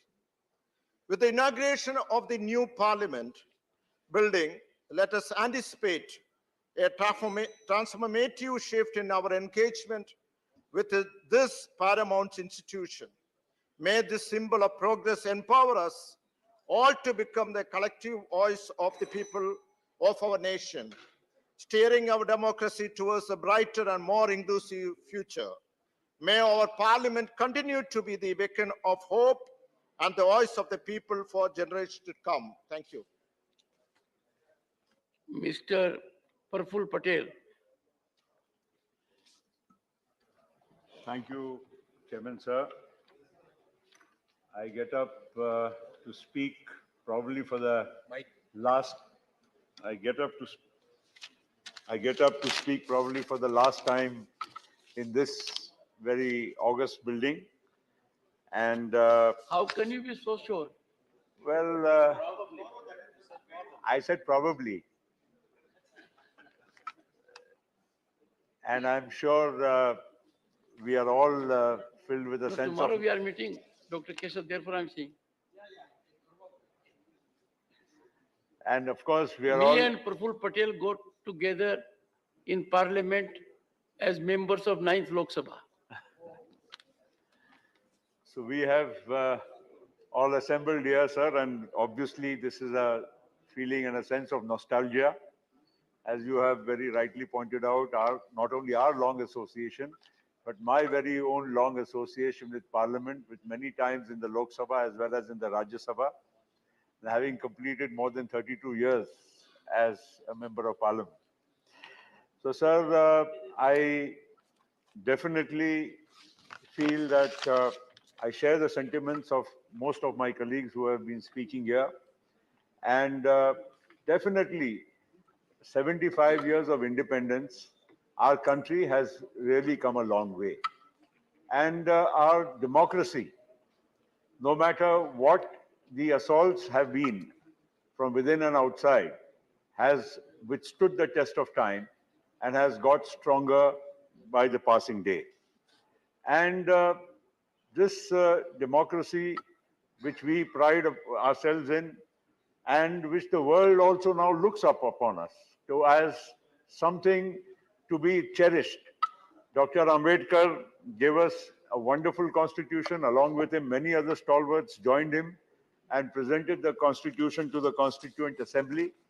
And certainly, our constitution can be rated as one of the finest constitutions drafted anywhere for any country in the world. And I think that is something we should be very proud of. And a country which is so diverse as India, as vast as India, as populous as India, certainly requires a binding force, a glue, and that our constitution has very ably provided us and stood the test of time. A country, I think when we go abroad and we see many countries and we look at their democracies, of course, there are very many shining examples, but no country, as again I repeat, as populous as India, 140 crore people, speaking so many languages, so many dialects, so many religions, so many states, so many ethnicities, can be remaining together as one is sometimes, I think, really an astonishment for many people in the world. We recently had the G20 summit in India, and I'm sure whatever though we could not participate ourselves, but as government of India, as projected and as seen by us and all the world, I'm sure that every single leader who came to India would have been proud of what India has achieved in its last 75 years. It is not a mean feat, sir. We have ourselves, when we came to Parliament, I remember, we were, you and me and all of us, many who were there in the past, Ram Gopal ji को भी याद होगा कि हम पहले 25 telephone के connection किसको दें या गैस के सिलेंडर हम किसको हम अपने एमपी कोटा से दें, यहाँ से हमारी शुरुआत होती थी केशव राव जी। एंड वो दिन भी हमने देखे हैं कि टेलीफोन का कनेक्शन अगर नॉर्मल कोर्स में हम लगाएं तो 15-15, 20-20 साल के बाद हमको नंबर लगता था। तो उस और गैस की कनेक्शन की भी वही परिस्थिति थी और ये एक मेंबर ऑफ पार्लियामेंट का प्रिविलेज माना जाता था। तो उस जमाने से लेकर आज, हरदीप जी आप पेट्रोलियम मंत्री हैं, आपको मालूम है कि आज कितने बड़े पैमाने पर हमारे देश में न केवल गैस की बात करें या टेलीफोन की बात करें, लेकिन पूरी तरह से हमारे देश की जो आम तौर पर जो प्रगति हुई है, ये एक दुनिया के लिए बहुत बड़ा मिसाल बनी हुई है। और इसीलिए 75 वर्ष जब हम पूरे करते हैं, अमृतकाल की बात करते हैं और इस सदन से नए सदन में जाने की बात करते हैं, तो आज का भारत और भविष्य का भारत कैसा होना चाहिए, आधुनिक भारत कैसा होना चाहिए, इसके लिए निश्चित इस सदन में एक अच्छी चर्चा होनी चाहिए और मंथन होना चाहिए और हर व्यक्ति का यहाँ पर जो सुझाव है उसका एक अहम महत्व होता है। हर संसद सदस्य जो यहाँ पर बैठा है ये सदन में या उस सदन में, उनके अनुभव का पूरा इस्तेमाल करके देश हित में और जनहित में हम लोगों ने उसका इस्तेमाल करके उसका फायदा उठाने का काम करना चाहिए। आज देश में क्या क्या बातें नहीं होती है, आज हम देखते हैं कि कितना विषमताएं होने के बाद, कितनी मतलब गरीबी भी है, अमीरी भी है, सब कुछ होते हुए भी लोग मिलजुल कर प्रेम भाव से रहते हैं। ये हमारे भारत की संस्कृति का बहुत बड़ा अभिन्न अंग है और तभी हम ये सारी बातों को, कोई भी समस्या आती है, बाधाएं आती, उसको पार कर पाते हैं क्योंकि हमारे देश में सहनशीलता और सबको एक दूसरे के साथ लेकर चलने की हमारे मन में भावना है। और यह हमारे संविधान ने भी हमको दिया है, जो एक व्यक्ति को एक वोट का अधिकार।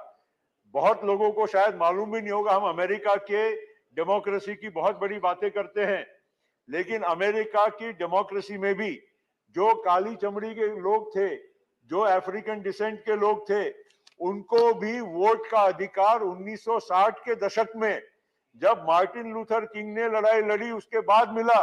तब तक उनको बराबरी का अधिकार नहीं था, लेकिन हमारे देश में डॉक्टर बाबा साहेब आम्बेडकर और उनके साथ हमारी कॉन्स्टिट्यूएंट असेंबली ने, हमारे फाउंडिंग फादर्स ने इस देश में सभी को बराबरी का अधिकार हमारे संविधान में 1950 में हमको दिया, जो हमारे आप में एक बहुत बड़ी उपलब्धि रही है, जो और विश्व के कोई बड़े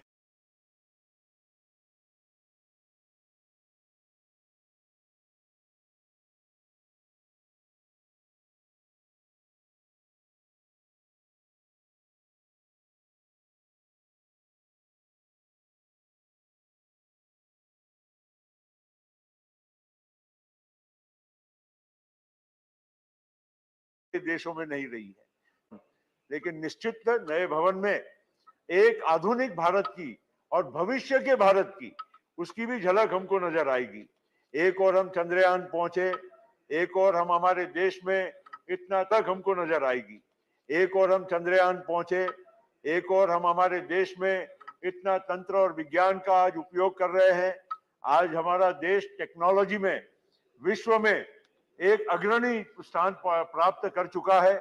अमेरिका की और विश्व की बड़ी बड़ी जो कंपनी है, टेक्नोलॉजी कंपनी है, उन सारे कंपनीज के जो प्रमुख लोग हैं, वहाँ के प्रमुख इनोवेटर्स हैं, साइंटिस्ट हैं, वो हमारे भारतीय हैं। ये हमारे लिए बहुत बड़े गर्व की बात है।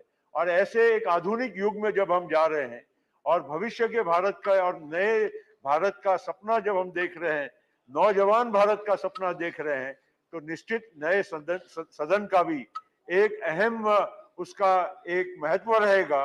और मुझे विश्वास है कि आपके नेतृत्व में हमारे सदन का सुचारू रूप से नए सदन में भी कामकाज जारी रहेगा और नए सदन के माध्यम से हमारी जो देश की जो युवाओं की और भविष्य की पीढ़ी की जो आकांक्षा है, अपेक्षा है, उसकी जरूर पूर्ति होगी। इसी विश्वास के साथ हमारे देश के 75 वर्ष पूरे हुए, हमारे देश के लोगों को और हमारे देश के प्रधानमंत्री जी को बहुत बहुत बधाई देते हुए मैं अपने 2 शब्दों को विराम देता हूं।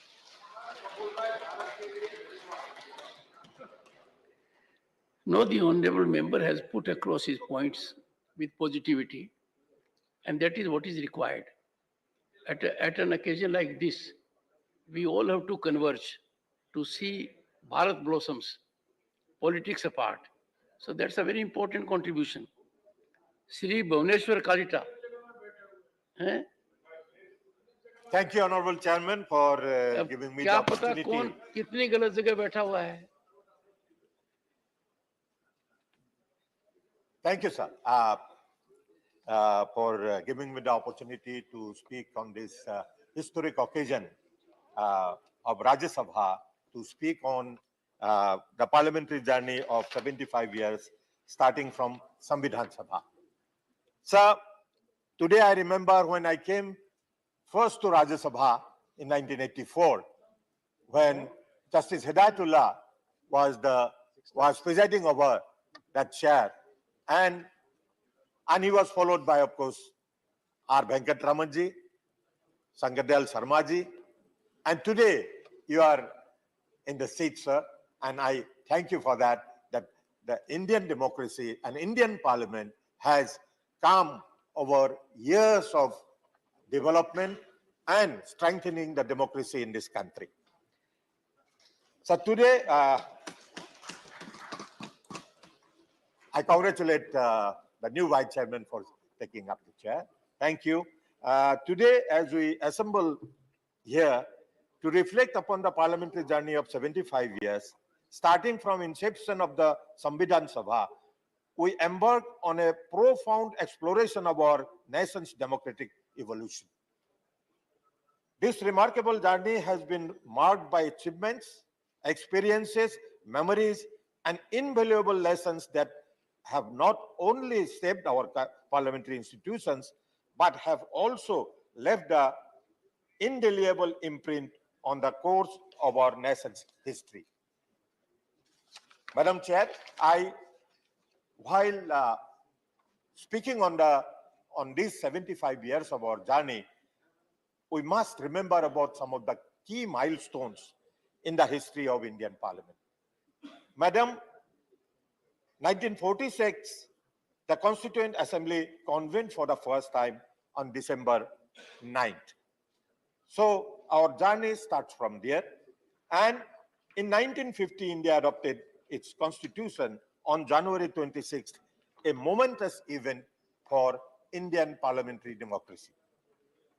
Madam, in 1952, the first general elections were held, marking the initiation of our democracy. And in 1956, the State Reorganizations Act has adopted, leading to reshaping of state boundaries. There was a struggle, and the then members of the Constituent Assembly had given shape to this country, and particularly by reorganizing the states for the convenience of the people and the administration. In 1957, with the second general election, the things have started moving, and in 1961, Goa, Daman, and Diu were new states where the new states got liberation. They were liberated and they were recognized as state. Madam, one historic occasion we must remember in this regard is that for the first time, the preamble of the Constitution was amended. We all remember the 42nd Amendment. And in 75, 77, of course, that was the period that the Indian democracy will remember, and the parliamentarians particularly, and the people of this country will remember because of its effects on the people. Madam, in 1986, a historic bill was passed, the Muslim Women Protection of Rights on Divorce Act was enacted. This is one historic legislation where the women of all religion, all communities were given equal power, and that equal power and equal opportunity and equal right. So this one we must remember during the discussion of this in this debate. And the economic liberalization came in 1991 during the Prime Ministership of P.V. Narasimha Rao ji. And today we are step by step, we are ahead to liberalize the economy and the benefits of the economy reaching to the poor and vulnerable sections because of that. And today, the country is progressing. The country has got remarkable progress in the economic field, where today India is considered as the 5th largest economy in the world. And very soon, our Honorable Prime Minister has publicly announced that within next few years, India will be one of the 3 top economies of the world. Madam, another remarkable event during the progress of this democracy, during the progress of Parliament, was the GST. The GST was Goods and Services Tax was implemented, and streamlining the taxation system.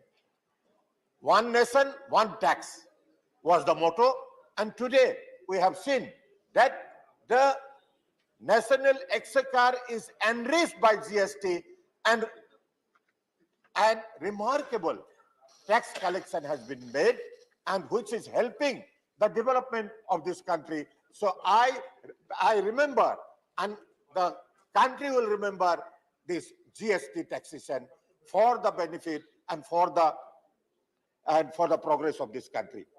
Madam, one nation, one tax. But till 2019, till 2019, this country had 2 constitutions, 2 flags, and this was possible to make one nation, one flag, and one constitution by the amendment brought by and the abrogation act of Article 370, which was brought in 2019, which says we can be proud of being one nation, one flag, and one constitution. And I congratulate the government for that. Madam,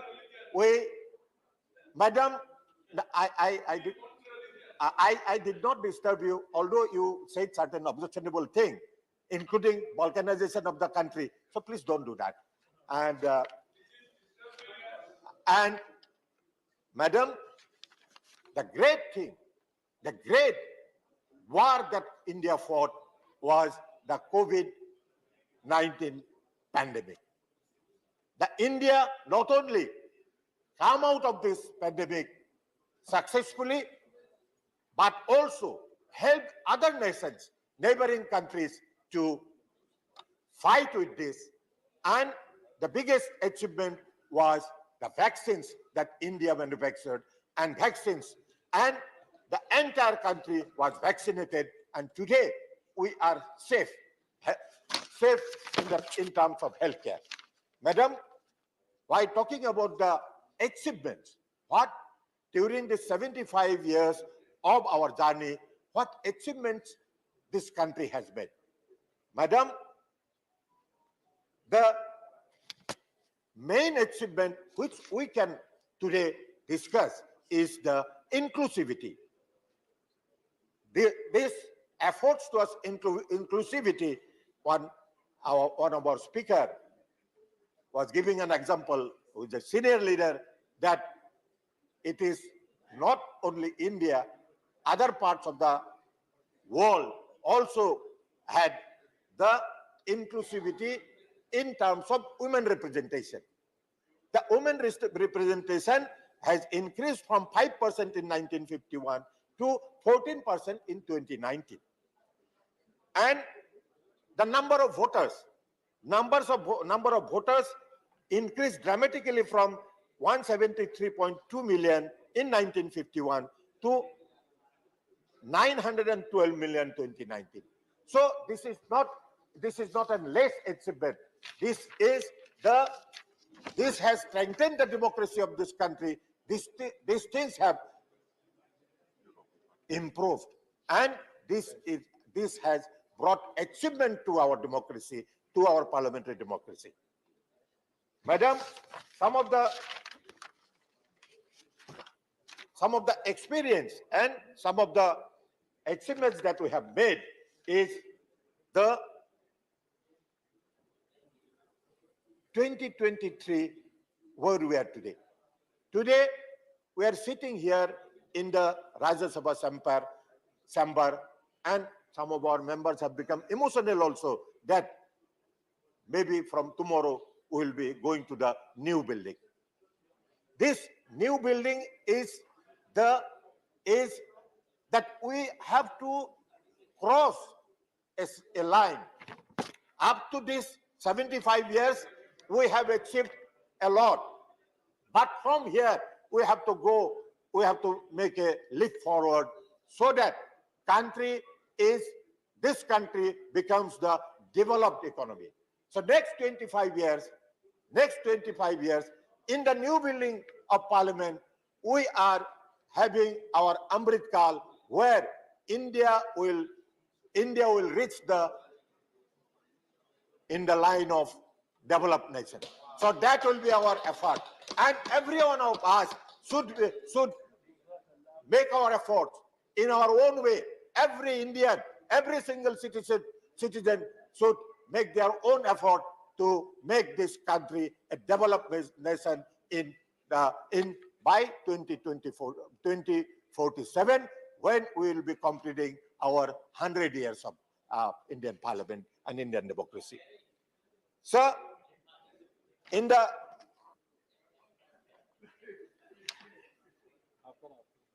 now I'm going to conclude because there are some more speakers. They are also and this special station is today convened to commemorate the 75-year of journey of our parliament. What is our experience during this period? Sir, madam, to conclude my speech here, I want to say that our journey through parliamentary evolution of India over past 75 years has been one of both reflection and insight.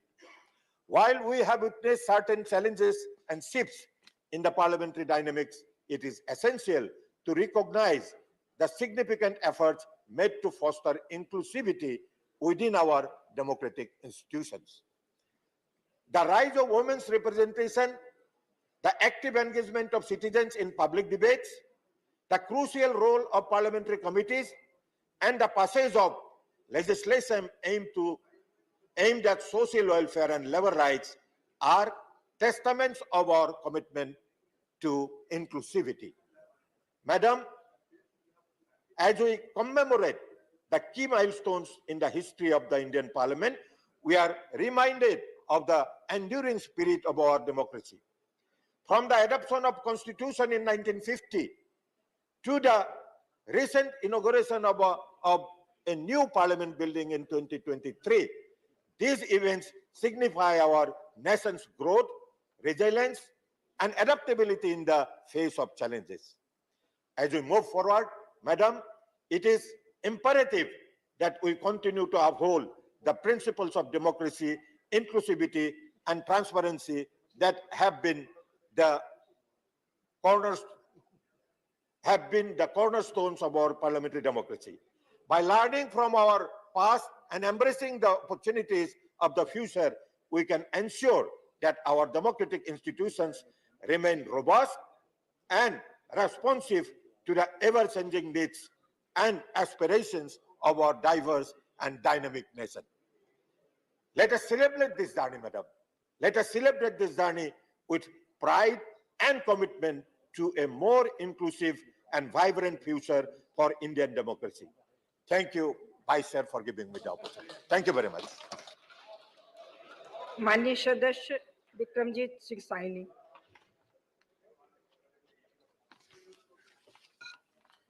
Honorable Chairman, sir, and my fellow parliamentarians, today when I stand here to speak on this historic occasion of the transition from historic Parliament House to the iconic new Parliament building representing the new India, as India approaches a major milestone in the 75th year of the Parliament.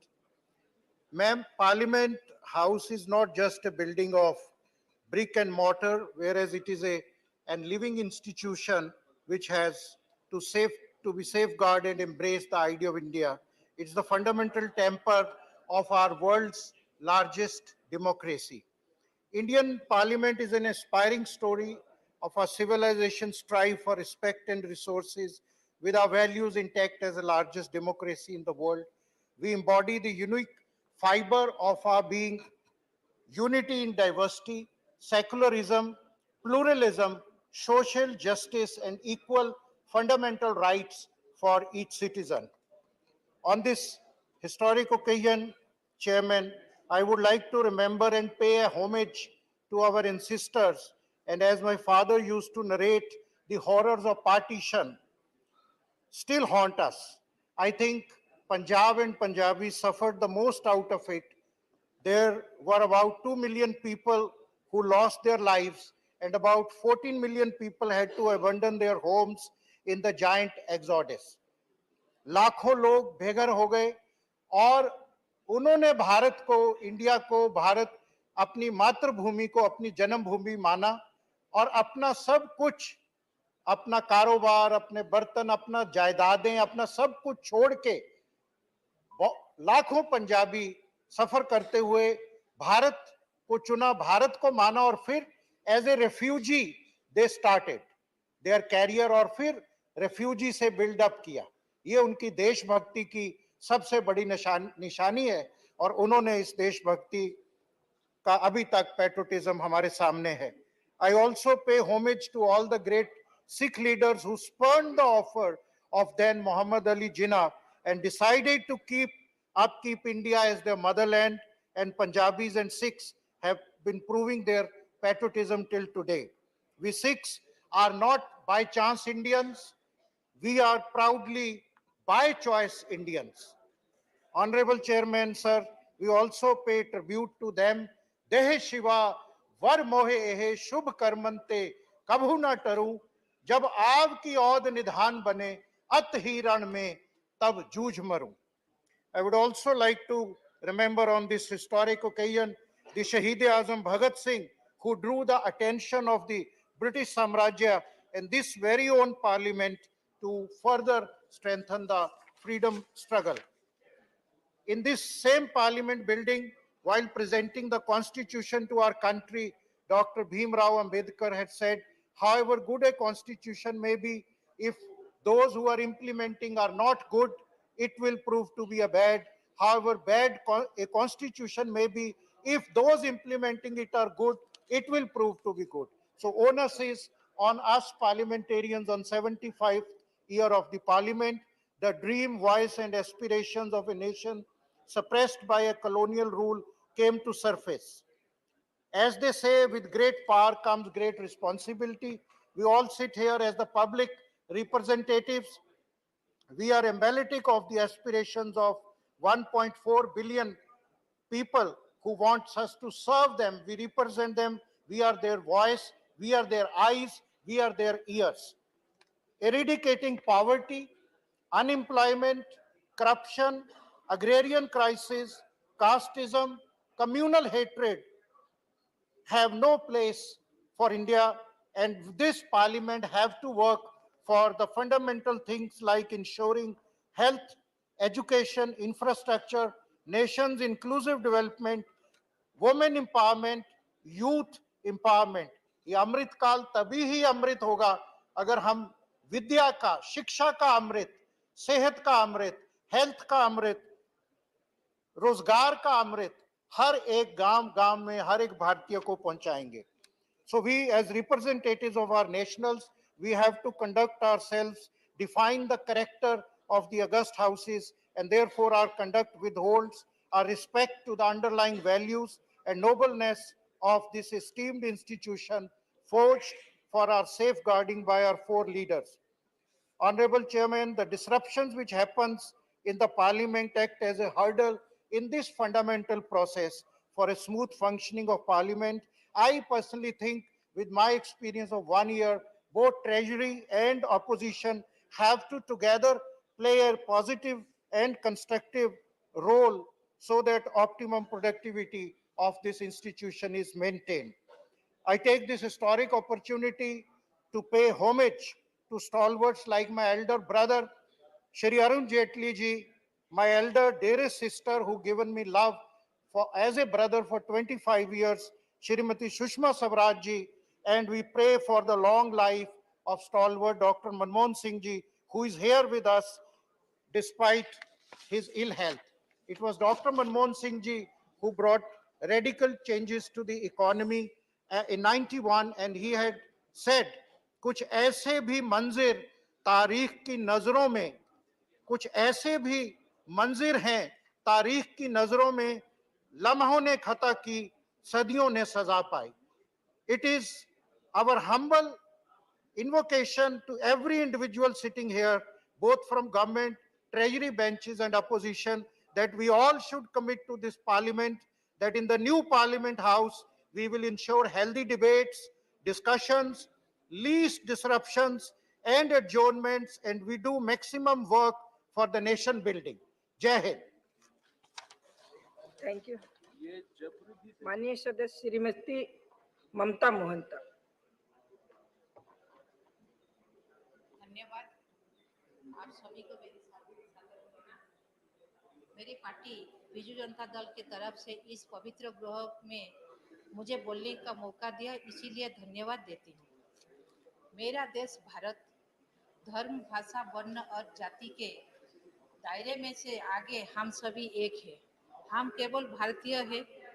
आप सभी भारत वर्ष का इतिहास जानते हैं. भारत देश कैसे और कब स्वाधीन हुआ, कितने बलिदान, त्याग, समर्पण के बाद स्वाधीन भारत हमें हासिल हुआ.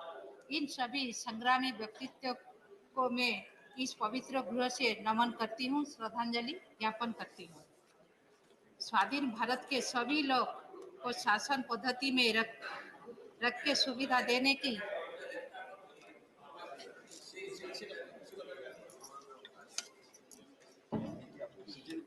स्वाधीन भारत के सभी लोग को शासन पद्धति में रखकर सुविधा देने की समय में देश को संविधान की आवश्यकता पड़ी, जो सभी भारतीयों को समानता प्रदान करे.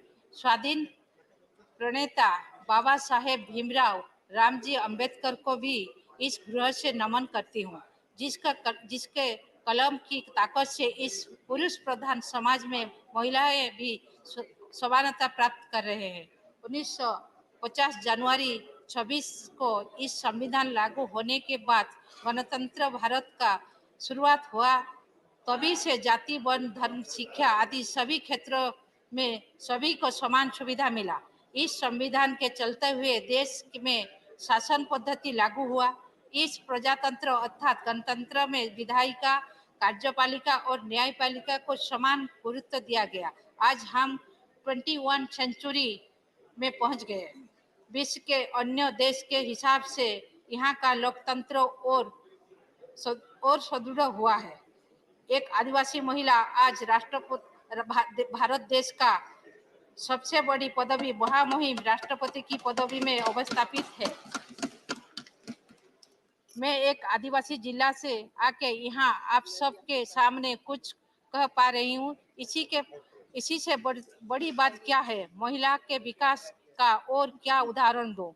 आज अगर आप कहीं भी जाओ तो ज्यादातर इलाका में महिला जिला कलेक्टर, जिला एसपी, महिला सरकारी कर्मचारी ज्यादा पाएंगे। शिक्षा क्षेत्र में आप देखें, आईआईटी, आईआईएम, एमबीबीएस, यूपीएससी सभी क्षेत्रों में महिला को दबदबा है।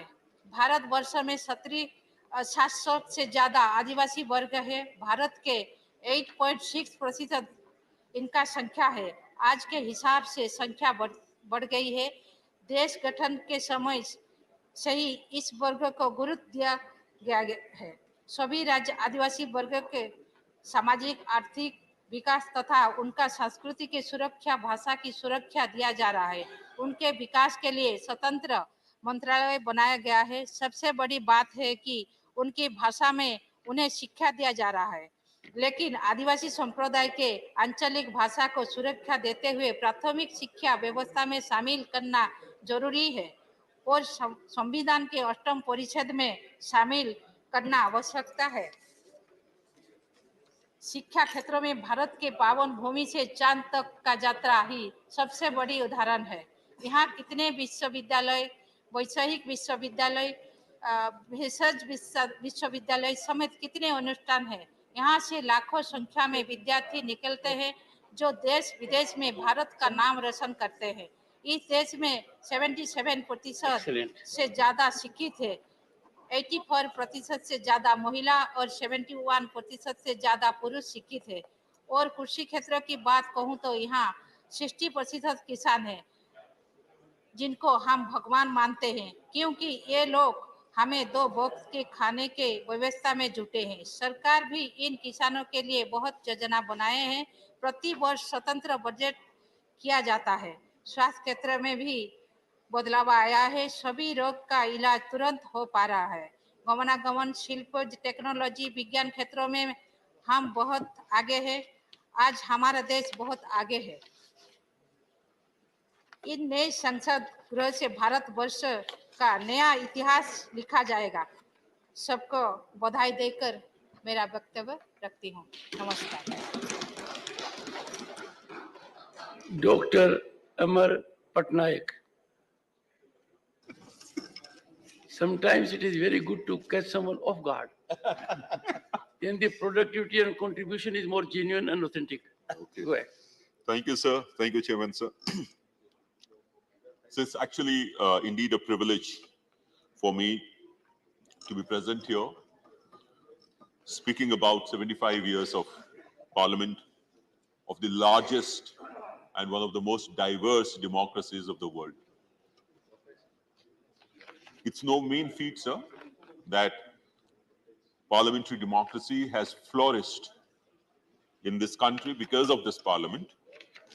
What is currently happening or is about to happen is that we would be moving in a symbolic fashion from old to the new, from new to the aspirational, and from a democracy which was marked by bills and acts which laid the foundation, or which will be the foundation for several such new bills and acts in the future in the new building. Sir, I would like to speak about a speech which Dr. Ambedkar made in the Law College of University of Delhi way back in 1948. He says, there could be no doubt that one of the countries which could boast of a great ancient civilization was India. It had parliamentary institutions when people of Europe were mere nomads. It is not that India did not know what is democracy. There was a time when India was studded with republics, and even where there were monarchies, they were either elected or limited. It is not that India did not know parliaments or parliamentary procedure. A study of the Vinaya Pitaka and the Buddhist Bhikshu Sanghas discloses that not only there were parliaments, For the Sanghas were nothing but parliaments, but the Sanghas knew and observed all the rules of parliamentary procedure known to modern times. So I would concur with what what other members were referring to say that democracy did not really originate in Greece, but it originated many years before in this particular land. So if we are talking about parliament, I would like to think that since we knew about the parliamentary functioning for a long time, and since we are talking about the Constituent Assembly gave us the Constitution. But it is the parliament that helps to make the Constitution a living document by the process of amendments. And that is how each one has enabled and strengthened the other. And these amendments have actually made the parliament, made the functioning of the parliament closer to the socio-economic and political reality of each of the times, the entire history of this particular 75 years. So the role of parliament, in a sense, anywhere in the world would be fourfold. So one, to make laws, which will be evolving with the times. Second, to pass the budget. Third, to raise national, state and local issues. And number four, to hold the executive to account by various procedures of question and answer and committees and PSC and COPO and other such matters. Now, if we talk about the first and the foremost duty of parliament, that is to make laws, I know that the parliament has made several laws. There are more than 100 amendments which have been passed, but I would like to concentrate on a few. And those are, the first one, on the center-state relations. So the parliament, right from the time the Constituent Assembly debates have taken place, has been cognizant of the fact that the states have a very important role to play in this in democracy. In fact, Renuka Ray, she was a member of the Constituent Assembly, while agreeing with Pandit Kunjru, she says it is necessary that the center should be in a position to see that provinces do not fall behind in regard to the minimum standards of development. But agreeing with Pandit Kunjru, it is also not possible for a province to administer its responsibilities in an adequate manner if its financial position is unstable or uncertain. Therefore, the parliament's job is threefold. One, legislative relations, administrative relations, and financial relations. While on the first two front, I think there has not been much divergence except occasional allegations of center legislating on the state list. The problem has been the financial relations, the devolution of funds. And I think this is where our Chief Minister, my leader, Honorable Naveen Patnaik, has always been saying that the cess and surcharge which comes to the central kitty should be made a part of the divisible pool. I think this is what we have to look forward in the next 25 years to be happening, to make the states actually financially independent and financially sustainable to take the entire goal of the nation forward. The second aspect that I would like to talk about is on the issue of women, sir. So on the issue of women, the parliament has passed several landmark legislations, and many of them have already been spoken about here. One is the Hindu Marriage Act. It removed polygamy, marriage of a maiden and that of a widow, the registration of Hindu marriage, the divorce, the Hindu Succession Act, which is very significant because it gave property rights to women, the Hindu Succession Amendment Act, Child Marriage Act, and several such acts relating to women. But I think it stopped short of one particular last legislation, and that is reservation for women in the parliaments and the assemblies. And that, you know, sir, our leader, Honorable Naveen Patnaik, has been taking it forward for a long period of time, sent emissaries to all political parties. We have spoken here all the time to bring this legislation so that women, the gender parity and the gender equity, the theme reaches its final conclusion by this parliament, whether here or in the new building. And the last point, sir, that I would like to talk about is environmental constitutionalism. Sir, this is the parliament which has passed most of the environmental laws, starting with Air Pollution Act, Prevention of Air Pollution, Prevention of Water Pollution, Environmental Protection Act. Several such laws have been passed, and that is how the parliament has responded to the existential crisis that is facing this world at large, which is happening because of climate change.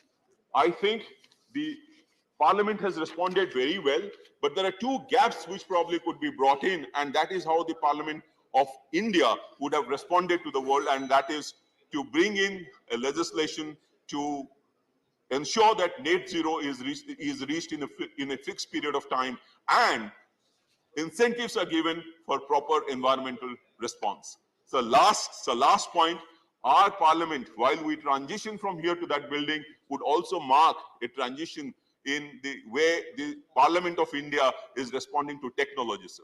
So we are moving from a physical, more of a physical parliament to a parliament which is both physical and digital, Sansad, sir. It will be it is not a hybrid, but that will be the way forward, sir. So I think with this, I would end my speech. Thank you so much for giving me these opportunities. Well, you are very well audited. That's your background. Sri Tiruchi Shiva.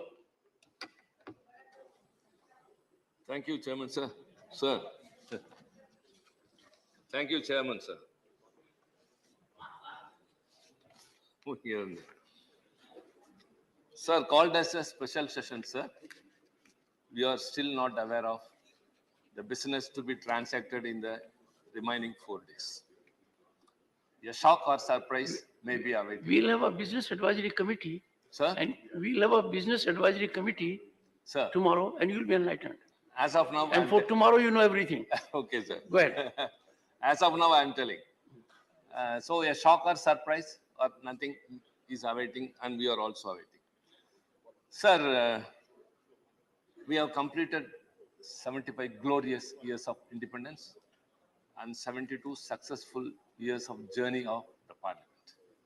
Sir, this milestone makes it important to recall the hopes, the ideals we have cherished, we have accomplished in this parliament, fulfilling those visions of the people who fought for freedom and those who drafted the constitution.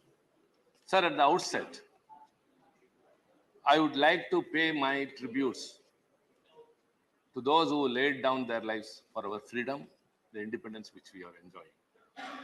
Starting from Pulitevan, Veerabandya Kattapomman, Marudhu Brothers, Velu Nachiyar, Kuyili, and Tilakar, Gokhale, Mahatma Gandhi, Nehru, Sardar Patel, VOC, and unsung heroes and unsung heroines, which is very, very important, sir. Sir, I think this is the right time to tell that. In a freedom struggle in Tamil Nadu, many women participated with involvement. One lady participated with a 1-year child in her hand. And when the police attempted to disperse the crowd, they opened fire. And when the crowd dispersed, she fell in a place. The flag which she was holding was in another place. The child fell in another place. And the bullet that was fired hit the infant, and the child died, sir. A child who knows nothing sacrificed his life, and that mother of the child named Kalimal, she didn't hesitate. She again took the flag and marched.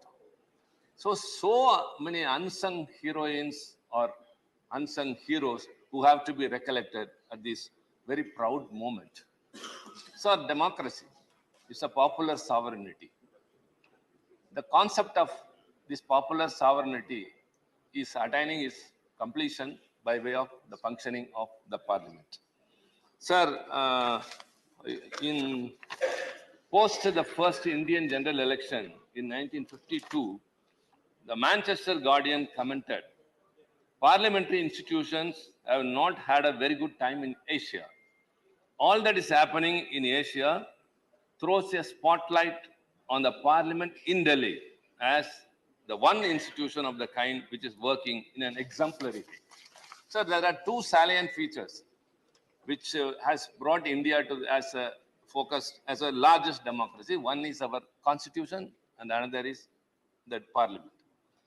Sir, Thomas Jefferson, the architect of America, once said that no constitution will survive the test of time more than 20 years. But ours is very vibrant even after 72 years because of the amending provisions. We have changed to time. And ours is not only the longest, and it has been discussed with a very long period of nearly 3 years. Sir, democracy, when it came into existence, Some people say Greece, some people say somewhere else, but we are the predecessors, we are the foreigners in everything. For example, in Tamil Nadu, sir, early Chola period, that was in 2nd, 3rd century, some excavations near Chennai, Uttaramerur, brought out the fact that there was a Kudavole system, that is a Yarsan part, in which people will write on the palm leaves their choice of candidate and would deposit in that, and a child would pick up and that person will be the Sarpanch of that area. So this democracy has been in India for more than 2000 years, that too from the southern ends. Sir, coming to the parliament. Sir, sentiments are not attached only to humans, of course to buildings too. I can recollect many things. And even if you move to a rich looking new parliament, sir, I think you or I, many of us would visit this parliament and especially the central hall. How can we forget this? How many things have happened, which is in history? Sir, the foundation stone for this parliament was laid in February 1921 by Duke of Connaught. And it was inaugurated by Viceroy Irwin in 1927. 6 years it took place. Sir, we should be very happy to note that the buildings were designed by Sir Herbert Bhaskar along with Edwin Lewin, architects of the new imperial capital. That is not the issue, sir. What I would like to highlight here is the sandstone columns in our parliament is a state of the art. And it is said that 2,500 stone cutters have been employed to design the top of the parliament. And almost it took so many years. 2,500 stone cutters and masons were employed to shape the marble there. And the central hall, sir, originally it was designated to be a library. Sir, you know very well everything. And later the Constituent Assembly sat there for 4 years, from 46 to 50. And after that, sir, it's a surprise that Supreme Court had its sittings here in the Central Hall, till it migrated to 1958 in the present building. And this Central Hall has witnessed a lot. Sir, I can hear two sounds. In June 1929, they recorded the blast of bomb which was thrown by the revolutionary Bhagat Singh and H.K. Bhatt to attain freedom. And thereafter in 2001, there was a terrorist attack in the parliament, which was to foil our freedom and a challenge to democracy. But this parliament withstood that, sir, thanks to the design and construction of this, as well as the security guards who were very much awake and acted to the situation. Sir, this circular shape of this parliament is a reminiscence of the Rome Colosseum, they say. So, see, I have been here for more than 2 decades, sir. I've been once in Loksabha and the 4th term here, sir. No other place in the world I love than this parliament premises. For many reasons. For many reasons. Sir, we have been contributing our service through this parliament. We voice out the people's aspirations. We fulfill their expectations. We redress their grievances by urging the government to understand and act. So this is it. This is the setup of a parliament. We make the government accountable. And this way we have worked a lot and have contributed, and we are setting a trend to the whole world, sir. And this Central Hall has seen so many. Again, sir, you know very well, it starts from Richard Nixon, then Eisenhower, then Khrushchev, sir? Many have come. Khrushchev, sir, Margaret Thatcher, Barack Obama, along with our presidents have addressed the joint sessions of parliament after the general election and before the commencement of every year. And people like you, sir, as vice presidents, what all they have done. Sir, all these are reminiscences. So what's your point, sir? Coming, sir, I'm pricing about Sentiment. this building. We are attaching our sentiment. When we are celebrating 75 years of independence, sir, I have to exalt the building, sir, the parliament. It's not just a building, sir. How many laws? See, in the first 2 terms of this parliament, 1952 and 57, it's only 700 laws have been enacted in this parliament. 700 laws. And moreover, in those first 15 years, till 67, the legacy of the freedom struggle continued by Congress and as well as opposition parties were there. Who were all there? Communists, the socialists, as well as the culturally conservative Sir, Jansan. you are getting sentimental beyond sentiment. Sir, What exactly socially are you liberal focusing on? Swatantara Party. And sir, after the DMK entered into the parliament, the doors were open for the regional parties. In a federal setup, the regional parties should have a very important place and it cannot be dispensed of, was established only after DMK came here. Our founder leader, Anna, how his voice echoed in this August House, upper house, sir, it is still in the annals of history. Sir, I also visualize who all have been here. Pandit Nehru, Dr. Ambedkar, Lal Bahadur Shastri, Kripalani, Madhu Dandavade, Vajpayee ji, Advani ji, Ramanohar Logia, and our beloved Anna, until Murasali Maran, sir, your colleague when you were in the Ministry of VP Singh, sir. His performance in Doha conference is still a history. Sir, coming to all these points, sir, I think I have some time, sir. No, sir. No, what I am doing is that the main opposition party, their entire time had been taken by the Honorable LOP. But I would still accommodate some of them, given their huge experience. That being the situation, I am rationally, uniformly curtailing time, more of the ruling party, but of others also. So please cooperate with me. Sir, I could hear, though I was not there, the Tryst with Destiny speech of Pandit Nehru.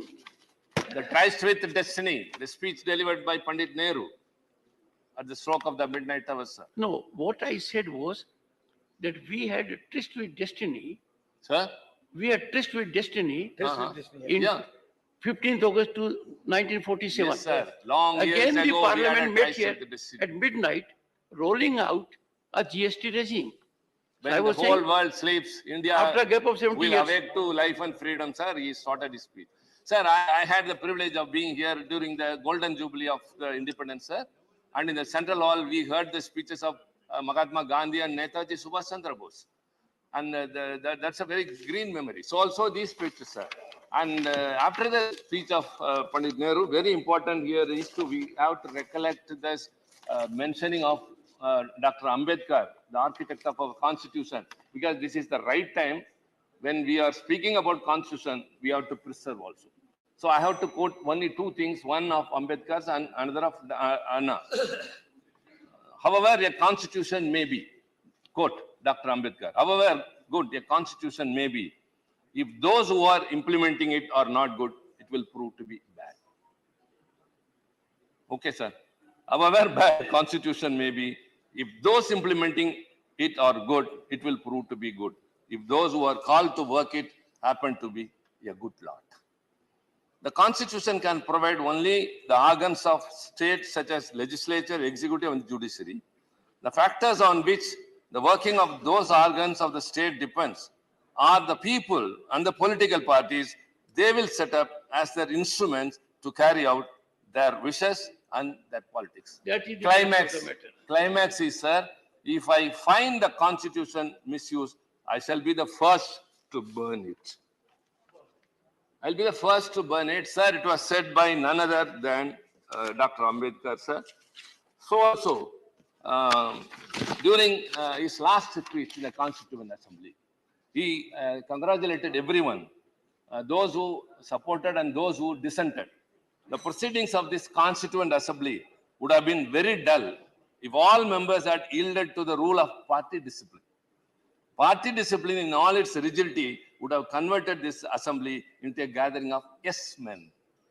So he says that, he goes on to thank all those who dissented also. It has a relevance, sir. Huh?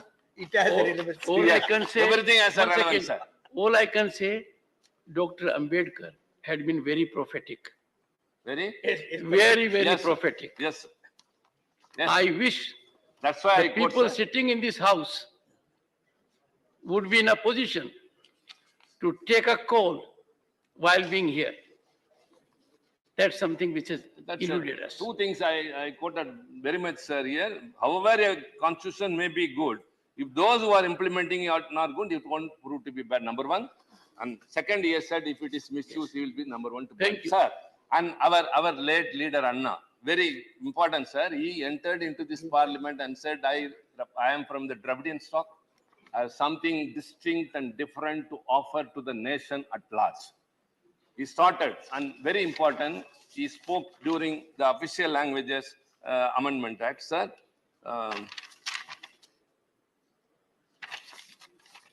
Sorry. Please conclude. Sir. Yeah. If it is uniformity, quote, Anna spoke.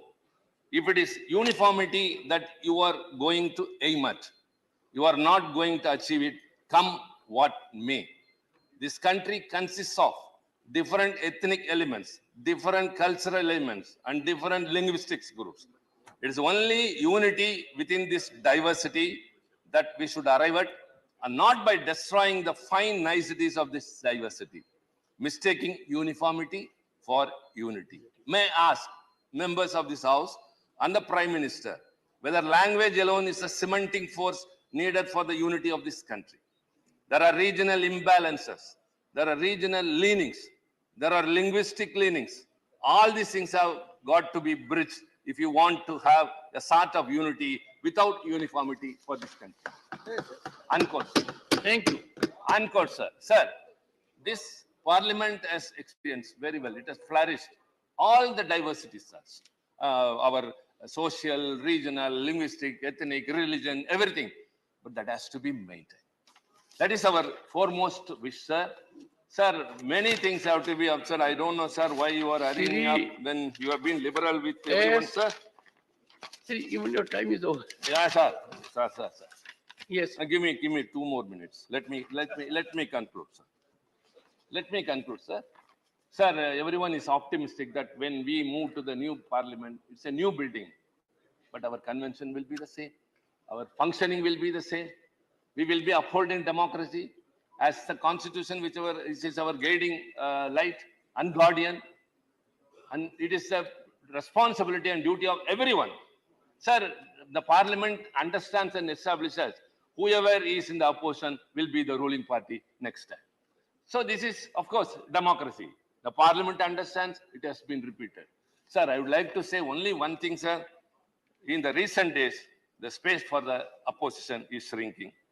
There has been a decline in the ability of the parliament to hold the government accountable with fewer days of working. Scrutiny of legislative proposals is weakening. Expansive executive control over the legislative process persists. They got frequent government resorts to ordinances than legislation. Sir, this is only our concern, sir. At least sir, we have to be free. Because, sir, you, sir, you know very well. You are right. Yes, sir. But when I look within, yes, sir, I find lost opportunities. Enough opportunity was available. Why that was not availed? We have to be very rational, committed. It is good to speak these things. Yes, sir. Good to talk of sublimity. But I keep a diary. And mind you, I am in pain. Sir, I did everything in spite of perception, whatever be around, sir, to make available platform. To have it was not there. Let us hope, pray, and wish that we will avail every opportunity to make a contribution in this great theatre. Sir, we repose our confidence Without upon you, disturbance, sir. without disruption. Shri Sir, S. let me conclude Niranjan with one Reddy. word. Sir, only last sentence. Sir, the ideals of Anna, the Dravidian policy, and sir, we are second to none in upholding the sovereignty of this country, sir. When Chinese aggression came, we gave up our policy, the individual Dravida Nadu. And when the Bangladesh war came, our then Chief Minister, Dr. Kalinger, gave 6 crore rupees, the first ever in the state. Shri Now, sir, S. under MK Niranjan Stalin, sir, Reddy, we are 5 pursuing minutes. that, Go ahead. and we will Thank you.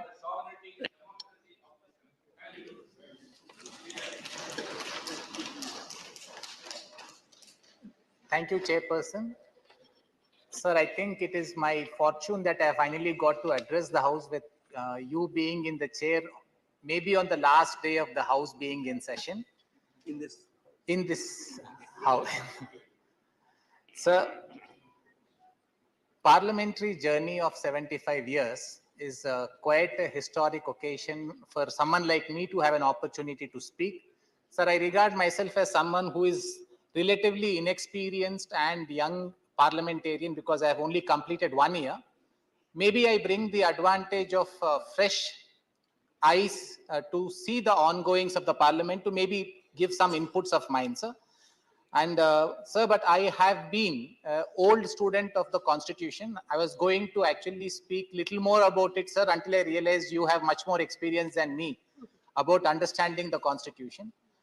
Sir, I think the single biggest achievement of our Constitution has been that it has managed to survive. It has managed to survive, sir, despite some challenges it faced during some emergencies. It has managed to survive despite it being tested during a long coalition period when the country came out democratically rich. Sir, it has continued to serve the country most positively. Sir, while we speak of the new Parliament House and where the functioning may shift, sir, I remind myself that we belong to the Rajya Sabha, which is a continuous house, and we are serving under a constitution which is a continuous document. So both of these are going to be permanent features, sir, that would possibly guide the functioning of our house, even in the new parliament. Sir, my passion with this constitution subject started with my reading of the Constituent Assembly debates. Sir. Today's topic is Samvidhan Sabha and the Constitution working for 75 years. Sir, every time I read the Constituent Assembly debates, they are an education in itself because the quality of debates, the kind of divergent views that were expressed in a very productive manner and the symbiotic manner in which the Constitution came to be forged, sir, resulted in the most prolix Constitution and the most living and breathing Constitution, sir. So in my view, when someone says that the Indian Constitution is possibly one of the most amended Constitution with more than 100 amendments, it is a salute to the Constitution that the Constitution permits such changes to be made having regard to the diversity and the advances of the society. Sir, we have remained up to date with our Constitution. It is possibly the most brilliant legal document that the world has seen, sir. Sir, in terms of the learnings and challenges, sir, I think we have completed 72 years of being a republic. We have completed more than 75 years from the time the Constituent Assembly originally sat to prepare the Constitution document. Sir, I think when we now move into the new house with possibly new infrastructure and digital infrastructure, so we may have to be mindful of a few challenges we may have having regard to the learnings of the past. Sir, one of the challenges that I would be looking at, and I'm quite sure, sir, the government would steer us through these challenges, would be the role of states. Sir, I would like to just maybe, sir, my inexperience and my green eyes, it allows me to see something where I find that Rajya Sabha increasingly is becoming like an echo chamber of the Loksabha where we debate the same issues on the same footings and on the same concerns. Sir, we are a council of states. We represent the states. So I would, sir, prefer and I would suggest, but subject to correction by all the seniors here who are much more experienced than me, that when we possibly move into a new house, we look at our role as a council of states more seriously. We may have to look at representing the interests of states. So when I speak of representing the interests of states, I do not speak in terms of a divisive central versus state sphere, sir, because I also understand that the same party which is ruling the central government is in power in majority of the states. So when we speak of state subject, state interests being protected, it is not a divisive debate that I am trying to provoke, sir, but I am trying to say that it can be done in a constructive manner. So one other challenge that may be facing us, yes, sir, I am taking only 1 more minute, sir. One other challenge that we may have to encounter, sir, with the enlarged space in the new Lok Sabha, there are a few concerns about the South Indian states and the more developed states feeling that will they be, in that sense, outnumbered because Article 82 gives a protection up till 2026. Would that be balanced in some manner? Sir, I'm sure we'll have an opportunity to debate it, but I think it's a matter of concern which I just wanted to place for the House to consider in due course. Sir, then the last point I want to make, sir, is we are now moving towards a developed nation, sir. We have that 25-year goal. We would want to commend the government and support it fully. As Indians, everyone wants India to be a developed country.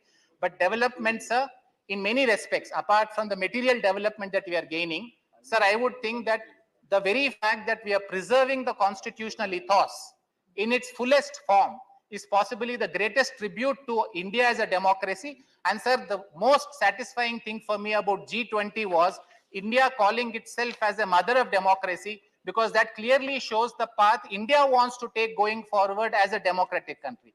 Sir, I thank you for granting me an opportunity for speaking on such an important occasion. Sri Rajiv Shukla, very brief. सबसे पहले तो ये debate कराने के लिए कि जिसमें संसद भवन से आज हम सबकी विदाई हो रही, कल से नए संसद भवन में जाएंगे, तो इसकी ऐतिहासिक यादें सब उनका यहाँ पे उल्लेख कर रहे हैं। इस छत के नीचे एक से एक महान लोग आए, एक से एक लोग यहाँ से रह के गए, उनके भाषणों की प्रतिध्वनियां आज तक यहाँ गूंज रही हैं। और जब कोई आता है सर तो बड़ा उत्साह होता है, और जब जाता है तो विछोह का दुख होता है।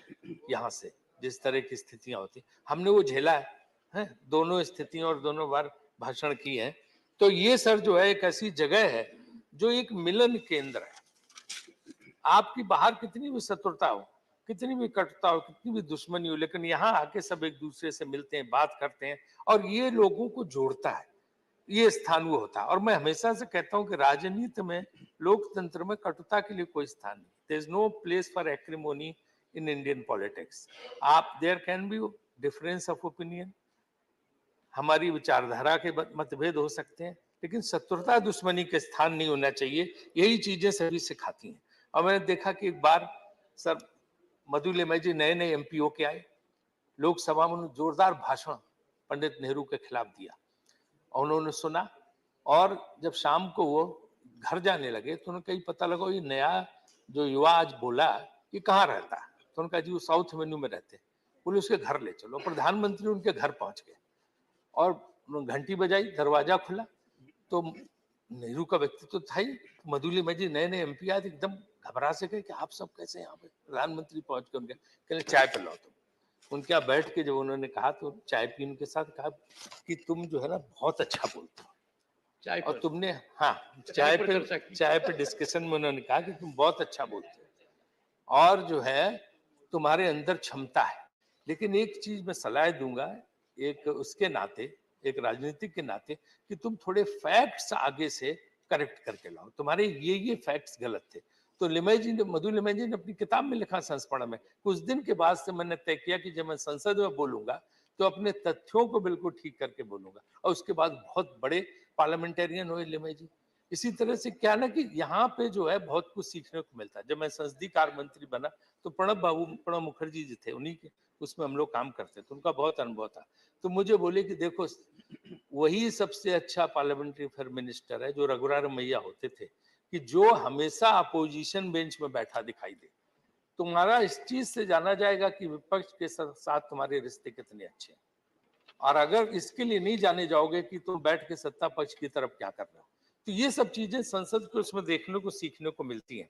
ये स्थान सर सेंट्रल हॉल जैसे चीज का प्रतीक है। कितनी भी शत्रुता हो, आमने सामने पड़ जाते हैं, बैठ के चाय कॉफी पी लेते हैं, वहां से बात खुल जाती है और आपस में मेल जोल हो जाता है। तो ये संविधान भी जो यहाँ पे बना, हर प्रधानमंत्री का योगदान है, चाहे नेहरू जी का हो, चाहे शास्त्री जी का हो, चाहे मोरारजी देसाई का हो, चाहे जो है इंदिरा जी का हो, चाहे राजीव जी का हो, चाहे चौधरी चरण सिंह का हो, चाहे नरसिम्हा राव जी का, चाहे देवगौड़ा जी का हो, गुजराल साहब का, अटल जी का हो, सिंह जी का हो, मोदी जी का, सब जो है यहाँ आते हैं, सब काम करते हैं। तो ये सब जो है हमें आपस के यही संकल्प लेना चाहिए। आज के नए भवन में जा रहे हैं तो हम ये मन बदलें, दिल बदलें। जैसे अटल जी ने कहा था कि जो है ये ऐसी सत्ता आती हो जाती है, पार्टियां बनती बिगड़ती हैं, लेकिन जो है मन मुटाव नहीं होता। दिल जो है हम लोगों के उसी तरह रहने चाहिए, आपस में मिलजुल करके। और विपक्ष के पास है क्या सर, डिप्टी चेयरमैन सर, विपक्ष के पास क्या है? सिर्फ संसद में बोलने के लिए। उसके पास ना ऑफिस है, ना दफ्तर है, ना ऑर्डर करने के लिए फाइल है, कुछ तो नहीं है, सिर्फ अपनी बात कह सकता। अगर वो बात कहने का भी अवसर विपक्ष को ना मिले तो फिर विपक्ष के पास रह क्या गया? तो ये जो है संसद में ही होना चाहिए कि नई बिल्डिंग में नए बड़े दिल के साथ जाए, कटुता छोड़ें, शत्रुता छोड़ें, हैं, मिलजुल के और काम करें तो बहुत अच्छा रहेगा, है ना। 1 मिनट सिर्फ लास्ट मेरा है। और परिवार की तरह रहे, क्योंकि दुश्मनी 1 कदम 2 कदम, तुम भी थक जाओगे, हम भी थक जाएंगे, उससे क्या फायदा है? राजनीति में दुश्मनी की तो कोई गुंजाइश होती नहीं। और लोग तो लगे रहते हैं चारों तरफ लकड़ा रहे हैं, फिर भी पेड़ कहाँ हरे हैं। तो यहाँ लोग जुटे रहते हैं, यहाँ पे कहाँ वो ये करके, और जो भी आता है, चाहे हम इधर रहे चाहे उधर रहे, सबको एहसास होना चाहिए कि जो है ना, कि शोहरत की बुलंदी भी एक पल का तमाशा है, जिस साख पे बैठे हो टूट भी सकती है। ये सब एहसास हमें रहने चाहिए। तो बस जो संकल्प है नई संसद में जब हम जा रहे हैं तो इसका ही होना चाहिए। मैं उसको स्वागत करते हुए यही कहूंगा कि वहां जाके हम अपने मन बदलें, दिल बदल के बैठें, और दूसरी चीज वहां पे आके हम गरीब कल्याण के लिए काम करें, महंगाई पर काबू करें, युवाओं को रोजगार दें, सबको न्याय दें। एक और बात कहूंगा कि जुडिशियल रिफॉर्म्स आनी चाहिए। जुडिशियल रिफॉर्म्स अभी तक नहीं आए, वो काम नई संसद होना चाहिए। राजीव जी, अनेक और वक्ता हैं, प्लीज। और आपके माध्यम से इस बिल्डिंग का उपयोग क्या हो? ये ऐतिहासिक बिल्डिंग, यहाँ सब कुछ हुआ, सबने बताया, लेकिन इस बिल्डिंग का उपयोग क्या होगा? इसके उपयोग पे भी सरकार को सोचना चाहिए कि ऐसी ऐतिहासिक धरोहर, इसका कुछ ना कुछ इस्तेमाल होना चाहिए, व्हाइट एलिफेंट बन के ना रह जाए। धन्यवाद। इसको संसदीय कार्य के लिए किसी न किसी कार्य धन्यवाद माननीय राजीव जी, धन्यवाद। धन्यवाद। माननीय फौजिया खान जी, माननीय फौजिया खान।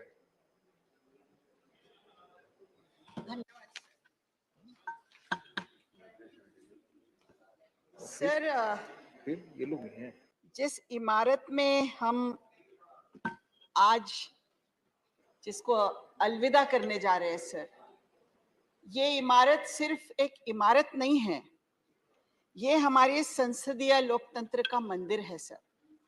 ये हमारे संसदीय परंपराओं का खजाना है, ये हमारे प्यारे भारत के सपनों का गुलिस्तान है सर, जिस इमारत को आज हम अलविदा कह रहे हैं। Sir, the soul of parliamentary democracy dwells here. It is through this parliament that India has lived by our constitution. Sir, Constituent Assembly में 15 महिला सदस्य थे, उनमें से एक महिला सदस्य दक्षिणयानी वेलियंदन, इन्होंने कहा था, a Constituent Assembly not only frames a constitution but also gives the people a new framework of life. Sir, it is by this framework of life that we are living in this parliament. This is certainly, sir, not like an old faded garment which we discard and it is replaced by a glittering attire. This institution has a history. It has sanctity. The soul of democracy, sir, is important. डर ये है कि कहीं sir जब हम अपने इमारत का शरीर बदलने जा रहे हैं तो कहीं लोकतंत्र की आत्मा यही न रह जाए सर, ये डर है।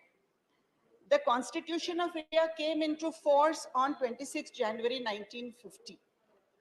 The first general elections under the new constitution were held during the year 1951 and 52, and the first elected parliament came into existence in April 1952, sir. Since then, this parliament has been the custodian of democracy. Sir, this has been the custodian of the dreams and aspirations of the people of India. This has been the custodian of the rights of men and women and children, sir. This has been the custodian of equality and justice. Several prime ministers have led this country. Several prime ministers have led this glorious nation, sir. Their vision, their contribution has made India grow like a 75-floor skyscraper. We are a skyscraper now. But that foundation, sir, is very, very important. And this foundation was laid by Shri Jawaharlal Nehru, who was 16 years Prime Minister of India, who has been called the father of modern India, sir. who carried forward the noble ideals of Mahatma Gandhi and laid the foundation of socialist, secular values and communal harmony. Sir, we cannot forget, sir, that it was his vision of modern India and his decisions of starting IITs, IIMs. Madam, please conclude, madam. Sir, it's over. Yes, 3 to 4 minutes. जो others में 3 to 4 minutes, please. All right. Sir, I will say that coming back to the context of the present times, I will say many prime ministers have led this country. Rajiv Gandhi ji has brought about the revolution, sir. He has brought reservation for women in the local self-government. There are so many decisions taken. Indira Gandhi was a prime minister who broke Pakistan into two. वो iron lady जिसकी वजह से पाकिस्तान के दो टुकड़े हो गए हैं, सर. ऐसे sir, please give me a minute at least. Please. Oh, it's already 4 minutes, madam. Please give me a minute, sir. This has been the time which has been allocated here. 3 to 4 minutes, please. Please cooperate. Please. Should I conclude or should I Please stop? conclude. Please conclude. Okay, sir. Last में इतना ही कहूंगी कि आज हम मन की बात कर रहे हैं. आज सरकार मन की बात करती है, लोग सरकार के मन की बात करते हैं. सर, लेकिन हमारे जो तिरंगे के रंग है, आज वो सरकार को नजर नहीं आ रहे हैं. सर, जो 3 रंग है वो नहीं दिख रहे हैं. शायद कलर ब्लाइंडनेस की बीमारी हो गई है, क्योंकि सर ये कलर ब्लाइंडनेस की बीमारी आज जो भी हमारे एडमिनिस्ट्रेटिव एजेंसीज हैं, जो सीबीआई है, ईडी है, हमारे जो अलग अलग ऑटोनोमस एजेंसीज है, आज उनको एक ही रंग नजर आ रहा है. Thank you, madam. It's already 5 minutes. 3 minute के बजाय 5 मिनट आप बोली. Thank you. Dr. Ram Gopal Yadav ji. Please.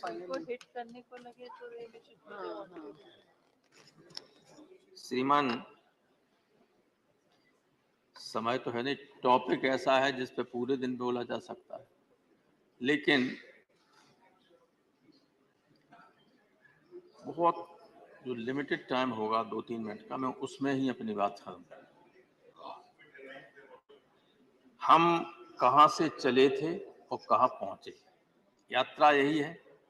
यात्रा की बिगिनिंग होती है, यहाँ से शुरू की थी, यहाँ पहुंचे, अभी खत्म नहीं हुई है. नेहरू जी से चले, मोदी जी तक आ गए, आगे कहाँ पहुंचेंगे वो तो आगे की बात है. मैं 2-3-4 उदाहरण दूंगा. ये ज्ञान देने के लिए आज खड़ा नहीं. एक बार पंडित जवाहरलाल नेहरू प्रधानमंत्री थे, इलाहाबाद में समाजवादी युवजन सभा के लोग जनेश्वर मिश्र, मोहन सिंह, ब्रजभूषण तिवारी के नेतृत्व में उन्होंने काले झंडे दिखाए. नेहरू जी ने अपनी गाड़ी रुकवाई, उतर के आए, बोले इन लड़कों को बुलाओ, और पूछा कि भाई क्यों काले झंडे दिखा रहे. लड़कों ने कहा कि हमारे यूनिवर्सिटी की फीस बढ़ा दी और हॉस्टल की फीस बढ़ा दी. हम गरीब लड़के आसपास के गांव के जहाँ रहते हैं, हॉस्टल में कोई पढ़ने की स्थिति में नहीं. नेहरू जी ने तब सेंट्रल यूनिवर्सिटी नहीं थी, लेकिन पंडित जी तो वहाँ के लिए कह ही सकते, तो कोई बात नहीं. नेहरू जी ने कहा कि भाई वाइस चांसलर को बुलाओ. बीसी से कहा कि आपने फीस क्यों बढ़ाई. कल तक ये आदेश वापस हो जाना चाहिए. आदेश वापस हो. एक बार जनेश्वर जी को इलाहाबाद यूनिवर्सिटी के वाइस चांसलर ने बाहर निकाल दिया, एडमिशन दोबारा ले नहीं रहे. पंडित कमलापत त्रिपाठी उत्तर प्रदेश से शिक्षा मंत्री थे.